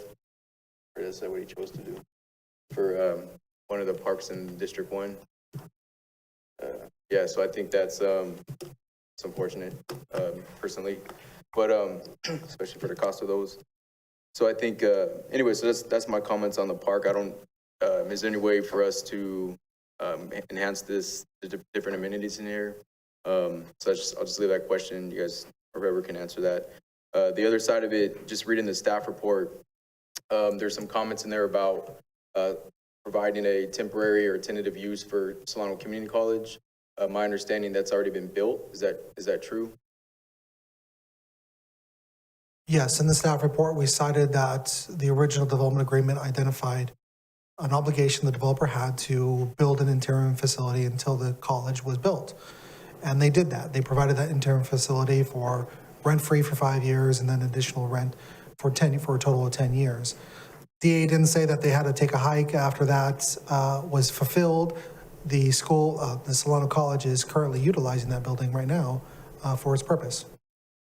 So I guess when I was reading it initially, as in the attachments, I was thinking, oh, is this something that's still coming down the pipeline? And so It's fulfilled. Yeah, and it just may be me misunderstanding that. But the other areas, so to my understanding, the only thing that's really guaranteed all of this is this design of this park as part of the turnkey. But the other amenities, because for some reason, I hear over and over from residents throughout, is that they were told that they're going to get a school, they were told that they're going to get a park, they were told that they're going to get a pool. And, I read in the staff report and having conversation with staff that wasn't necessarily anything that was under contract. So, for me, I think it's easy to see how we write up these, it could be this or that, a lot of times, some people see that and they, I think we're going to get it. And then it's completely understandable to me where I think residents, quite honestly feel very ripped off when they invest and now they have nothing to show for it and they feel, pretty much left out. And they're looking to us to figure out how do we best advocate for them, as well as obviously you all, because I know you guys put a lot of time and effort into everything you guys bring to us. So, so can you please elaborate on the concept of the pool or some type of equivalent amenity? Again, I read in the staff report, but just for public knowledge. Just seeking clarification on that. Are you looking for whether or not this park could include additional amenities to increase the quality? Yes, because so in the staff report, I read that they could, so part of the apartment development, they could add a pool that could be accessible or some type of gym membership type of feature. Understood. So we will point out that there is a new condition of approval that has been added and agreed upon by the developer. And it's condition number 6, and it says that the developer shall explore the feasibility of allowing North Village residents to use the swim facilities at the apartment complex shown in planning area 29 in the specific plan, and shall facilitate a discussion of this matter, including issues such as time of use, number of users, fees, access, insurance, between the apartment operator and the area plan to homeowner association. So that is what's currently on the table as provided by the developer. When it comes to what does the code say, what does our general plan say needs to be provided for this project, swim club is not something that says you shall provide it. What we look at are for amenities, or we look at public open space, we look at parks. And based off of the population density that's expected for this area, they're providing the park size that's necessary. And that also works with the amount of funds that would be collected for routine maintenance. Anything larger would potentially produce a gap where we wouldn't have enough funds for the continual maintenance of that. I will note that the portion that the developer is receiving credit on is for the neighborhood park. The dog park portion that's on the top, they are building that entirely out of their own pocket.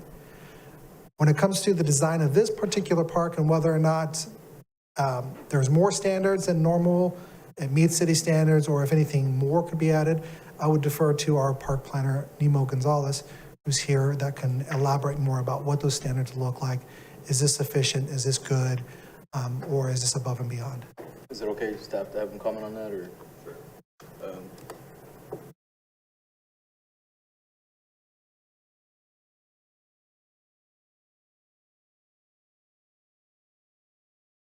Good evening, council members. I think the presentation was accurate in that we've been working with the developer and their design consultant to sort of come up with a scheme that is compliant with the requirements of the Park and Rec Master Plan. So in that, we've got certain guidance in terms of the amenities and the programming that is allowed for the parks.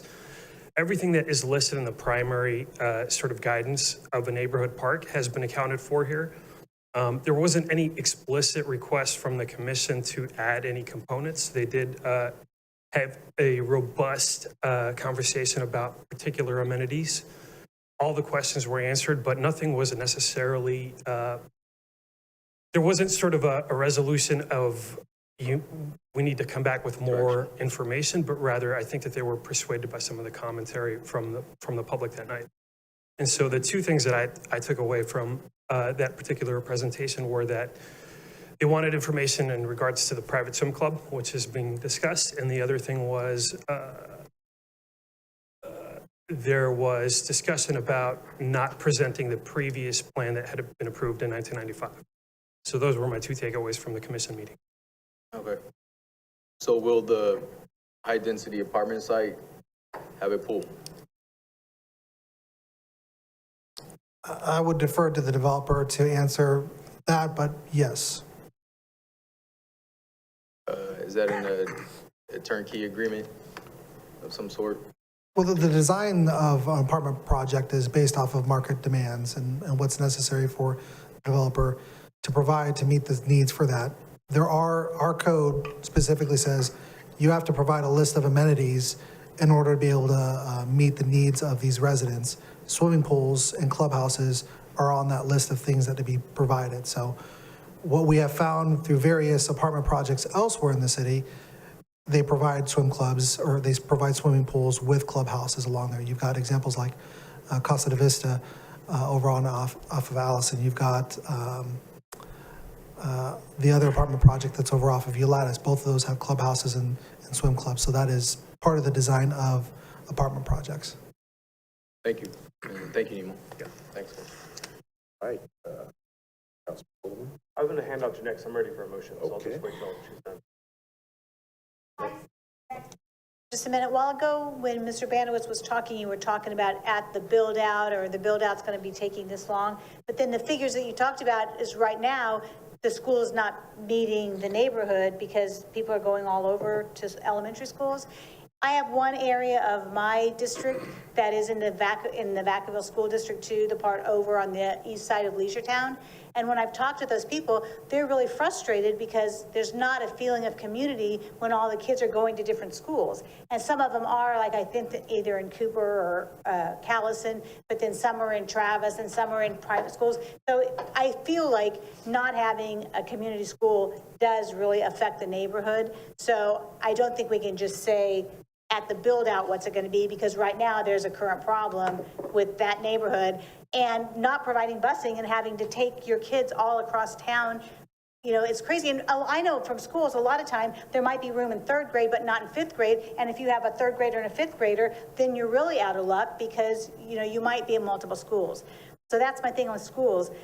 The other thing, again, with apartments, you did answer the question about the road a while ago, but you didn't answer the question that was raised earlier about the apartments and whether or not there would be a move to build the apartments earlier, because you were saying build south up. So it looked like they would be built after the low density. So that was my second question, if you can address that. I would be glad to, Councilmember Wiley. Regarding an apartment, the timing of the apartment, we would build the apartment just from south to north. So yes, I think some of the residential low density will be built, but this is no different than what we did in AP1. AP1, we have an apartment complex that's already built. It was built at the midpoint of the project, right there. So, you know, you can see that right now we're at Unit 7. Albert, can you point out the Unit 7, which is further up north, and then we start building Unit 1, which is all the way down to the south end, and start moving up north.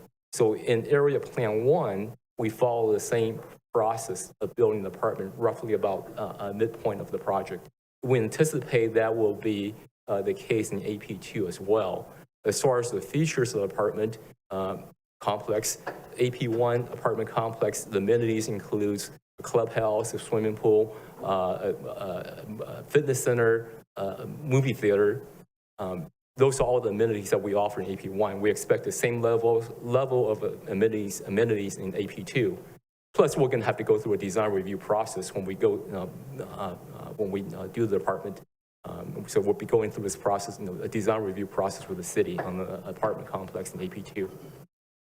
I do want to jump back on the school issue. There was a comment from the public about the concern that we're showing requesting additional 100 units in case that VUSD does not acquire the school site, implying that VUSD will not acquire a school site. That's not the case at all. It's a quirk in our agreement with VUSD.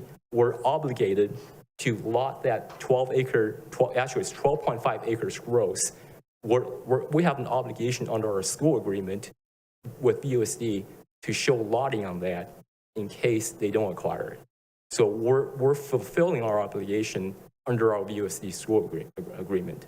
We hope they acquire the school site. We want them to acquire a school site, and we're working with them to do a land exchange so we don't have to go through the appraisal process, and VUSD doesn't have to expend cash to purchase a school site. They have surplus school site of the same size or even larger, so that we would happily do an exchange. So that's regarding the possibility of whether VUSD is going to acquire a school site or not. I also would point out that in October 2021, the VUSD board took action to make the North Village school site one of its top 3 priority projects. So the North Village school site is the priority project site in the north part of town. Elmira school site is a priority project in the south part of town. And the third project is not a school site, it's some other project that the VUSD has. And just last week, the VUSD board voted to approve a 25% increase in their school impact fee. So they did a school impact fee analysis that approved the study, and they increased the fees. So those are all good news, pointing out that there's no guarantee. It's still up to VUSD whether the school board to build the school or not. But they're taking steps toward that. Thank you. My third comment was just about, like last time we talked about housing developments, and we were talking quite a bit about additional accessory dwelling units. And so it just seems like that since a lot of these lots have been shrunk, that really won't come into being in most of this area too.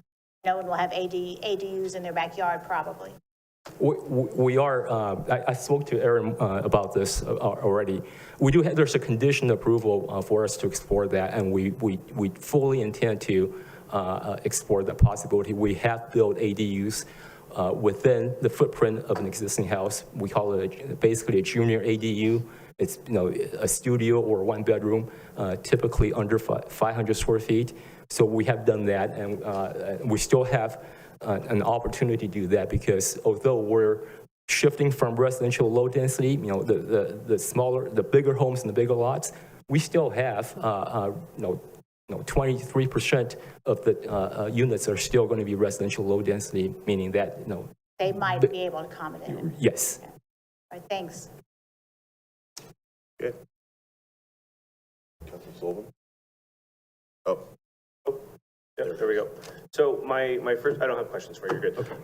My first question is probably for staff, and then I'd like to make a motion, I think. So the question is, and so we had a woman who spoke so eloquently earlier with her child and had to leave. And again, I totally feel her pain. And we've heard this story, I've heard this story 100 times, 200 times now. We have someone who made the biggest financial investment of their entire lives and bought a property, maybe a new home in your development or a home in Southtown or wherever else. And they go into the developer's office and they say, hey, you're going to have a school here and you're going to have a park and it's going to be great and all this amazing stuff. Just like you just told us. You just told us the school's going to be there and it's great. And we're swapping. And I appreciate that. The way you paint that picture sounds amazing and beautiful. But we just heard from Dan who's saying they have no money to build a school. They're probably not going to build a school unless we pass this bond. There's a Hail Mary, there's not going to be a school. So my concern, and this isn't, I don't mean this in a negative or critical way, We continue to have families saying they go to the developer's office, they're told they're gonna have a school for little Johnny, they're gonna have a park down the street for little Johnny, they're gonna have a swim club for little Sally. And what happens is they invest in this property thinking they're gonna have these items, and lo and behold, 10, 15, 20 years later, they either don't have them or they don't have them for 15 or 20 years. And so we've talked at this dais time and time again about a home buyer's bill of rights or a way to educate buyers on this process because the developer's office is not honest. And I'm not saying they're lying, but they're omitting kind of the key facts and truths for folks. So we've talked about noticing, we've talked about signage, we've talked about a mandatory disclaimer they have to use in the sales office. Like, we need to make some headway there, because again, another bill of goods, and this poor kid is gonna have to get shipped across town because they didn't properly know that the schools were impacted and they're not building new schools. And as you build all of these homes, all of these folks that are gonna buy them are gonna see this big shiny plan that has a school and a park, and they're not gonna know it's a 20-year plan. You don't have to build that park for the first 10 years. So they're gonna move in with Johnny at 2, and by the time the park's built, Johnny's 14, doesn't wanna play in the park anymore. So the first thing as a city we need to do is properly notice home buyers, and we have to hold developers like yourself accountable to noticing people properly. And I don't mean that you're doing anything wrong or irrelevant, but when you're selling homes, you're not telling people the full truth. And then what happens is we have people for 15, 20, 30 years coming in here saying, city, why did you let this happen? And so this is gonna happen again, it's gonna happen again until we solve this disclosure issue, until we properly notice people what's gonna happen in their development. They deserve to have a good quality school and a park. So anyways, that's my soapbox. I'm gonna get off that soapbox. We've talked about a disclosure or a process or a waiver or something that developers' offices have to give out. I don't know if you're still working on something or not. Council sort of directed that. But it's frustrating because even today we're hearing about all these things. People were told in 1991 they were gonna have a swim club, a park, and a school. They're not getting the swim club. They might get a school someday, and the park is still a what if. And so I understand it takes time, but the average Joe and Jill Vacaville citizen doesn't understand that, and it's not fair. So we need to fix that first and foremost. So my second, I think I'm just gonna dive into a motion because we're gonna be here late tonight. We've got a lot of other items. So I'm not exactly sure what is on the city side, what's on the developer side. What I would like to see is, for the most part, staff's recommendation, I want to keep the pool and the swim club. I don't want to pull it out. I'm not willing to change it if the pool and the swim club goes. That stays as is. That was promises kept. But you promised 20 years ago, it's got to stay, in my opinion. I'd like to see the entire development purple plumbed. So I'd like to see it plumbed for purple pipe so that when and if we actually have that ability, that is in there in some way, shape, or form. I don't want to see the removal of Leisure Town. I think that's a bad idea. I think for disaster purposes, I've driven that road a million times for 40 years. Leisure Town stays. I don't think we need to pull it. It sounds like you don't want to pull it anyways. I think Leisure Town stays. 20 years is a long time. I was thinking about saying to knock it to 15 years, but I'll go with 20 because I know we're throwing some other stuff at you. And the apartments absolutely have to happen first. We've talked about this 25 times. We just got screamed at for 5 hours about Southtown. It's absolutely insane that we wouldn't make that part of this priority here. So apartments first is a key part of the deal. Those are the additions I'd like to make my motion tonight, and that is my motion. So as staff presented with those key items is what I'd like to push forward if that's possible. Do I have a second? Second. So before you call a vote, if I could, I think it'd be worthwhile to have a little bit of a conversation about some of those items and what realistically can be done and can't be done, okay? With regards to prioritizing the apartments first, typically the single family homes go first because when you start a subdivision that requires that so much upfront infrastructure cost, apartments can't bear that cost. That's why you generally see the single family homes being built first so that they can put some money back into the plan to build all those infrastructure costs, to build the parks and those types of things. Now, to your point about noticing, we're absolutely heard you loud and clear about that.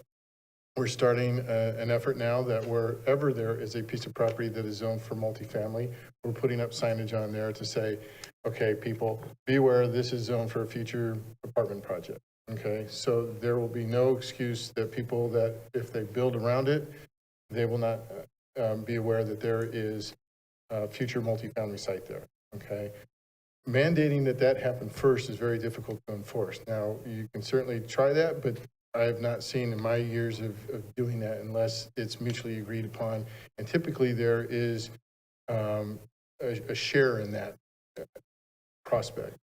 So that's part one. With regards to keeping Leisure Town, I think it would be appropriate to hear from our Public Works Department and Fire Department about that, because there are some particulars in the general plan about that regard as well. And so just throwing out that policy because of the concerns that we heard tonight, I think it's important to give an opportunity to hear why it was proposed that way in the general plan. If I could just suggest that, okay? So before you take that vote, I'd like the opportunity to have staff address that particular piece, and then I'd share with you what I did about the apartment. Well, I mean, so I guess I got one meeting left, like ever. So I disagree. I mean, I understand what you're saying, but I don't want to change my motion. So. Oh, excuse me. The other one is in terms of you want, the comment was made about you want what was originally approved with regards to the swim club. Again, as staff pointed out, what was approved was a concept in the specific plan. It was not mandated in any other capacity. But it was sold to thousands of residents. I understand so that. I understand it. Right. I'm not discounting that Well, at all. it's not our problem to make it right, though. That's my point. Well, but just to be clear, your motion is to mandate what was previously approved. The swim club, while it was sold, however it was, it is not mandated by any of our agreements. So in effect, it could be argued that that is a new requirement if you are in fact mandating it in the development agreement. I think that is a sticking point that I'm willing to make. So It was on the second slide that showed I mean, I don't mean to be combative with the developer. I'm trying to maybe have staff meet with the developer and kind of meet head to head, but those are my conditions. That's what I'm putting in my motion today, and staff and the developer can figure out how to make it work or not, and then we go from there. And I won't be here by then, so then you could do something else. So, I mean, I'm not trying to be harsh or rude, but I just, at what point do we make these changes, right? We just had this Southtown discussion where we got chewed out for hours, and it's still happening because of the apartments being built and bad noticing practices. We've heard time and time again about developers promising X, Y, or Z and pulling it out. That's the swim club to a T. Leisure Town, again, I've driven that road 5,000 times. It makes no sense to pull it out. If there's a catastrophic fire out there, like, and you're saying public safety and all that stuff, I just don't buy it. I don't believe it. It's a vehicle miles traveled thing. We're trying to direct all the traffic in town. I get it, but it just doesn't make sense from a safety vantage point for me. So I'm not trying to argue. I'm not trying to be obtuse. My motion stands as it is. And if council wants to change it or make amendments, that's fine, but I stick with my original motion. I'd like to make a quick comment. You know, when it comes to development, you know, the process is not easy, and you know, to follow the flight path of where they're trying to start building. My sister lives out there too. I have no interest in properties like talking about it, but you know, as it goes and developments are built, it wouldn't pencil out just to throw the back 200 acres of that property a apartment complex. You have to have, our goals and desires have to be rational. So just to build a road to a apartment complex, to say we did it first, it wouldn't work. I mean, there's opinions and facts. And so like, we want it, we know we want that. So we got to find a way, like in real estate, there's like TDSs, transfer disclosure statement. We can build a statement that every time someone comes into the sales center, they have to acknowledge certain things in a chronological order before they can proceed forward. And I passed by the apartment complex that Casino built. It's beautiful. It's right by past my sister's house every single weekend. It can be something where it is a requirement. Say, hey, we have a living model of what could and what could be this neighborhood. If you please preview our apartment complex in the vicinity of this stage 1 of the development, we can advise people that there will be a apartment complex. It will be here. So therefore, if they do choose to buy, they will know at some kind of benchmark point, they will start the project for the apartment complex that will resemble the existing structure that they can tangibly see. I know exactly what I was getting into. I passed by it for 4 or 5 years prior to a stake we put in the ground for the new apartment complex. But we just had this. Yeah, We had a sign there for 4 years. Just had this happen. I just don't trust that's going to happen. Well, Southtown's different. Southtown didn't have a complex that you can compare it to. It has had a sign. And so it wasn't clear if it was townhomes for lease, townhomes for sale. So that's one of the things we talked about in great detail. We need to make sure that developers really specify this is a row house, townhouse, brownstone, a attached wall, detached wall home for sale or for lease. That clear, definitive kind of explanation would really alleviate a lot of the problems. Like, oh, I didn't realize it can be townhomes for sale. I thought it would be for lease, or vice versa. If we really make it very clear that the developers have to make it blatantly obvious that this will be a attached home in a high density neighborhood for lease, then the residents have to understand that. I mean, I think we can't go down the road and think that they build this project in the middle of nowhere. I think we need to really, really, really find a way to express through disclosures that this will come, and you cannot physically close escrow until you acknowledge you are buying a house in a development within 1 to 12 years will be a apartment complex or possibility of a school, not a school. I agree. Yeah, that's the, we've been told we can't do that. If we could do that, I'd be satisfied. I think that would be enough for me, honestly. You can make disclosures that make it if in scenarios like they cannot close until they acknowledge that there will be a apartment complex and there will or will not be a school within the next decade. Can we guarantee new signage and every prospective homebuyer gets a notice saying exactly that? I'm not going to go there right now. And so what I would suggest is that because you have a motion and a second, but in listening to legal counsel, there are quite a few, as I was trying to elaborate, there's quite a few nuances here with your motion. And so if the council is agreeable to it, I think it would be appropriate for us to continue this item and allow staff to come back and share how some of those nuances fit with the requested entitlements tonight. Okay? I'm okay with that. I'd like to add, I understand that we're meeting the standards of our Parks and Rec plan. In that discussion, I'd like to see a park that's I'll have my word dope. Understood, but just keep in mind that there is a normal park review process. This is looking at the big picture of the park, and as Nemo pointed out, that there's basically a template, if you will. And so then this park will likely go through its normal process through the Parks and Recreation Commission to achieve final design and approval. The other thing I'd like to explore, rather than inclusionary zoning. So if we're talking about putting in an apartment, high density apartment first, what would it look like if we were looking at inclusionary zoning throughout the area?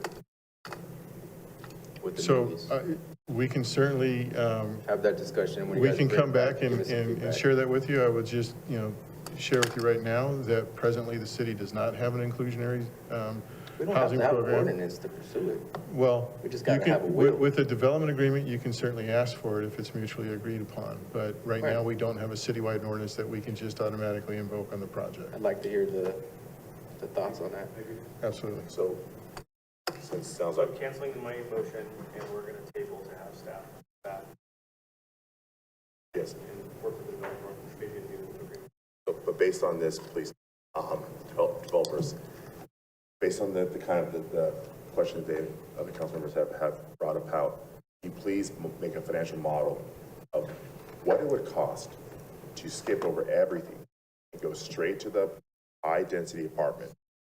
What would that additional cost be to build that first and change your flow?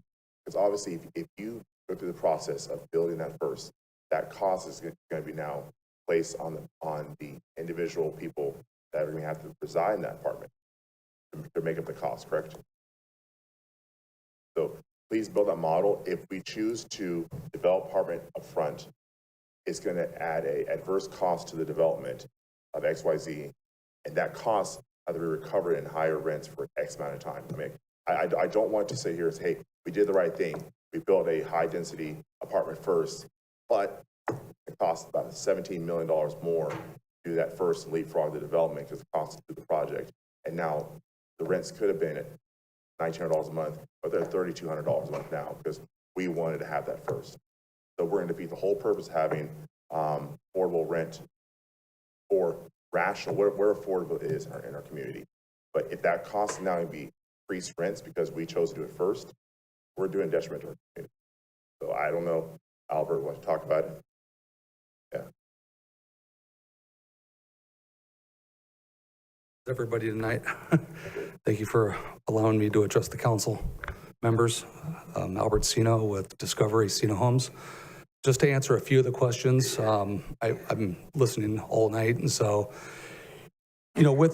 maybe we can pull up the map if you wouldn't mind, Albert. I appreciate it. With the road being built, it's about a quarter mile from where Unit 7 ends to where the first portion of the low-density residential on the right-hand side, and then the apartments on the right-hand side on the map on the right. You can see the dark brown area, residential high. You can see the yellow area, residential low. You can see down on the bottom left-hand side, that's where we're building now. So a quarter to a third of a mile. I know the map is, when you look at the scale, it's almost probably 3/4 of a mile to Midway Road. So, that road is going to be very expensive. We've been building it incrementally from down at the bottom of Vacaville Parkway, all the way at the bottom by the freeway. So we usually, apartments in these times, rates are high. Usually you get permanent financing. I won't get into it all, but apartments are expensive at the moment, even though they get built. Usually wait till rates are low. Those are usually funded 100% by the developer. Then you get permanent financing, unlike a mortgage where we build, find a home buyer gets their mortgage, pay the developer, close escrow. And so, there is a market for the residential, apartments, but apartment complex like that would be probably, in today's world, probably an $80 million project. They're $350,000, $400,000 to build. There's probably 300 units there, so you can figure that out. And those numbers get pretty astronomical. With that said, the second we get up into the first part of the yellow on the right, we're going to be building the road up to a certain point, probably halfway or 3/4 of the way through that yellow area where the icon is. And then we go and we incrementally go through to give different product types. Very similar to the bottom area where when we started in Unit 1, there was an aerial map there, Albert. There was, I think Spanos built the project, the apartment complex down on the right-hand side there. When we were building the first Unit 1 and Unit 2, they built the apartment project on the right, down on the right-hand corner there by the RV sales company. I forget what it's called there. Yes, right there. And we were building right to the left-hand side there. That was all Unit 1, kind of went up and kind of dog-legged to the left there. And so they built that. Then we built Units 2, 3, 4, and 5. And then we came in and we built the San Marco, or the North Village Villas there. Then we skipped over and we jumped over through the mitigation area, and we built Units 6A and 6B. And then we went up to the north, Unit A, B, and C of Unit 7. And so I've built every home here. I started on this project in 1998. I did the mitigation, not me personally, but with all the consultants and whatnot. And so, I was here when the first map was approved right in this council, and been here along the way. And so it's just going to take some time. 95, here we are in 2022, going into 23. If you can just give me a little time, but we've worked out the parks. We've worked with the school. I know the school thing is tough. We had the school at one time. It was in Unit 5 there, and just a little corner of it was clipped with the flight path that contaminated that whole parcel. Not contaminated it literally, but contaminated because the flight path was over the top of the property that the school wanted. We went through that whole issue, and finally, they wanted to go into AP2. We're paying, I know, just like the previous developer that was here, we're paying the school fees, but we have a land agreement worked out. And, I believe that we're all going to make right on that. And as it goes for the parks, I mean, we're doing the parks, we're doing it up front with the park and the dog park. You know, as it goes for pools and things like that, I know those are great amenities. You know, we worked out that condition number 6 that I thought would be good when we build the apartments. They can use the pools and use the community center, the workout facility, et cetera. And then, you know, on top of that, you know, we talked about disclosures. We've been giving disclosures, not just one, not just two. I think we have a half a dozen of them. I mean, I think I even say there's going to be up to 3,000 or 4,000 units in this area, over, you know, saying that there's going to be more than what there's planned for this, just because we don't want the home buyers coming back to us.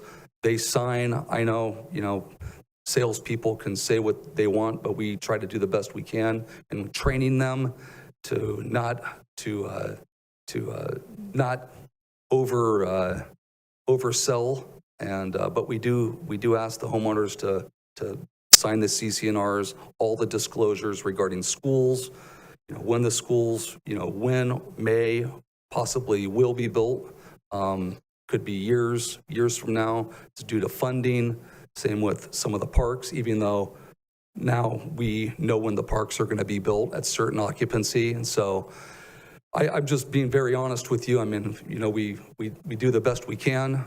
You know, I know it's, there are more houses, and that's what we do for a living. And I know it makes some people upset, you know, and where you make some people happy, you're going to make some people upset, and vice versa. And so we just hope that, you know, hopefully that answers some of your questions tonight, and I can answer any others. You know, as for the roads, you know, the roads are going to be built incrementally up to Midway. Leisure Town's going to be built. You know, it gets improved. There's a sound wall, you know, so we don't bother the rural areas to the east of us. You know, will those be utilized, you know, with high traffic? You know, right now, I mean, obviously they're seeing more traffic than they did 20 years ago, but, you know, for the most part, they are still somewhat rural. And, you know, North Village Parkway takes the most of the traffic, or you get on 505 and you get off on Midway and you make your way around. And so, you know, we'd like to get some action on this tonight if there's a possibility of doing that. I've been working on this for, I mean, I'll be honest, I've been working on this for over 10 years, you know, through all the different iterations. And, you know, this takes a lot of time, and there is a development agreement and it allows for it. We're under the unit cap, you know, and so that's where we're at. But I'm here to answer any questions. You know, I'll give it to you straight as I possibly can.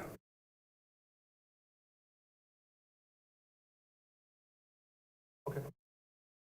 Sean can say a few words. Hi, Honorable Counsel. Sean Marciniak. I'm legal counsel for Discovery Builders.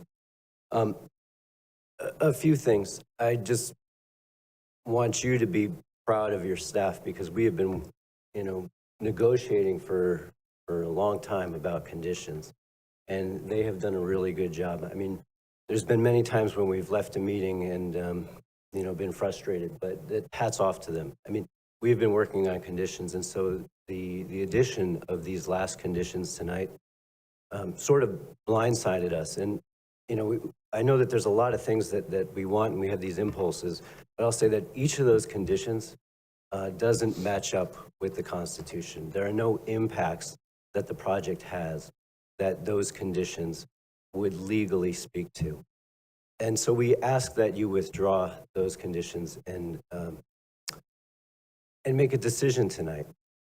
You know, I'd also just like to say this. We're in a housing crisis. And, you know, so far we've seen one development be continued.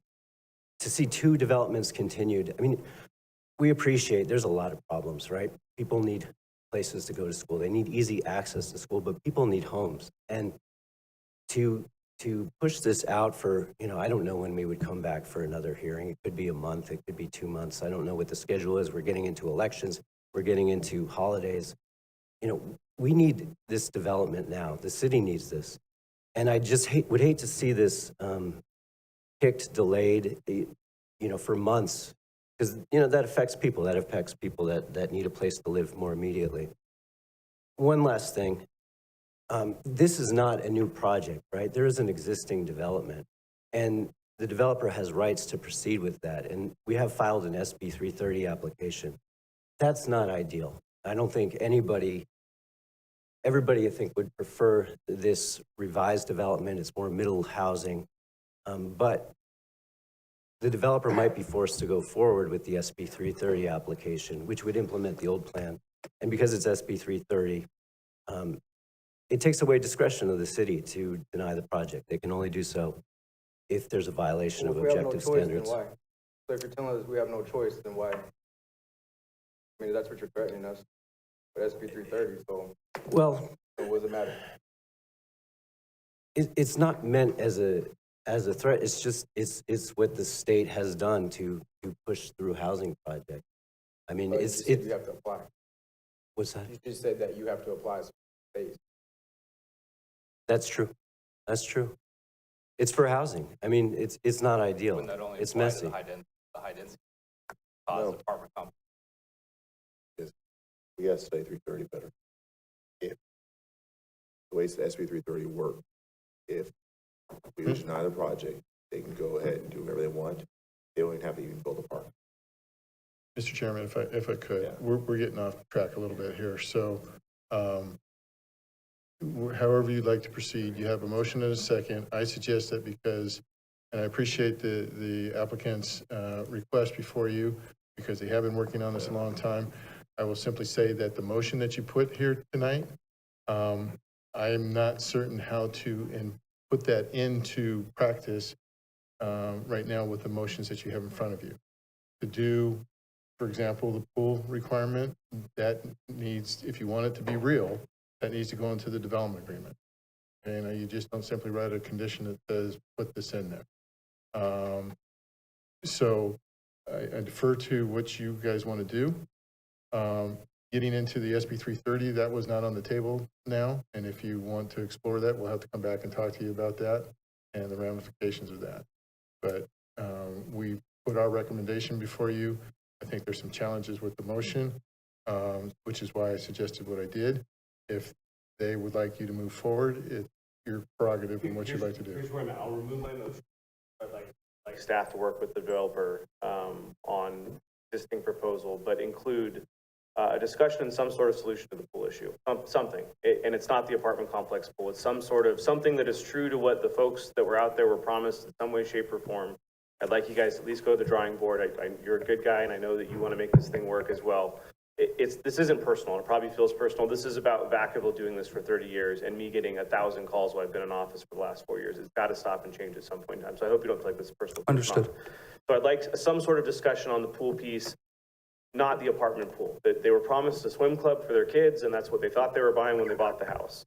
I'd like to see it purple plumbed. I don't know if that's a huge deal. That might already be included in the plan or not. We are dying on water here, and we've got a great purple outlet. Someday we'll have a purple pipe, hopefully, to the business district just up the freeway. We could run it into your complex and irrigate everything. It's good for the planet. It's, once you're building, I'd like to see that put into the plan. Understood.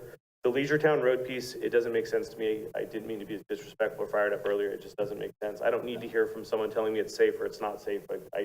I know the road already, and I'd like to leave it. So I know that might be a misstep, but I don't want to do that. The apartments first piece, I guess I could be swayed if there was a really solid noticing practice. I mean, size 6 font on a sign that people can't understand with legalese. It says possible high density something. That doesn't tell people what it is. So maybe we can work with staff on pictures and diagrams and the school district's website and Dan's phone number, like really noticing people properly so they know what they're buying. Because as much as you say that the developer's office, you train them, and my wife and I, we go in there and pop in and shop all the time. They never tell us any of that. Oh yeah, your school is right there, your park. And granted, you could train and talk and have all the regulations you want, but they want to make that sale at the end of the day. And they're going to sell someone a dream. And then by the time their kid can actually experience that dream, it's too late. They're already moved out of the house. So I could probably be swayed on the apartments piece, but we need a really solid noticing plan where every home buyer that's buying a home in that complex knows exactly what's going down. And again, like, this isn't just because I'm being mean or crazy. We just had 50 people come yell at us in Southtown about this exact same issue. None of them knew about the apartments. They're pissed now. It's their livelihood. They're up in arms. They're, you know, and so I'd like to have you work with staff on those 4 items. If you can come back with something with some headway on those, I'd be happy to move forward. But I think that's the right thing to do. And at some point in time, we have to put our foot down. I apologize, it's on you guys, but this has been happening too long. And it's just the same complaint we get from new home buyers over and over and over again in Vacaville. Yes, there is a housing crisis, but I want homes and community. I don't want housing tracts. We need the full package. And that includes schools, parks, amenities, things people were promised. And we got to quit breaking promises. So I appreciate what you're saying, but that's not what we're giving folks. And that's what I'm angling for. So that's my really long, convoluted plan or motion or whatever. I motion that we have you work with the developer on those 4 key points in the plan and hopefully bring something back. Would be ideal if that's a possibility.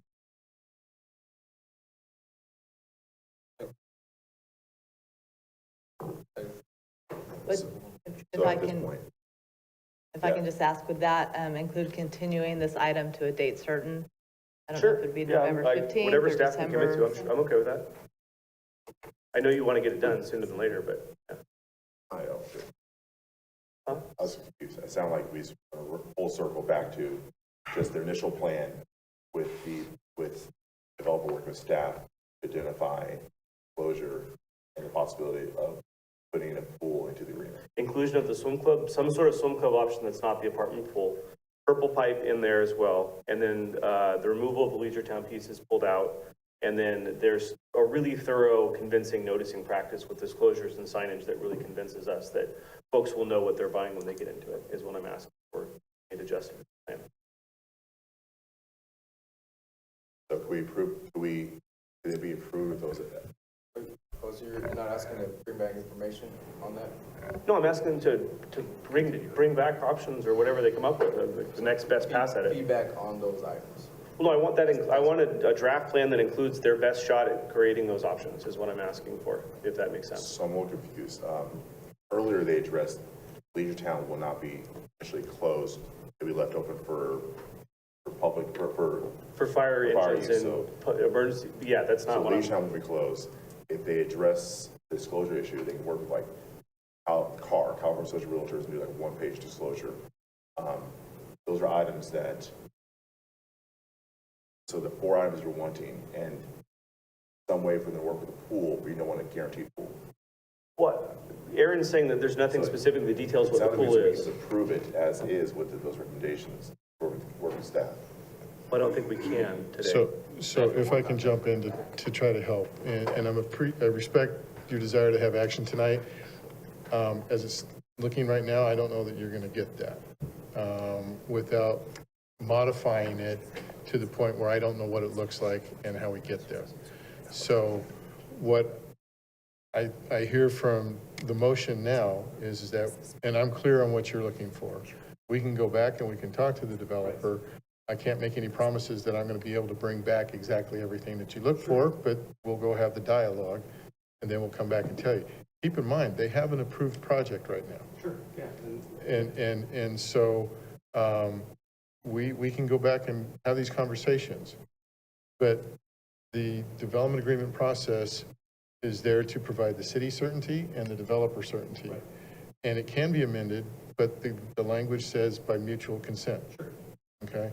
And so that's the part that we have to talk about and come back and give you an update. And I don't know, I can't predict the outcome, okay, as it stands right now. Well, I think we have to try for the rest. That's what I'm asking. If it comes back, they didn't agree to this, you didn't agree to that, we can't do this, then the council can vote however they want to vote. But that's what I'm asking, is for you guys to go try, and hopefully that all comes back. If I'm here, I want to see those 4 items. Luckily, I probably won't be here, and the council can decide to do what they want to do. Well, I think I heard our community development director go ahead and confirm when you think you can get it We there. would recommend, if you would like to continue the item, that we plan it for December 13th, so that this council will be the ones reviewing it. Jason. Yeah, I just had a quick comment. I know we're in the middle of a motion, but like I said earlier, like I really do like the changes that you guys made to the plan from the previous one. I think you guys did a lot of work addressing the missing middle and the high density housing. Reason why I was looking for the high density first, because the issues we ran into in Southtown, I think you guys are well aware of that because you guys pay attention to other developments that are happening. Yeah, I do have concerns about Leisure Town, but that's not necessarily you guys. That's a city piece of it. Just because, yeah, I have been through a lot of fires and all over the state and in other states as well. But yeah, overall it's good. The swim club, while I have no vested in the swim club because that doesn't affect me whatsoever. I do appreciate you looking at it with high density, with apartments, with the clubhouse, a pool, and the gym. About 244 projected units is what I think I saw in there. Right. It'd be very difficult for any other members of the community to utilize that with 244 with it being tied to the complex. I don't know how much it'll be used by the apartment, the people living in the apartment complex, but yeah, it'd just be nice because I know a lot of people have addressed concerns about it, but if that can work, it works. If not, yeah, I understand. I just wanted you to know that, yeah, I think most of the council members probably appreciate the missing middle piece that was added in there and the new layout. And I would like to see it go through with all that piece. But yeah, I understand the concerns, and yeah, no later than the December 13th one, so it doesn't push the timeline back a ton, especially since it's already been going for 27 years, so 2 more months isn't really gonna derail things too much there. Some comments I had on it. Okay. So I guess we're just going to continue this. Motion to just continue to December 13th. So you have a motion for those particular items. If that's the consensus of the group, I'd suggest you have a second and a vote to bring it back to date certain to address those issues, if the council is in agreement with that. Can I amend it to include discussion on inclusionary zoning and a discussion on a wow factor for the park? So you guys are going to talk about, staff is going to talk with the developer about possible ways to enhance the proposal, and they're going to come back and share what they've discussed. Is that correct? If the council wants to Is that correct? Include that as part of motion? the discussion, then we can do that. So, okay, so a second. Roll call vote. Yes. Yeah, we have a second. Yes. Yes. No. Thank you. Consideration.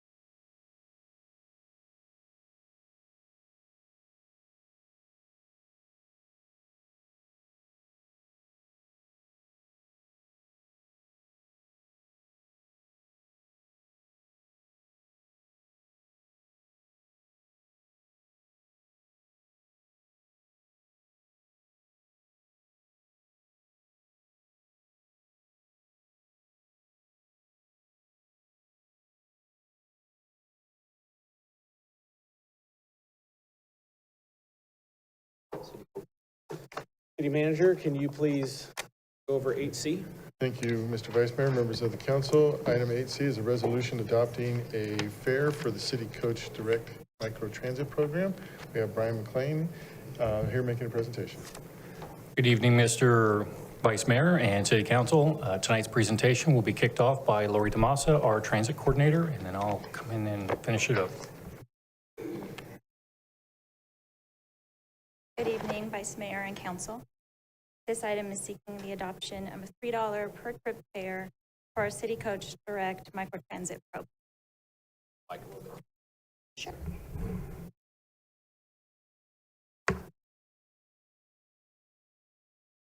The City Coach program is funded through three sources: collected passenger fares, federal dollars through the Federal Transit Administration, and state funds through the Transportation Development Act.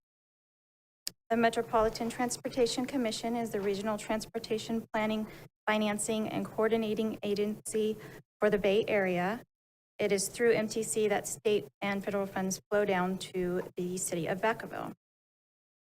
In late March 2020, MTC recommended suspending the fare collection throughout the Bay Area as a means of limiting driver-passenger interaction to slow the spread of COVID-19. As COVID-19 has subsided, MTC is now providing guidance to transit agencies on resuming fare collection in early 2023.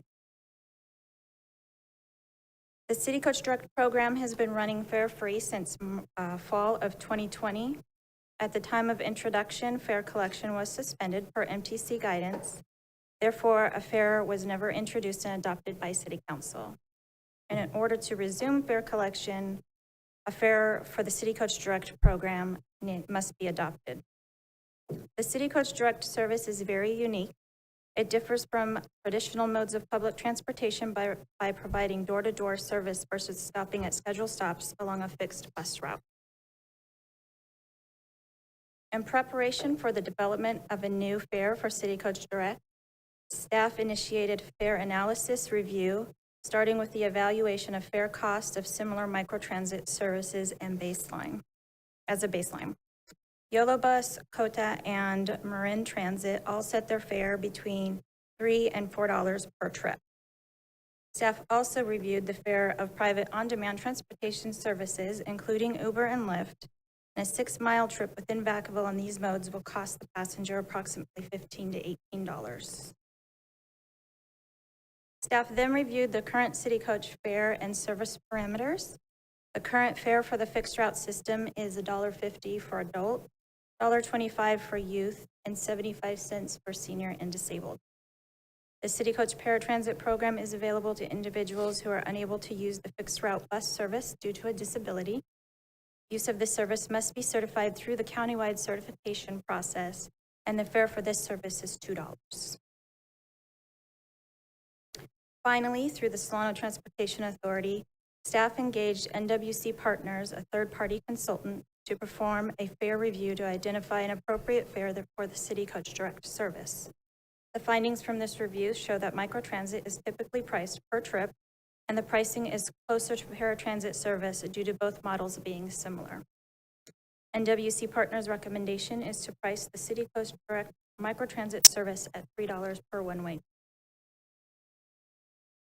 Staff initiated a broad range of public outreach efforts in both English and Spanish. Following MTC's guidance and resuming fare collection in early of 2023, staff provided notice to the public of the resumption of fare collection beginning on February 1st of 2023 and the proposed City Coach Direct fare of $3 per trip.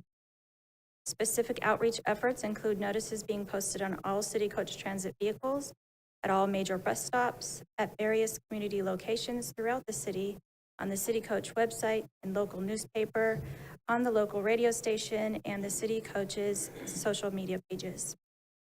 Staff also conducted a public meeting on August 23rd at the Leisure Town Hall, where the proposal was received well and City Coach Direct service was commended. The public was also invited to share their thoughts on the $3 proposed fare for the City Coach Direct by calling, emailing, or submitting a comment online to the City Coach staff. Overall, staff has received support for the proposed $3 fare. And now I'll hand it back over to Brian.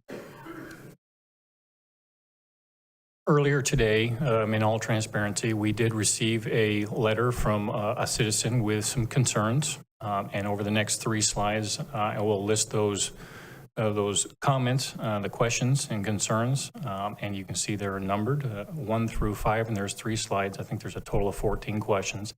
And then the City Coach's response on the right-hand side. There are a handful of items that I did want to bring to your attention. Specifically, item 5, question number 5, City Coach dispatch should prioritize the City Coach Direct pickups and drop-offs by citizen destination appointment time. It's a public transit service. We have to abide by that in that it's a first come, first served type of service. And so we receive a phone call for a service and we dispatch the vehicle to pick up the individual for that particular trip. Number 7 is another one that I want to bring to your attention. The City Coach Direct $3 fare unfairly penalizes those who live in a place where no fixed route service exists. Unfortunately, a fixed route bus, we run 35-foot buses. They can't get everywhere in the city. That's just not realistic. But I like to think of transit and the services they offer, like security or onions, the layers of an onion. We have fixed route, and we have micro transit, and we have paratransit for our senior and disabled, and then we have our local taxi script subsidized program. So we have a myriad of different sources of transportation modes that help each individual fill in the various gaps to provide that kind of transportation network through the city. The next item I want to draw to your attention is number 12. The question was, according to the September 14th, 22 media article, Fairfield will charge only $2 for microtransit and can use the same pass for 31-day fixed route service. It's true. Fairfield it went to council earlier in September with a plan to be released or initiated in July of next year for a $2 fare for their microtransit service, different than Vacaville's. What Fairfield is doing is combining their microtransit service and their paratransit service. Whereas here in Vacaville, at least from our perspective, the staff's perspective with transit, we would like to be able to make sure that there's a very hard line between the paratransit service and the microtransit service. We don't want in any way to affect the ride of a senior and disabled individual here in Vacaville. The potential exists for that when you combine those kind of services.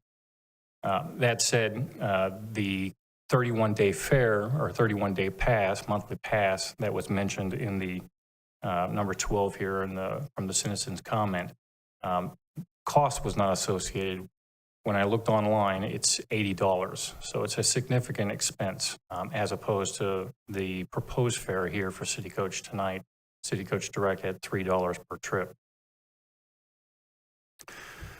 With that said, the environmental and fiscal strategic impact, there is no impact on the environmental side, no CEQA impact. There's no fiscal impact. The City Coach is a program that is self-funded. And on the strategic plan goal, it's goal number 4, maintain effective and efficient services. Finally, the recommendation is by simple motion, adopt the subject resolution. And that completes our presentation. I'd be happy to answer any questions. I'll open public comment. Being none, close public comment and bring it to staff or to council. I'll second. Just a quick request. Please, when you have time, reach out to Principal Tiffany Donahue. In the past, she expressed issues with getting students to classes late in the evening. Yeah, second. Roll call vote. Thank you. No? Yes. Oh, we don't need one. All right, all in favor? Aye. Any opposed? Unanimous. Next item, City Manager. Thank you, Mr. Vice Mayor, members of the council. This next item is a resolution extending the term for the Solano Irrigation District Undergrounding Benefit District. Chris Goya from our Public Works Department is here to make a presentation.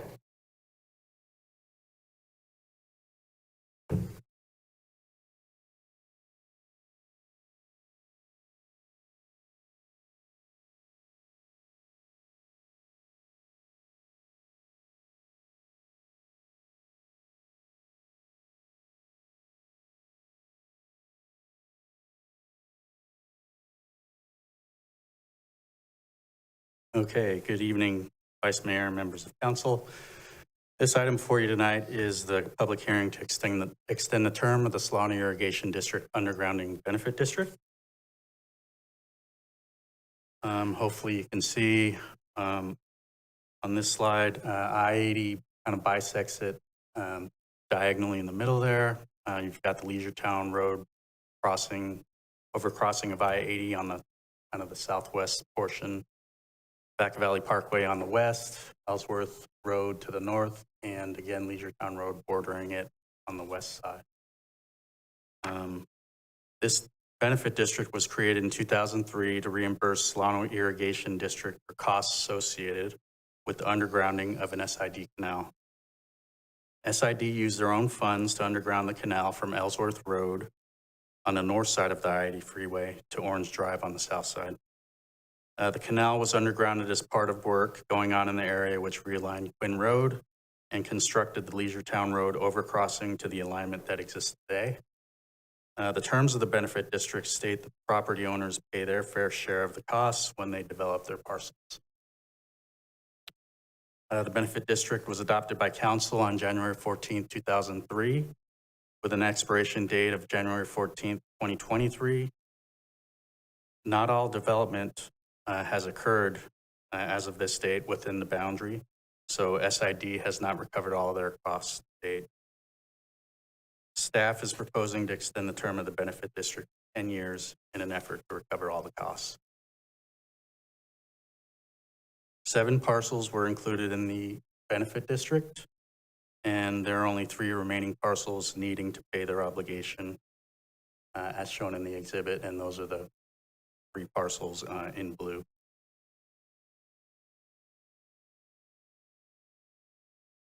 So at the October 11th City Council meeting, the public hearing date was set for tonight, October 25th, 2022.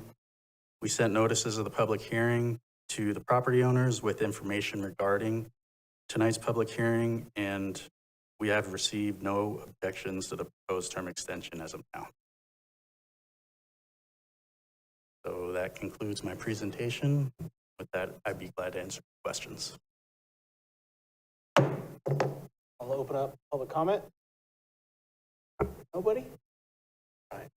Close public comment. Bring it back to council. Motion approved.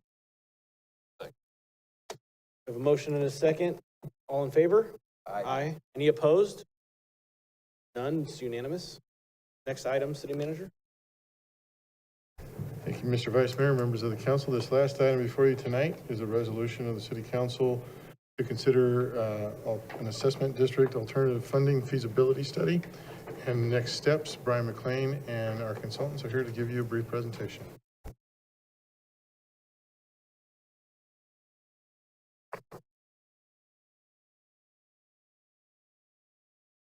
Good evening, Mr. Vice Mayor, excuse me, and council members. Tonight's presentation, with me, I have John Bliss, and president of SCI Consulting Group, and Jeanette Henson, senior consultant with SCI. They'll be helping me present tonight. Quickly, some background. Assessment districts, what are they? They're a financing mechanism for the maintenance of specific geographical areas. It's been codified in law through the Lighting and Landscape Act of 1972. The levies are limited to the maintenance of the specific assessment district, meaning you can't take funds from one assessment district and pay for the work, the maintenance in another assessment district. And important, the annual levy is capped at 3% of the consumer price index per year. Vacaville has 134 districts of various multiple types, parks, open space, drainage, detention basins, street lighting, etc. Our assessment districts, however, are not without their challenges. In this current fiscal year, 22-23, there are 29 assessment districts that are in financial shortfall. And what does that mean? The levy is not pulling in enough to pay for the expenses of the maintenance of that particular assessment district. That financial shortfall is growing. The gap is being bridged by the general fund, and in this past fiscal year, the current fiscal year we're in right now, that bridge was $1.3 million. Without a new funding strategy to address this situation, the shortfalls will undoubtedly continue to grow and put more pressure on the general fund.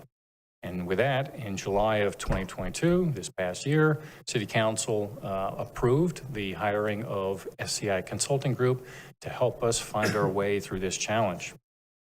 With that, I'm going to pass it to John. Great, thank you.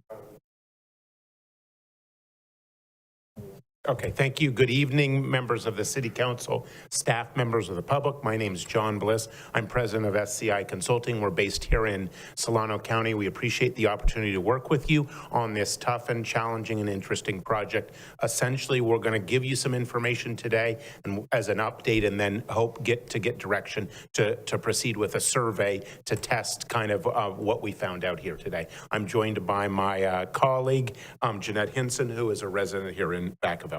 The 4 squares up there represent kind of the 4 different elements we're going to look at. We're going to look at 2 ways that we can possibly provide equity to your property owners in support of parks and to improve the funding and support of parks throughout the city. And some setback landscaping. I'll talk to both of those. We want to look at it as a benefit assessment as a possible mechanism. That's likely the most viable and the most optimal. We'll also look at a tax. We've done some analysis on your revenue needs, and we're going to look at what's the best way to pay for those. So let's go to the next slide. So essentially, we found out some interesting stuff we wanted to share with you. Essentially, we look at voter propensity. Vacaville residents, you probably all know this, are very active voters. You have a very high propensity of voters compared to other cities that are similar. About half your voters are over 50 age. And most of your properties, as you know, are single-family homeowners, and that's kind of the mom and pop that enjoy parks, use parks, and are interested in parks. So this is the type of community that should be very supportive of parks. A couple of other things that we found out is, as we try to provide an equity of rate and fairness and investment, we want to look at how are your parks distributed throughout compared to the parcels, and we have very good news. And so we found out that your neighborhood parks, that the standard is typically we want to have every house within a half mile, and most of yours are, all but 16% are. And then a community park, a larger park, the standard is 1.5 miles, and 91% of yours are within that. So that's excellent. The other part that we're going to talk about, and I'm going to show you on the map on the next one, is, and this is not unusual for cities, California cities, and it speaks to how we developed funding for local infrastructure here in California. 42% of your properties are not paying directly to any park. The other 58%, as a condition of development, when those houses were developed, like we talked about tonight, they were committed to be in an assessment district that supported the maintenance of their neighborhood and/or community parks. So about half your area, and it's going to be the older half. Why don't you go to the next slide so we can see it? This next slide, I'm going to show you a couple of things. First of all, look at the yellow, and the yellow, the residences in yellow are not paying, they're not part of any parks assessment district. They're essentially using the parks, and their portion is in effect paid for by the general fund. The purple and blue and all of those colors are all paying into a neighborhood park or or a neighborhood park community assessment district. And so it's important to provide some equity. As I say, this isn't unusual. It's the way we developed, starting in the 90s, we developed new subdivisions here in California. The older areas, when the general fund paid for parks, that's how it was set up. We, as a condition of development, we required developers to set up these assessment districts after that. As cities mature in California, many of them are looking at what you're looking in is this long-term and equitable way to do it, and they want to look at it. And that's what we're proposing here today, is to try to even that out and make it more equitable, so all property owners are investing in parks in a more fair way and a more transparent way. The other thing I'd like you to look at this map, it wasn't really the indicate what this map was intended, but if you look at the green are your park, and if you look closely, they're reasonably well distributed, better than most cities we see. Usually we have a problem where there's park deserts and park oases, and that's not true. You have a pretty even distribution, and that allows that provides us a much better path forward in a single or a fairer or flatter rate for everyone, because the parks are so well distributed. Let's go to the next slide. So again, we want to look at funding for community parks, neighborhood parks, and then what I haven't talked about much are setback landscaping and lighting assessment districts. We have some general shared areas, and then we have some areas that are unique to one subdivision. and see how we want to get those. Some of those are underfunded, and we wanted to address those as well. So let's go to the next slide. I'm not going to read off this list to you all. It's late, but this is a component. Up to this point, I've talked primarily about maintenance and operations, but primarily maintenance for parks. Realize that there's the opportunity here in Vacaville, as I've learned, as our firm has learned, you have an opportunity to develop some exciting, interesting, fantastic new capital improvements. Along with those, there's an obligation and need to do some maintenance. And so we want a mechanism that allows for, if and only if, as these come online, which they may or may not, to be able to properly maintain them. So we wanted a mechanism to recommend a mechanism to you all that would allow for the maintenance of these potential new facilities. Let's go to the next slide. A little bit of how we come up with our methodology. So we want a methodology that's fair. As I said, you all have a very, very high percentage of single family homes, and they are relatively uniform in population density and size. And so we use this abstract benefit unit, we call it a single family equivalent, that we would have for each single family home. Multifamily are assessed typically a little bit less per unit based on, we do studies on the average population density, how many people live there, as well as the square footage. And that gives us a way of looking at if a single family home was $200 a year, maybe an apartment unit would be $100 or $125, something like that, based on the number of people that typically live in that kind of unit and the size. We do a similar analysis. You do have commercial and retail and people that work here in Vacaville do enjoy and use the parks. And so there's a contribution that the non-residential should make as well. And we also base that on density. We look at lunchtime use. We look at a variety of different things so that there's an equitable, not only geographically, but also in terms of the use of the property. And so we use this SFE. You'll hear us talking about this.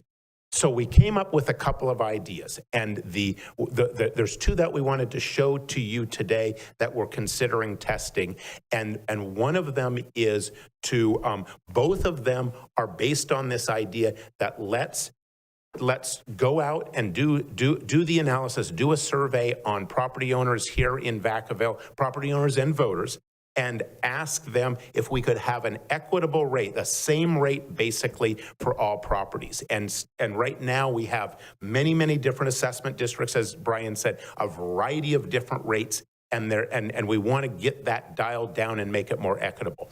There are two packages or two scenarios we're proposing to survey. The first one we're calling Measure 1, and it would be would a typical Vacaville single-family home be willing to invest $252.84, and that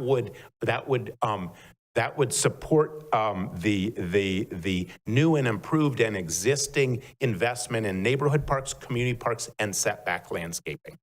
We also wanted to look at ask a similar question, frankly, just looking at community parks and neighborhood parks, and not do the setback landscaping. The setback landscaping is a different messaging. It's frankly is more local and may not be as well supported. We wanted to see where Vacaville residents or property owners are on that. And for that second one, that's just the neighborhood community parks, as well as the maintenance of, both would also have some funding for the maintenance of those future improvements I showed you.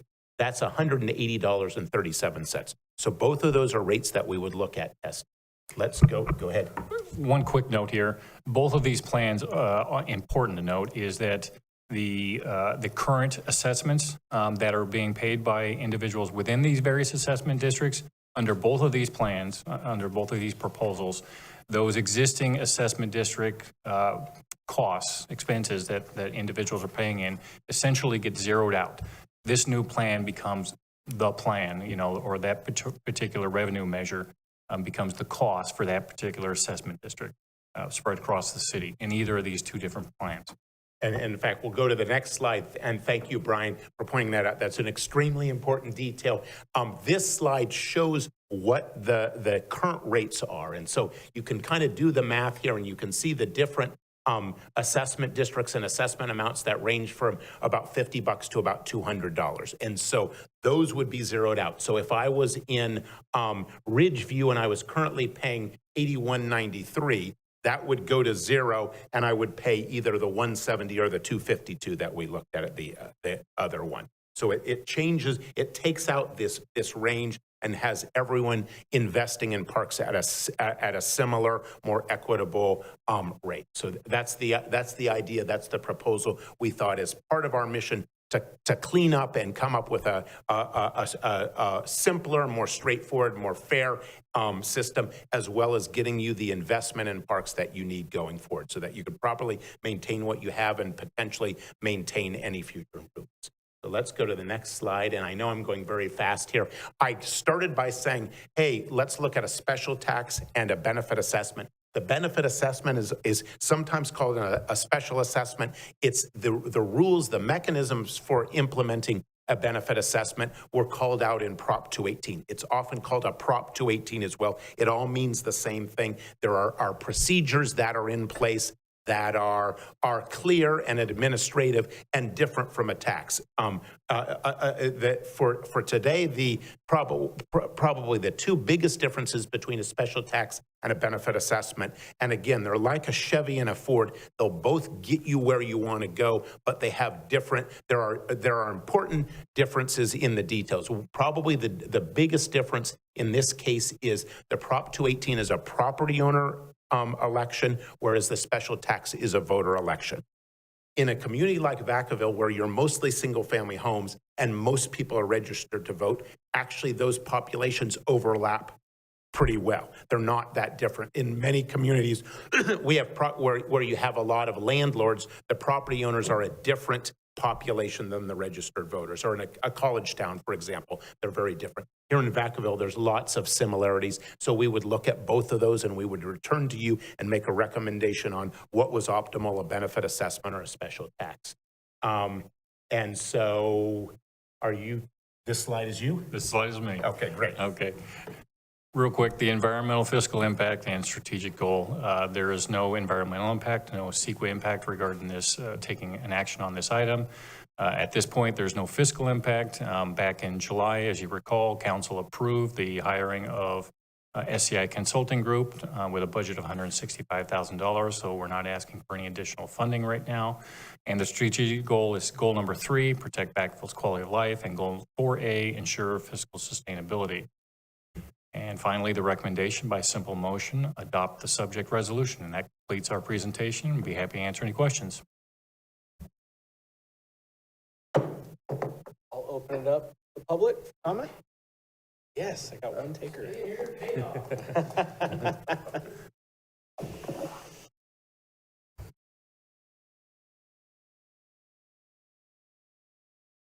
Bird, Vacaville resident.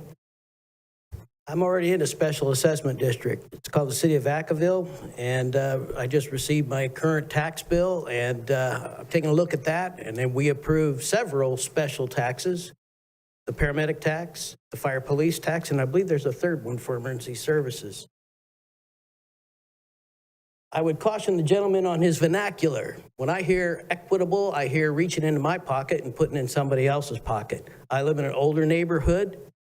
I'm within reach of my local park. We don't need a bathroom there. I just walk home to use a bathroom. And I think we're about to encounter an incredibly difficult economic period, far worse than 2008. I will vigorously oppose this, and anybody that votes for it, come elections, I'll remind you. The answer isn't always to add another tax. And if I lived in a newer neighborhood and I had a Melrose and I'm paying for that, well, that's fine. That was the agreement. I bought an older home, a fixer-upper that was pretty bad off, but I wanted to be in a home in an older part of town and without Melrose, and I'm willing to pay my taxes to take care of the city.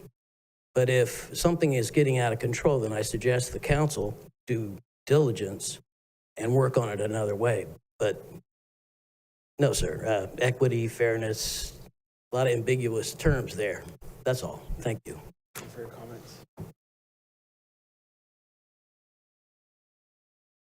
All right, I'll close public comment. I don't know who was first.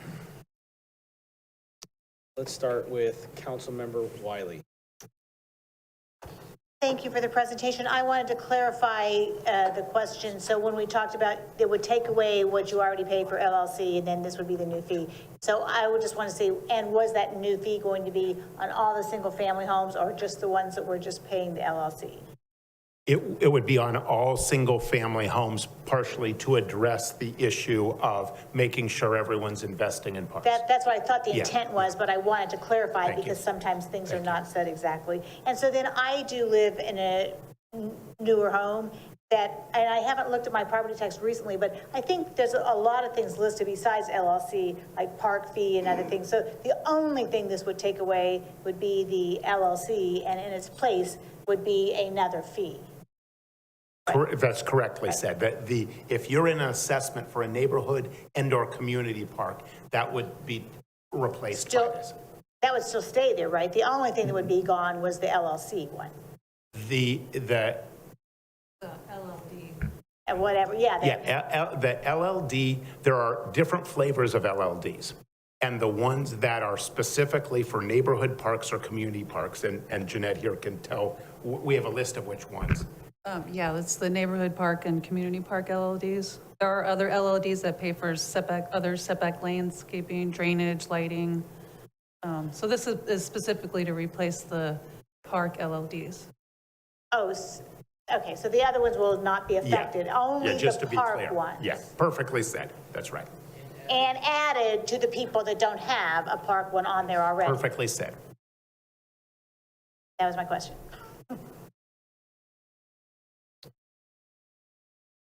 Councilmember Silva. Thanks for presenting. I know there's a different definitions of equitable or equity. And I think it sounds like to me this approach is maybe more equal approach. And I think by doing that, we create an inequity, particularly in Vacaville, where we would have different neighborhoods that the socioeconomic dynamic of those particular neighborhoods are a bit different. Like even looking at the list of, I saw Trower as one of those, and that came up with a lot of staff discussions about how we revamp that particular park to better serve the neighborhood. And I see there it's, amongst the top 2/3 of tax. Can we go back to that slide? Taxed residents. So, but I also understand that this effort is looking at additional larger projects that the community has expressed desire in wanting. So I guess my question is, one, I have a big problem with taxing any homeowner in the the northern part of Fairmont School. So that whole neighborhood area, particularly along Aegean Way, there is no neighborhood park, there is no community park, there is no access to open space. So to me, to impose anything for an amenity that they do not have access to, and we have no plan to address. I have a plan, but as far as the city goes and general plan, it's not in there. So I'm just giving that feedback. Absolutely. And then the question I do have is I'm not opposed to putting out a survey. Let's hear what people got to say, but I do have questions about how that survey will be conducted. How do you target to make sure you truly do have a different representative voice throughout the city?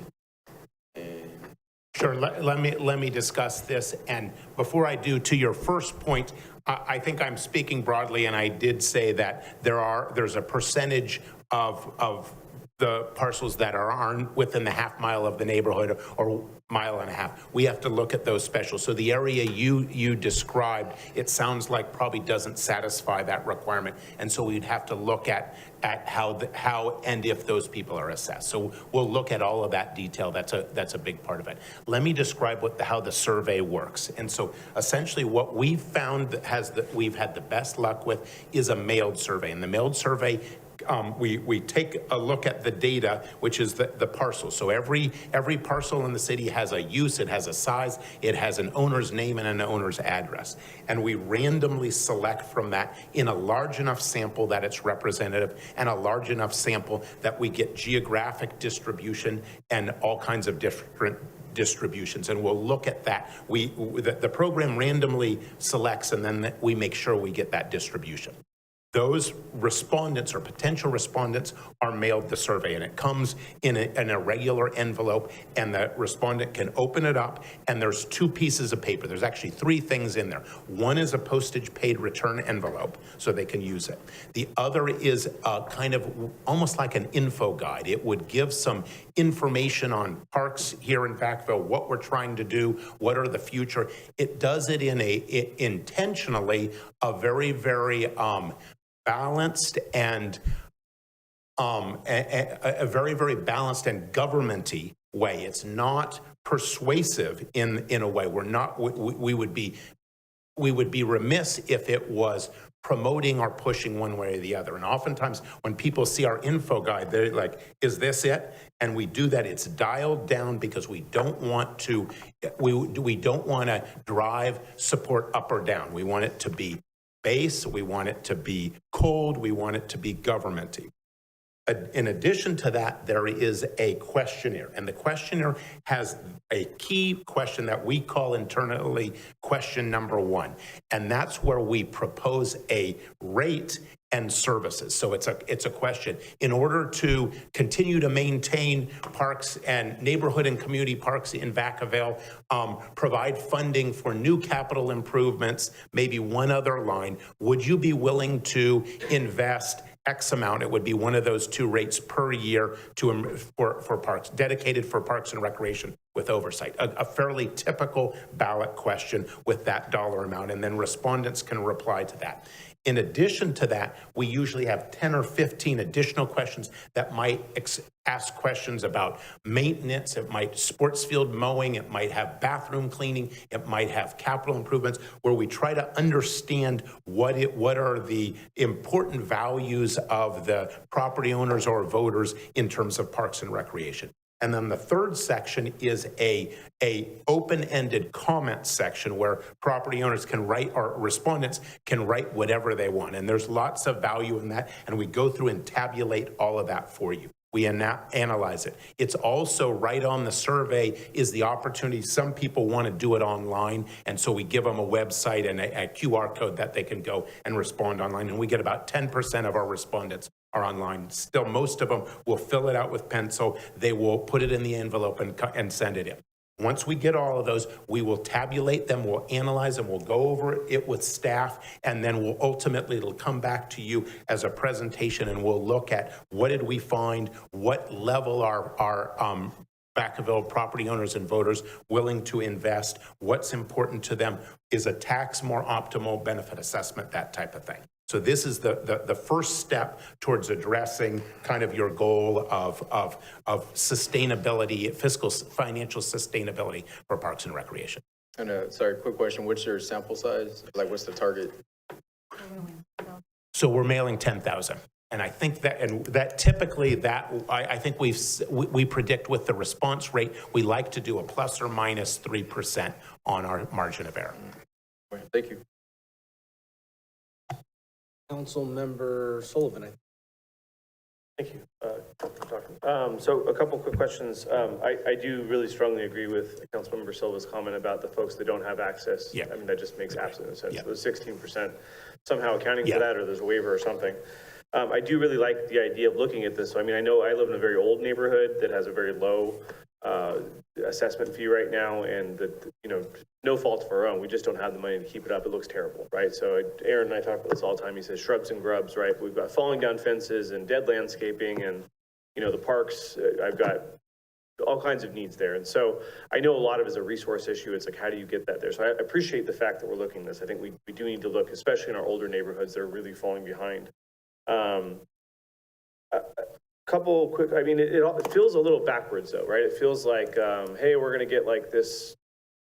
It feels like, how much can we get? And then we'll figure out what we need. It almost feels like we need a total amount like, Brian, if you had the perfect amount of dollars for each of these LNLs, what would that, it almost feels like we're just like, hey, Vacaville taxpayer, how much will you give us? I'd rather know, like, what do you think we need to maintain things and keep it? So did we study like a target? Are we trying to get to a certain dollar amount, or is it just like, how much can we get away with kind of thing? That's a great question. So SCI, Jeanette and John did an extensive analysis to come up with those numbers, looking at the LLAD budgets, extrapolating for potential future capital maintenance costs on the various capital projects that could come down the line, as we were listed earlier. Looking at forecasting, future growth in the city. Working with, they met with Parks and Recreation and went through the Parks and Recreation master plan and what the demands that Parks and Rec were seeing from their master plan and their contact with the citizens. So a lot of information went into to those numbers. I know it looks like they're plucked out of the air, but there's tons of spreadsheets that are backing up that information. Those are the numbers. Again, the higher figure, the $252.84 item, is the revenue measure 1. This is for the maintenance of current neighborhood and community parks, plus general funded and underfunded LLADs. So the 29 LLADs that are basically driving the general fund to supplement that shortfall of the tune of $1.3 million this year. Those will be, investigated and pulled into this plan. In addition, listening to council over the last several meetings in the last several months, the Caltrans off-ramps. I met with Don Burris and we talked about, the needs of economic development and, where are those Caltrans ramps that are, the big spots that we want to make sure that we brighten up, that we take those out of Caltrans' hands and we really put some emphasis on some landscaping. And we identified the 3 major Caltrans ramps. That's incorporated here. And then finally, as you can see that last bullet point, the maintenance of those potential future park and recreation type of amenities that we're looking at down the road. That's the 252, the measure or the revenue item number 2, proposal number 2 at $180. That basically extrapolates out. That's the neighborhood parks, that's the community parks, and future maintenance. But it takes out the Caltrans piece entirely, as well as some of the LLAD underfunded pieces, which will essentially get picked up by a certain amount through this $180 rate per year. That's great. Okay, so we've got a pretty thorough target. Okay. Extremely thorough. So the one other comment I wanted to make is right when we first started talking about this, first thought that popped in my head, just kind of like cold turkey, was, but we're already paying for Measure M, right? So if I was a taxpayer, we're adding an additional level of tax and they're already paying this extra tax. And so I don't even know what I'm really suggesting, but it almost feels like we should carve something out of Measure M first. I mean, every year we kind of sit here as a council like, hey, what do you want to spend our money on Measure M? And it's a little more structured than that, but it also does feel like if we're going to ask for an additional tax, maybe we'll look at like maybe a Measure M match first and we lower the rate, or maybe there's some sort of, scaled period of time where this scales up to a certain point as Measure M tapers down, because it does feel like we're already taxing folks on that front. And so, when you have a school bond, you're passing a school bond because there's absolutely no other revenue source for these items, right? So the school districts don't have the money. We heard tonight the developers don't pay enough to pay for it. The school's never going to get built. So if you want a school, you pass a bond. In Vacaville, for this, it's like, well, we do have Measure M, right? And to some degree, we told voters we're going to do Parks and Rec. We're going to do, so I'm not saying we shouldn't do this. I absolutely think we should do the survey. It's great, but I do think that Measure M piece is there. And it's kind of like, well, you're just tossing another tax onto a tax, but you're already paying a tax. So maybe there's a way to sort of factor that in and do some sort of scale so we're not totally kind of sinking it. And then the last question I have is just timing. So when are you going to wait a while past the election? I know we've got all kinds of school bonds on there, and like what is the timing of the survey and when do you anticipate coming back? So if council moves forward with approval tonight to move forward with the development of a public sentiment survey, SCI would start working on that right now. They would work through December on that, and we would try to get it out in February, March, February, March. Yeah, sometime in early part of after the holidays, for the sake of making sure that everybody is out of the holiday mood. Gotcha. Okay, thank you. I appreciate the answers. Councilmember Roberts. Yeah, Councilmember Sullivan touched on most stuff I wanted to. It's like, right here, I just got my tax notice, and yeah, it's more than I really want to pay, but unfortunately I have to pay it. But yeah, with these numbers, I know you said the average was 99, and 42% of the people don't necessarily aren't being assessed for the parks. So I mean, with that, as like, if we push out the all residents, encompass those other 42%, I mean, you're essentially almost doubling the revenue coming from it. And so for doubling what the proposed revenue measure 2 assessment rate of $180 and then pushing out to everybody, you're essentially quadrupling the amount of money that's coming. Are we that short where you have to quadruple the amount of revenue coming in for that piece, or the 6 times the amount with the $250? Yeah. I mean, it just seems a little high to me.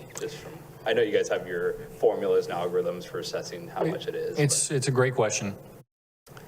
I think the context to look at it, the lens to look through this is, this problem has been brewing, for the last 20 years. We've had underfunded LLADs that are continuing to creep up. This isn't the end. The 29 isn't the end. If we don't get a hold of this now, if we don't have a strategy, which, this is a strategy that right now that we're going through this investigation, if we don't nail that down, the general fund or another revenue source will continue to suffer the effects of that growing cost. It's not going to slow. When I started doing the presentations for the LLADs 4 years ago, the general fund was supplementing to the tune of about $700,000. This year, it's $1.3 million. It's going to continue to grow, excuse me, over the next 20 years. And so that's the lens that we're looking through is, what do we need now and what do we need in the future with all of these additional amenities coming online? And that was part of the structure of the analysis. What do we see coming down the line in talking with Parks and Rec and looking at what's going on in terms of development within the city and trying to advance a solution that allows us to be able to pull in enough revenue to wipe out that shortfall that we see now and put us on a strong financial footing for the future. So that's where that number comes from. It's an amalgamation of many facts. It's just one of those things where, the answer isn't always more taxes and assessments. Like other revenue sources like Measure M, big portion of our revenue comes from sales tax, and Measure M is like maybe in the future we assess that a 0.75%, maybe a full 1%, because we have a lot of people shopping in the outlets from outside the area that, hey, if they're going to come here and shop, maybe they can help pay for some of the stuff that's going on in the city, because a lot of people utilize that as well. And then kind of going to the equity versus equality aspect of it, I'm just from my perspective, $180 isn't that big a deal to some people, but other people, that's an entire month of groceries and food for them. So just a flat rate isn't necessarily the best route either for some families. And while it is what it is sometimes, but I think there should be different ways to look at it. Either, I know I can't really do income-based, that'd be very difficult to do on a city, or I know like property taxes is based on the assessment of the value of the property. I know Portland does like a per person. I think they tack it on with the DMV fees, but I know a lot of cities do different. And I think you bring up a really good point. And I think the survey is going to help us kind of look at that issue. And it is, what is the fundamental fairness of a flat tax when you have folks that have different income levels? State law prevents us. So one measure is the assessed value of the property. That's an imperfect measure because of some Prop 13 things. Unfortunately, the state law prevents us for an assessment or a tax like that this to use it. So we can use other attributes like the use or the size, and so we'll look at that as well. The other thing we could look at, and I'm hearing it from a number of people here, is there are certain there are types of low-income discounts or exemptions. There may be some other things that we'll present to you that maybe help address that type of issue. In terms of that fundamental fairness. So there's some ways we can approach it, not great ways, but we'll come up with some ideas for you. Thank you. My question, go ahead. I'll go after you. So you just kind of alluded to one of the things I was whispering to Councilman Silva. One way, if taxes they're not going away. So we try to avoid them. But if we have to have a tax for the betterment of the city, one way you can't do evaluation, but you can't do size. So maybe the same way we've done other adjustments for like other fees when it comes to developments and a TIF and blah, blah, blah. What if it's a 0 to 1,000?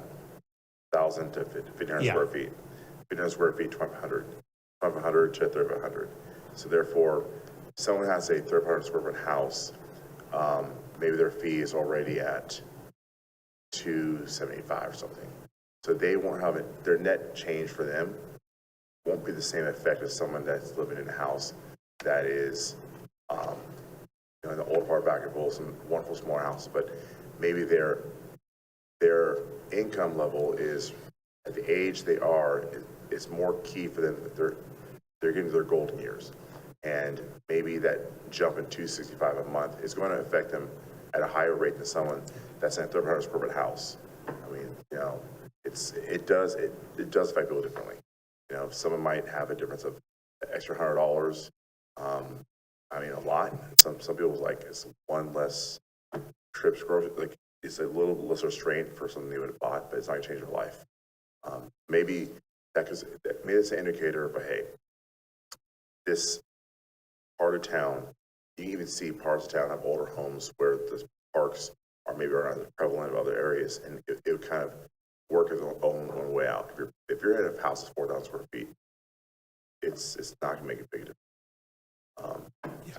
Let me address that, because I think there's three approaches, and we'll do some research and report back to you on all three. One of them is geographic. Are there areas of the city, because of less access to these amenities, that the rate or the tax or a fee or assessment should be less?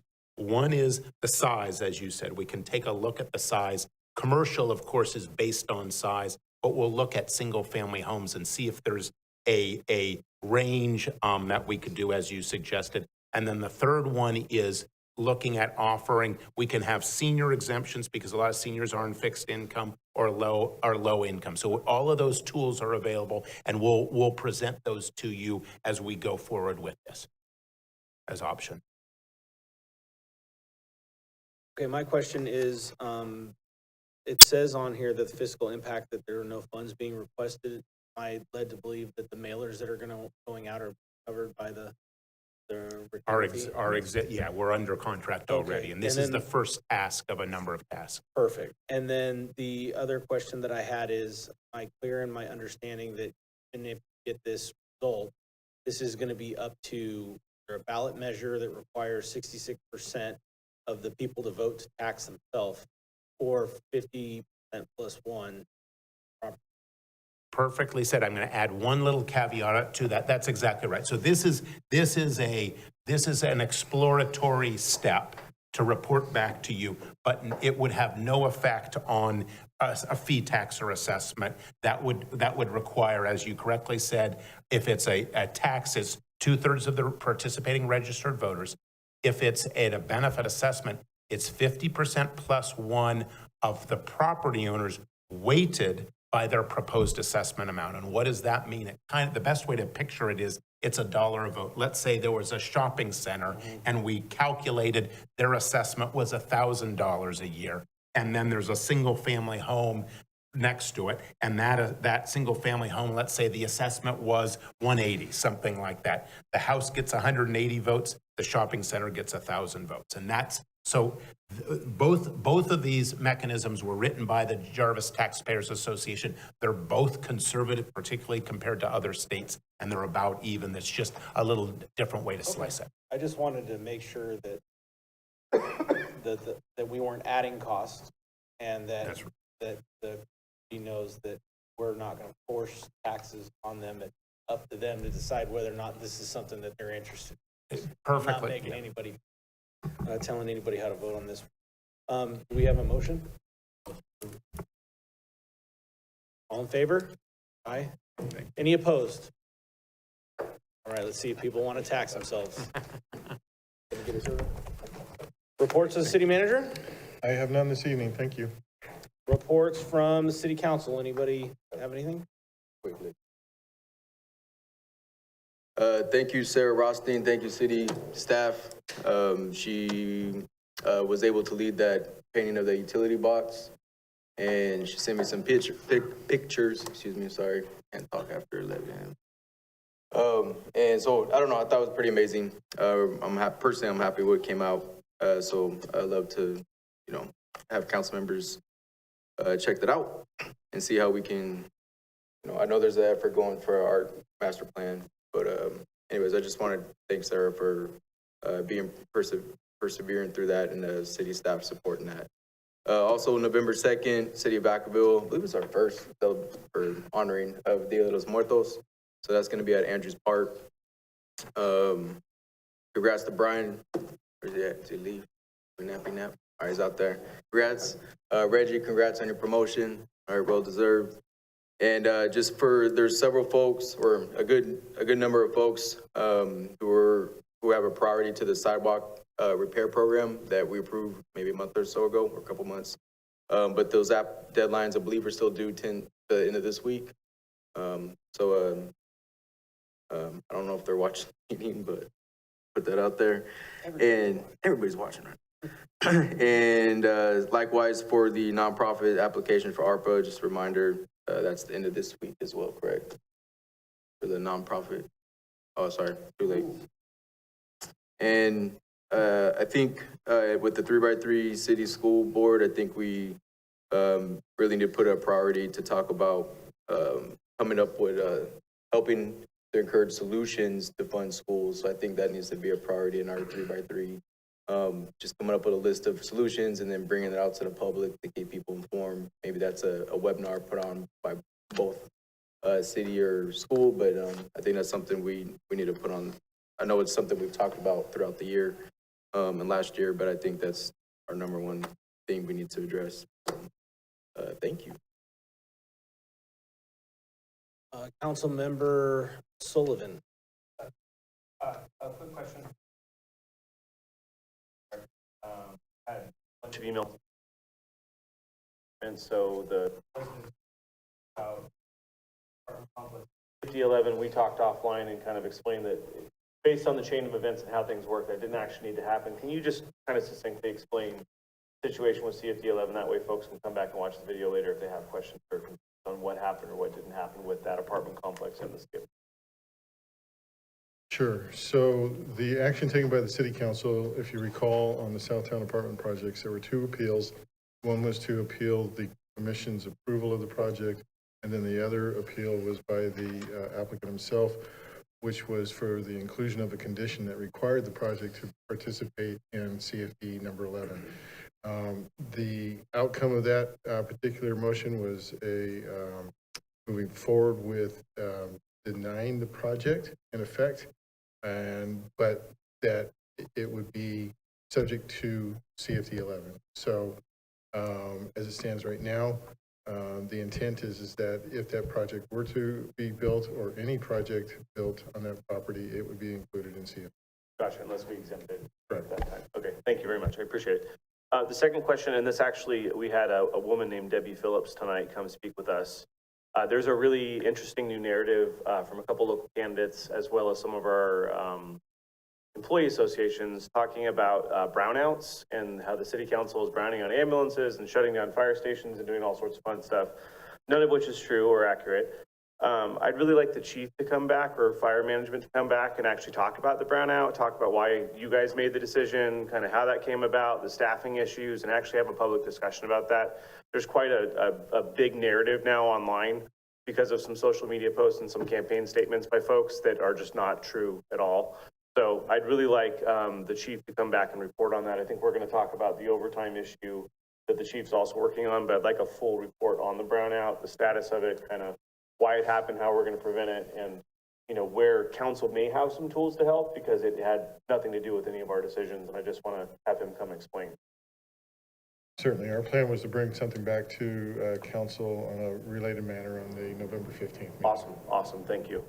And then my last one is, I'm not necessarily asking to agendize this, but I think it's something for council to take a look at. There's a lot of developer and special interest money in this campaign cycle. A lot, like thousands and thousands of dollars. And it's predominantly not folks on the dais today, but that's going to mean lots of conflicts of interest, if you will. And so there's a new law, SB 1439, which we talked about tonight. I would strongly encourage the council to agendize a discussion on SB 1439 very, very quickly, maybe after the election. Again, lots and lots of developer money, and folks can't vote on certain things now or shouldn't be voting, and there's even misdemeanor penalties and all sorts of other things.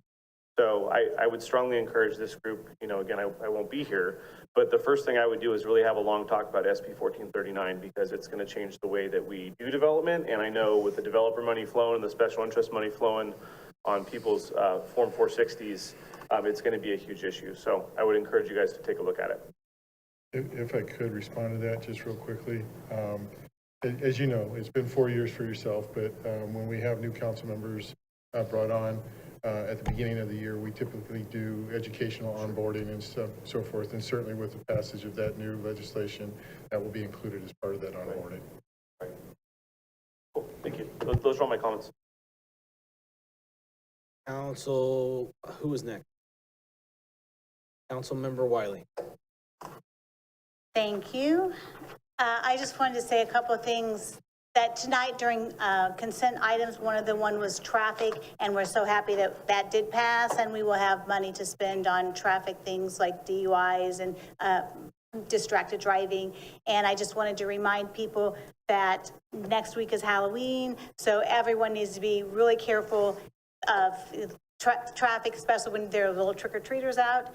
And so also just a reminder that safe routes to school that's been mentioned a couple times ago. And then I guess I didn't, just piggybacking on what Councilmember Sullivan just said, I wanted to say what a remarkable story that I think her name was Debbie Phillips had. And thank you to the firefighters, who do have the life-saving skills to save people in those kinds of situations. And then just to clarify that this council did not brown out any medic services. So that's what I wanted to say. Councilmember Wiley, Councilmember Ritchie. Okay, thanks for sticking around to get everybody. My comments are a little lighthearted, different. I'm excited about I wish the whole community would come and join Vacaville High School for the ribbon cutting of the Steve Green Gymnasium. Steve Green was an amazing man, and he's really, really important in my life. He, not only was he a coach, but he was a mentor. He was there for a lot of kids that need help, as far as that kind of that fatherly advice, that conversation, that nudge back in the right direction. He did more than to provide being a teacher and a coach. He really helped a lot of kids feel welcomed and empowered and important. And so I think it's awesome that the gym is being named for him. That's on the 27th at 4:30, and then you can celebrate at Vacaville High, then race down the street. Vacaville Firefighters 3501. They're doing their annual pink, raising money for cancer at Pietro's, which would be a great opportunity to kind of get some great food and support a good cause.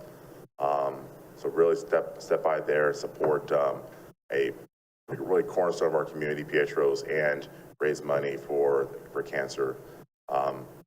Then I'm pretty excited. I was asked to be keynote speaker at 2 graduations later the same day. And it's pretty interesting. I was asked by Lake Austin College. And I'm going to have to do 2 celebration speeches and kind of relate my life and my journey through kind of like Robert Frost, the road less traveled, taking a path to become a council member, taking a path to become a small business owner, and everything looked like I should have gone right, I went left. And these ladies and gentlemen are in a place in their life where they chose to enter a vocational college at a very interesting time in their life. And so I'm gonna try to relate my story to them. So if you're busy or if you're bored, come by and watch me and try to relate. But I think it's a great thing to see things like in our community step up. People are going forward and take, even in a pandemic, they're trying to make their life better and kind of go forward. So a lot of good things going on, and hopefully I'll see you guys around.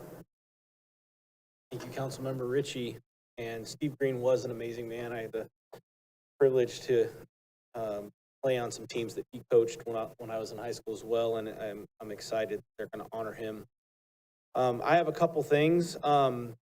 You know, we celebrated a while back when an off-duty officer made some heroic actions in our community. And I also, last week, I forgot to mention, and I didn't want to overlook it because I still think that it's vital to recognize outstanding heroic behavior in our community. And we had a situation in District 4, I believe it was, where there was a young lady that was accosted by a knife-wielding person having some issues. And this individual was apprehended by inmates from the California Medical Facility, as well as the correctional officer that was on duty. And it just goes to show you that despite of circumstances, there are good people in this community that are willing to stand up and help out.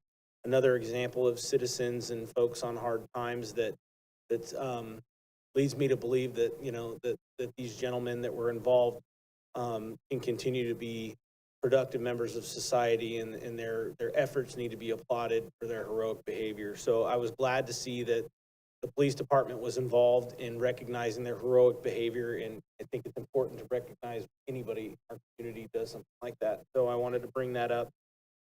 I also, as far as the SB 1439, I'm really interested in that as well. I think that the public has every right to know who gives anybody that sits up here and makes decisions about trying to tax people too much or anything else like that, who's giving them money. So I think that this council has been pretty unanimous with their thoughts for the most part on publicly making declarations they've received campaign contributions, and I'm committed to continuing that conversation with all of you to make sure that whatever is maybe missing from SB 1439 doesn't get missed in Vacaville, because I want voters informed on who's given money to people up here.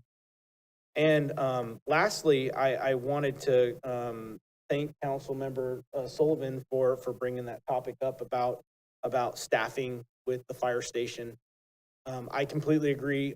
I am really, really concerned not only with the fire department services that are being affected, but also services throughout the entire city. You know, we continue to hear stories about people leaving different departments through the city. The staff here, and you're with us again tonight, and it's 11:15, and you're doing more with less. And, you know, it's getting more and more difficult to recruit and retain people. Your guys and gals are doing an absolutely phenomenal job, and we do appreciate you, but it's time that we show it. I believe that we need to get an assessment of what services that our community is expecting are being impacted in each of your departments. I know I brought this up a while back, and I know that the city manager and staff have made effort to do this. There are complications, but it needs to be done. And so I would like to motion tonight that we agendize, again, a status update for the city of Vacaville and our department related to staffing issues, recruitment and retention, as well as what services are not being provided due to those issues. Can I get a second? Also, looking for information. Yeah, I just want an update. I want an update. Yeah, for every department. And I know it's more work, but I really want to know where we need to help, because it's impacting services. what that woman said down here. I don't want anybody to get hurt here. And if we have the ability to fix some of these issues, I think council, from my experience up here, is that they are committed to doing what needs to be done to make sure that we continue to provide the quality of life for Vacaville City. So, so it sounded like I had a second. Do I need a roll call or can I just do a regular? Okay, so all in favor? Aye. Any opposed? None, it's unanimous. That's all I have. We are going to break back to our special session from this morning. So you just adjourn this meeting. Oh, I'm sorry. The regular meeting. The regular and then meeting, but we're going to go back to Reconvene. that. Are we going to report anything back? No. Okay, good night, Vacaville.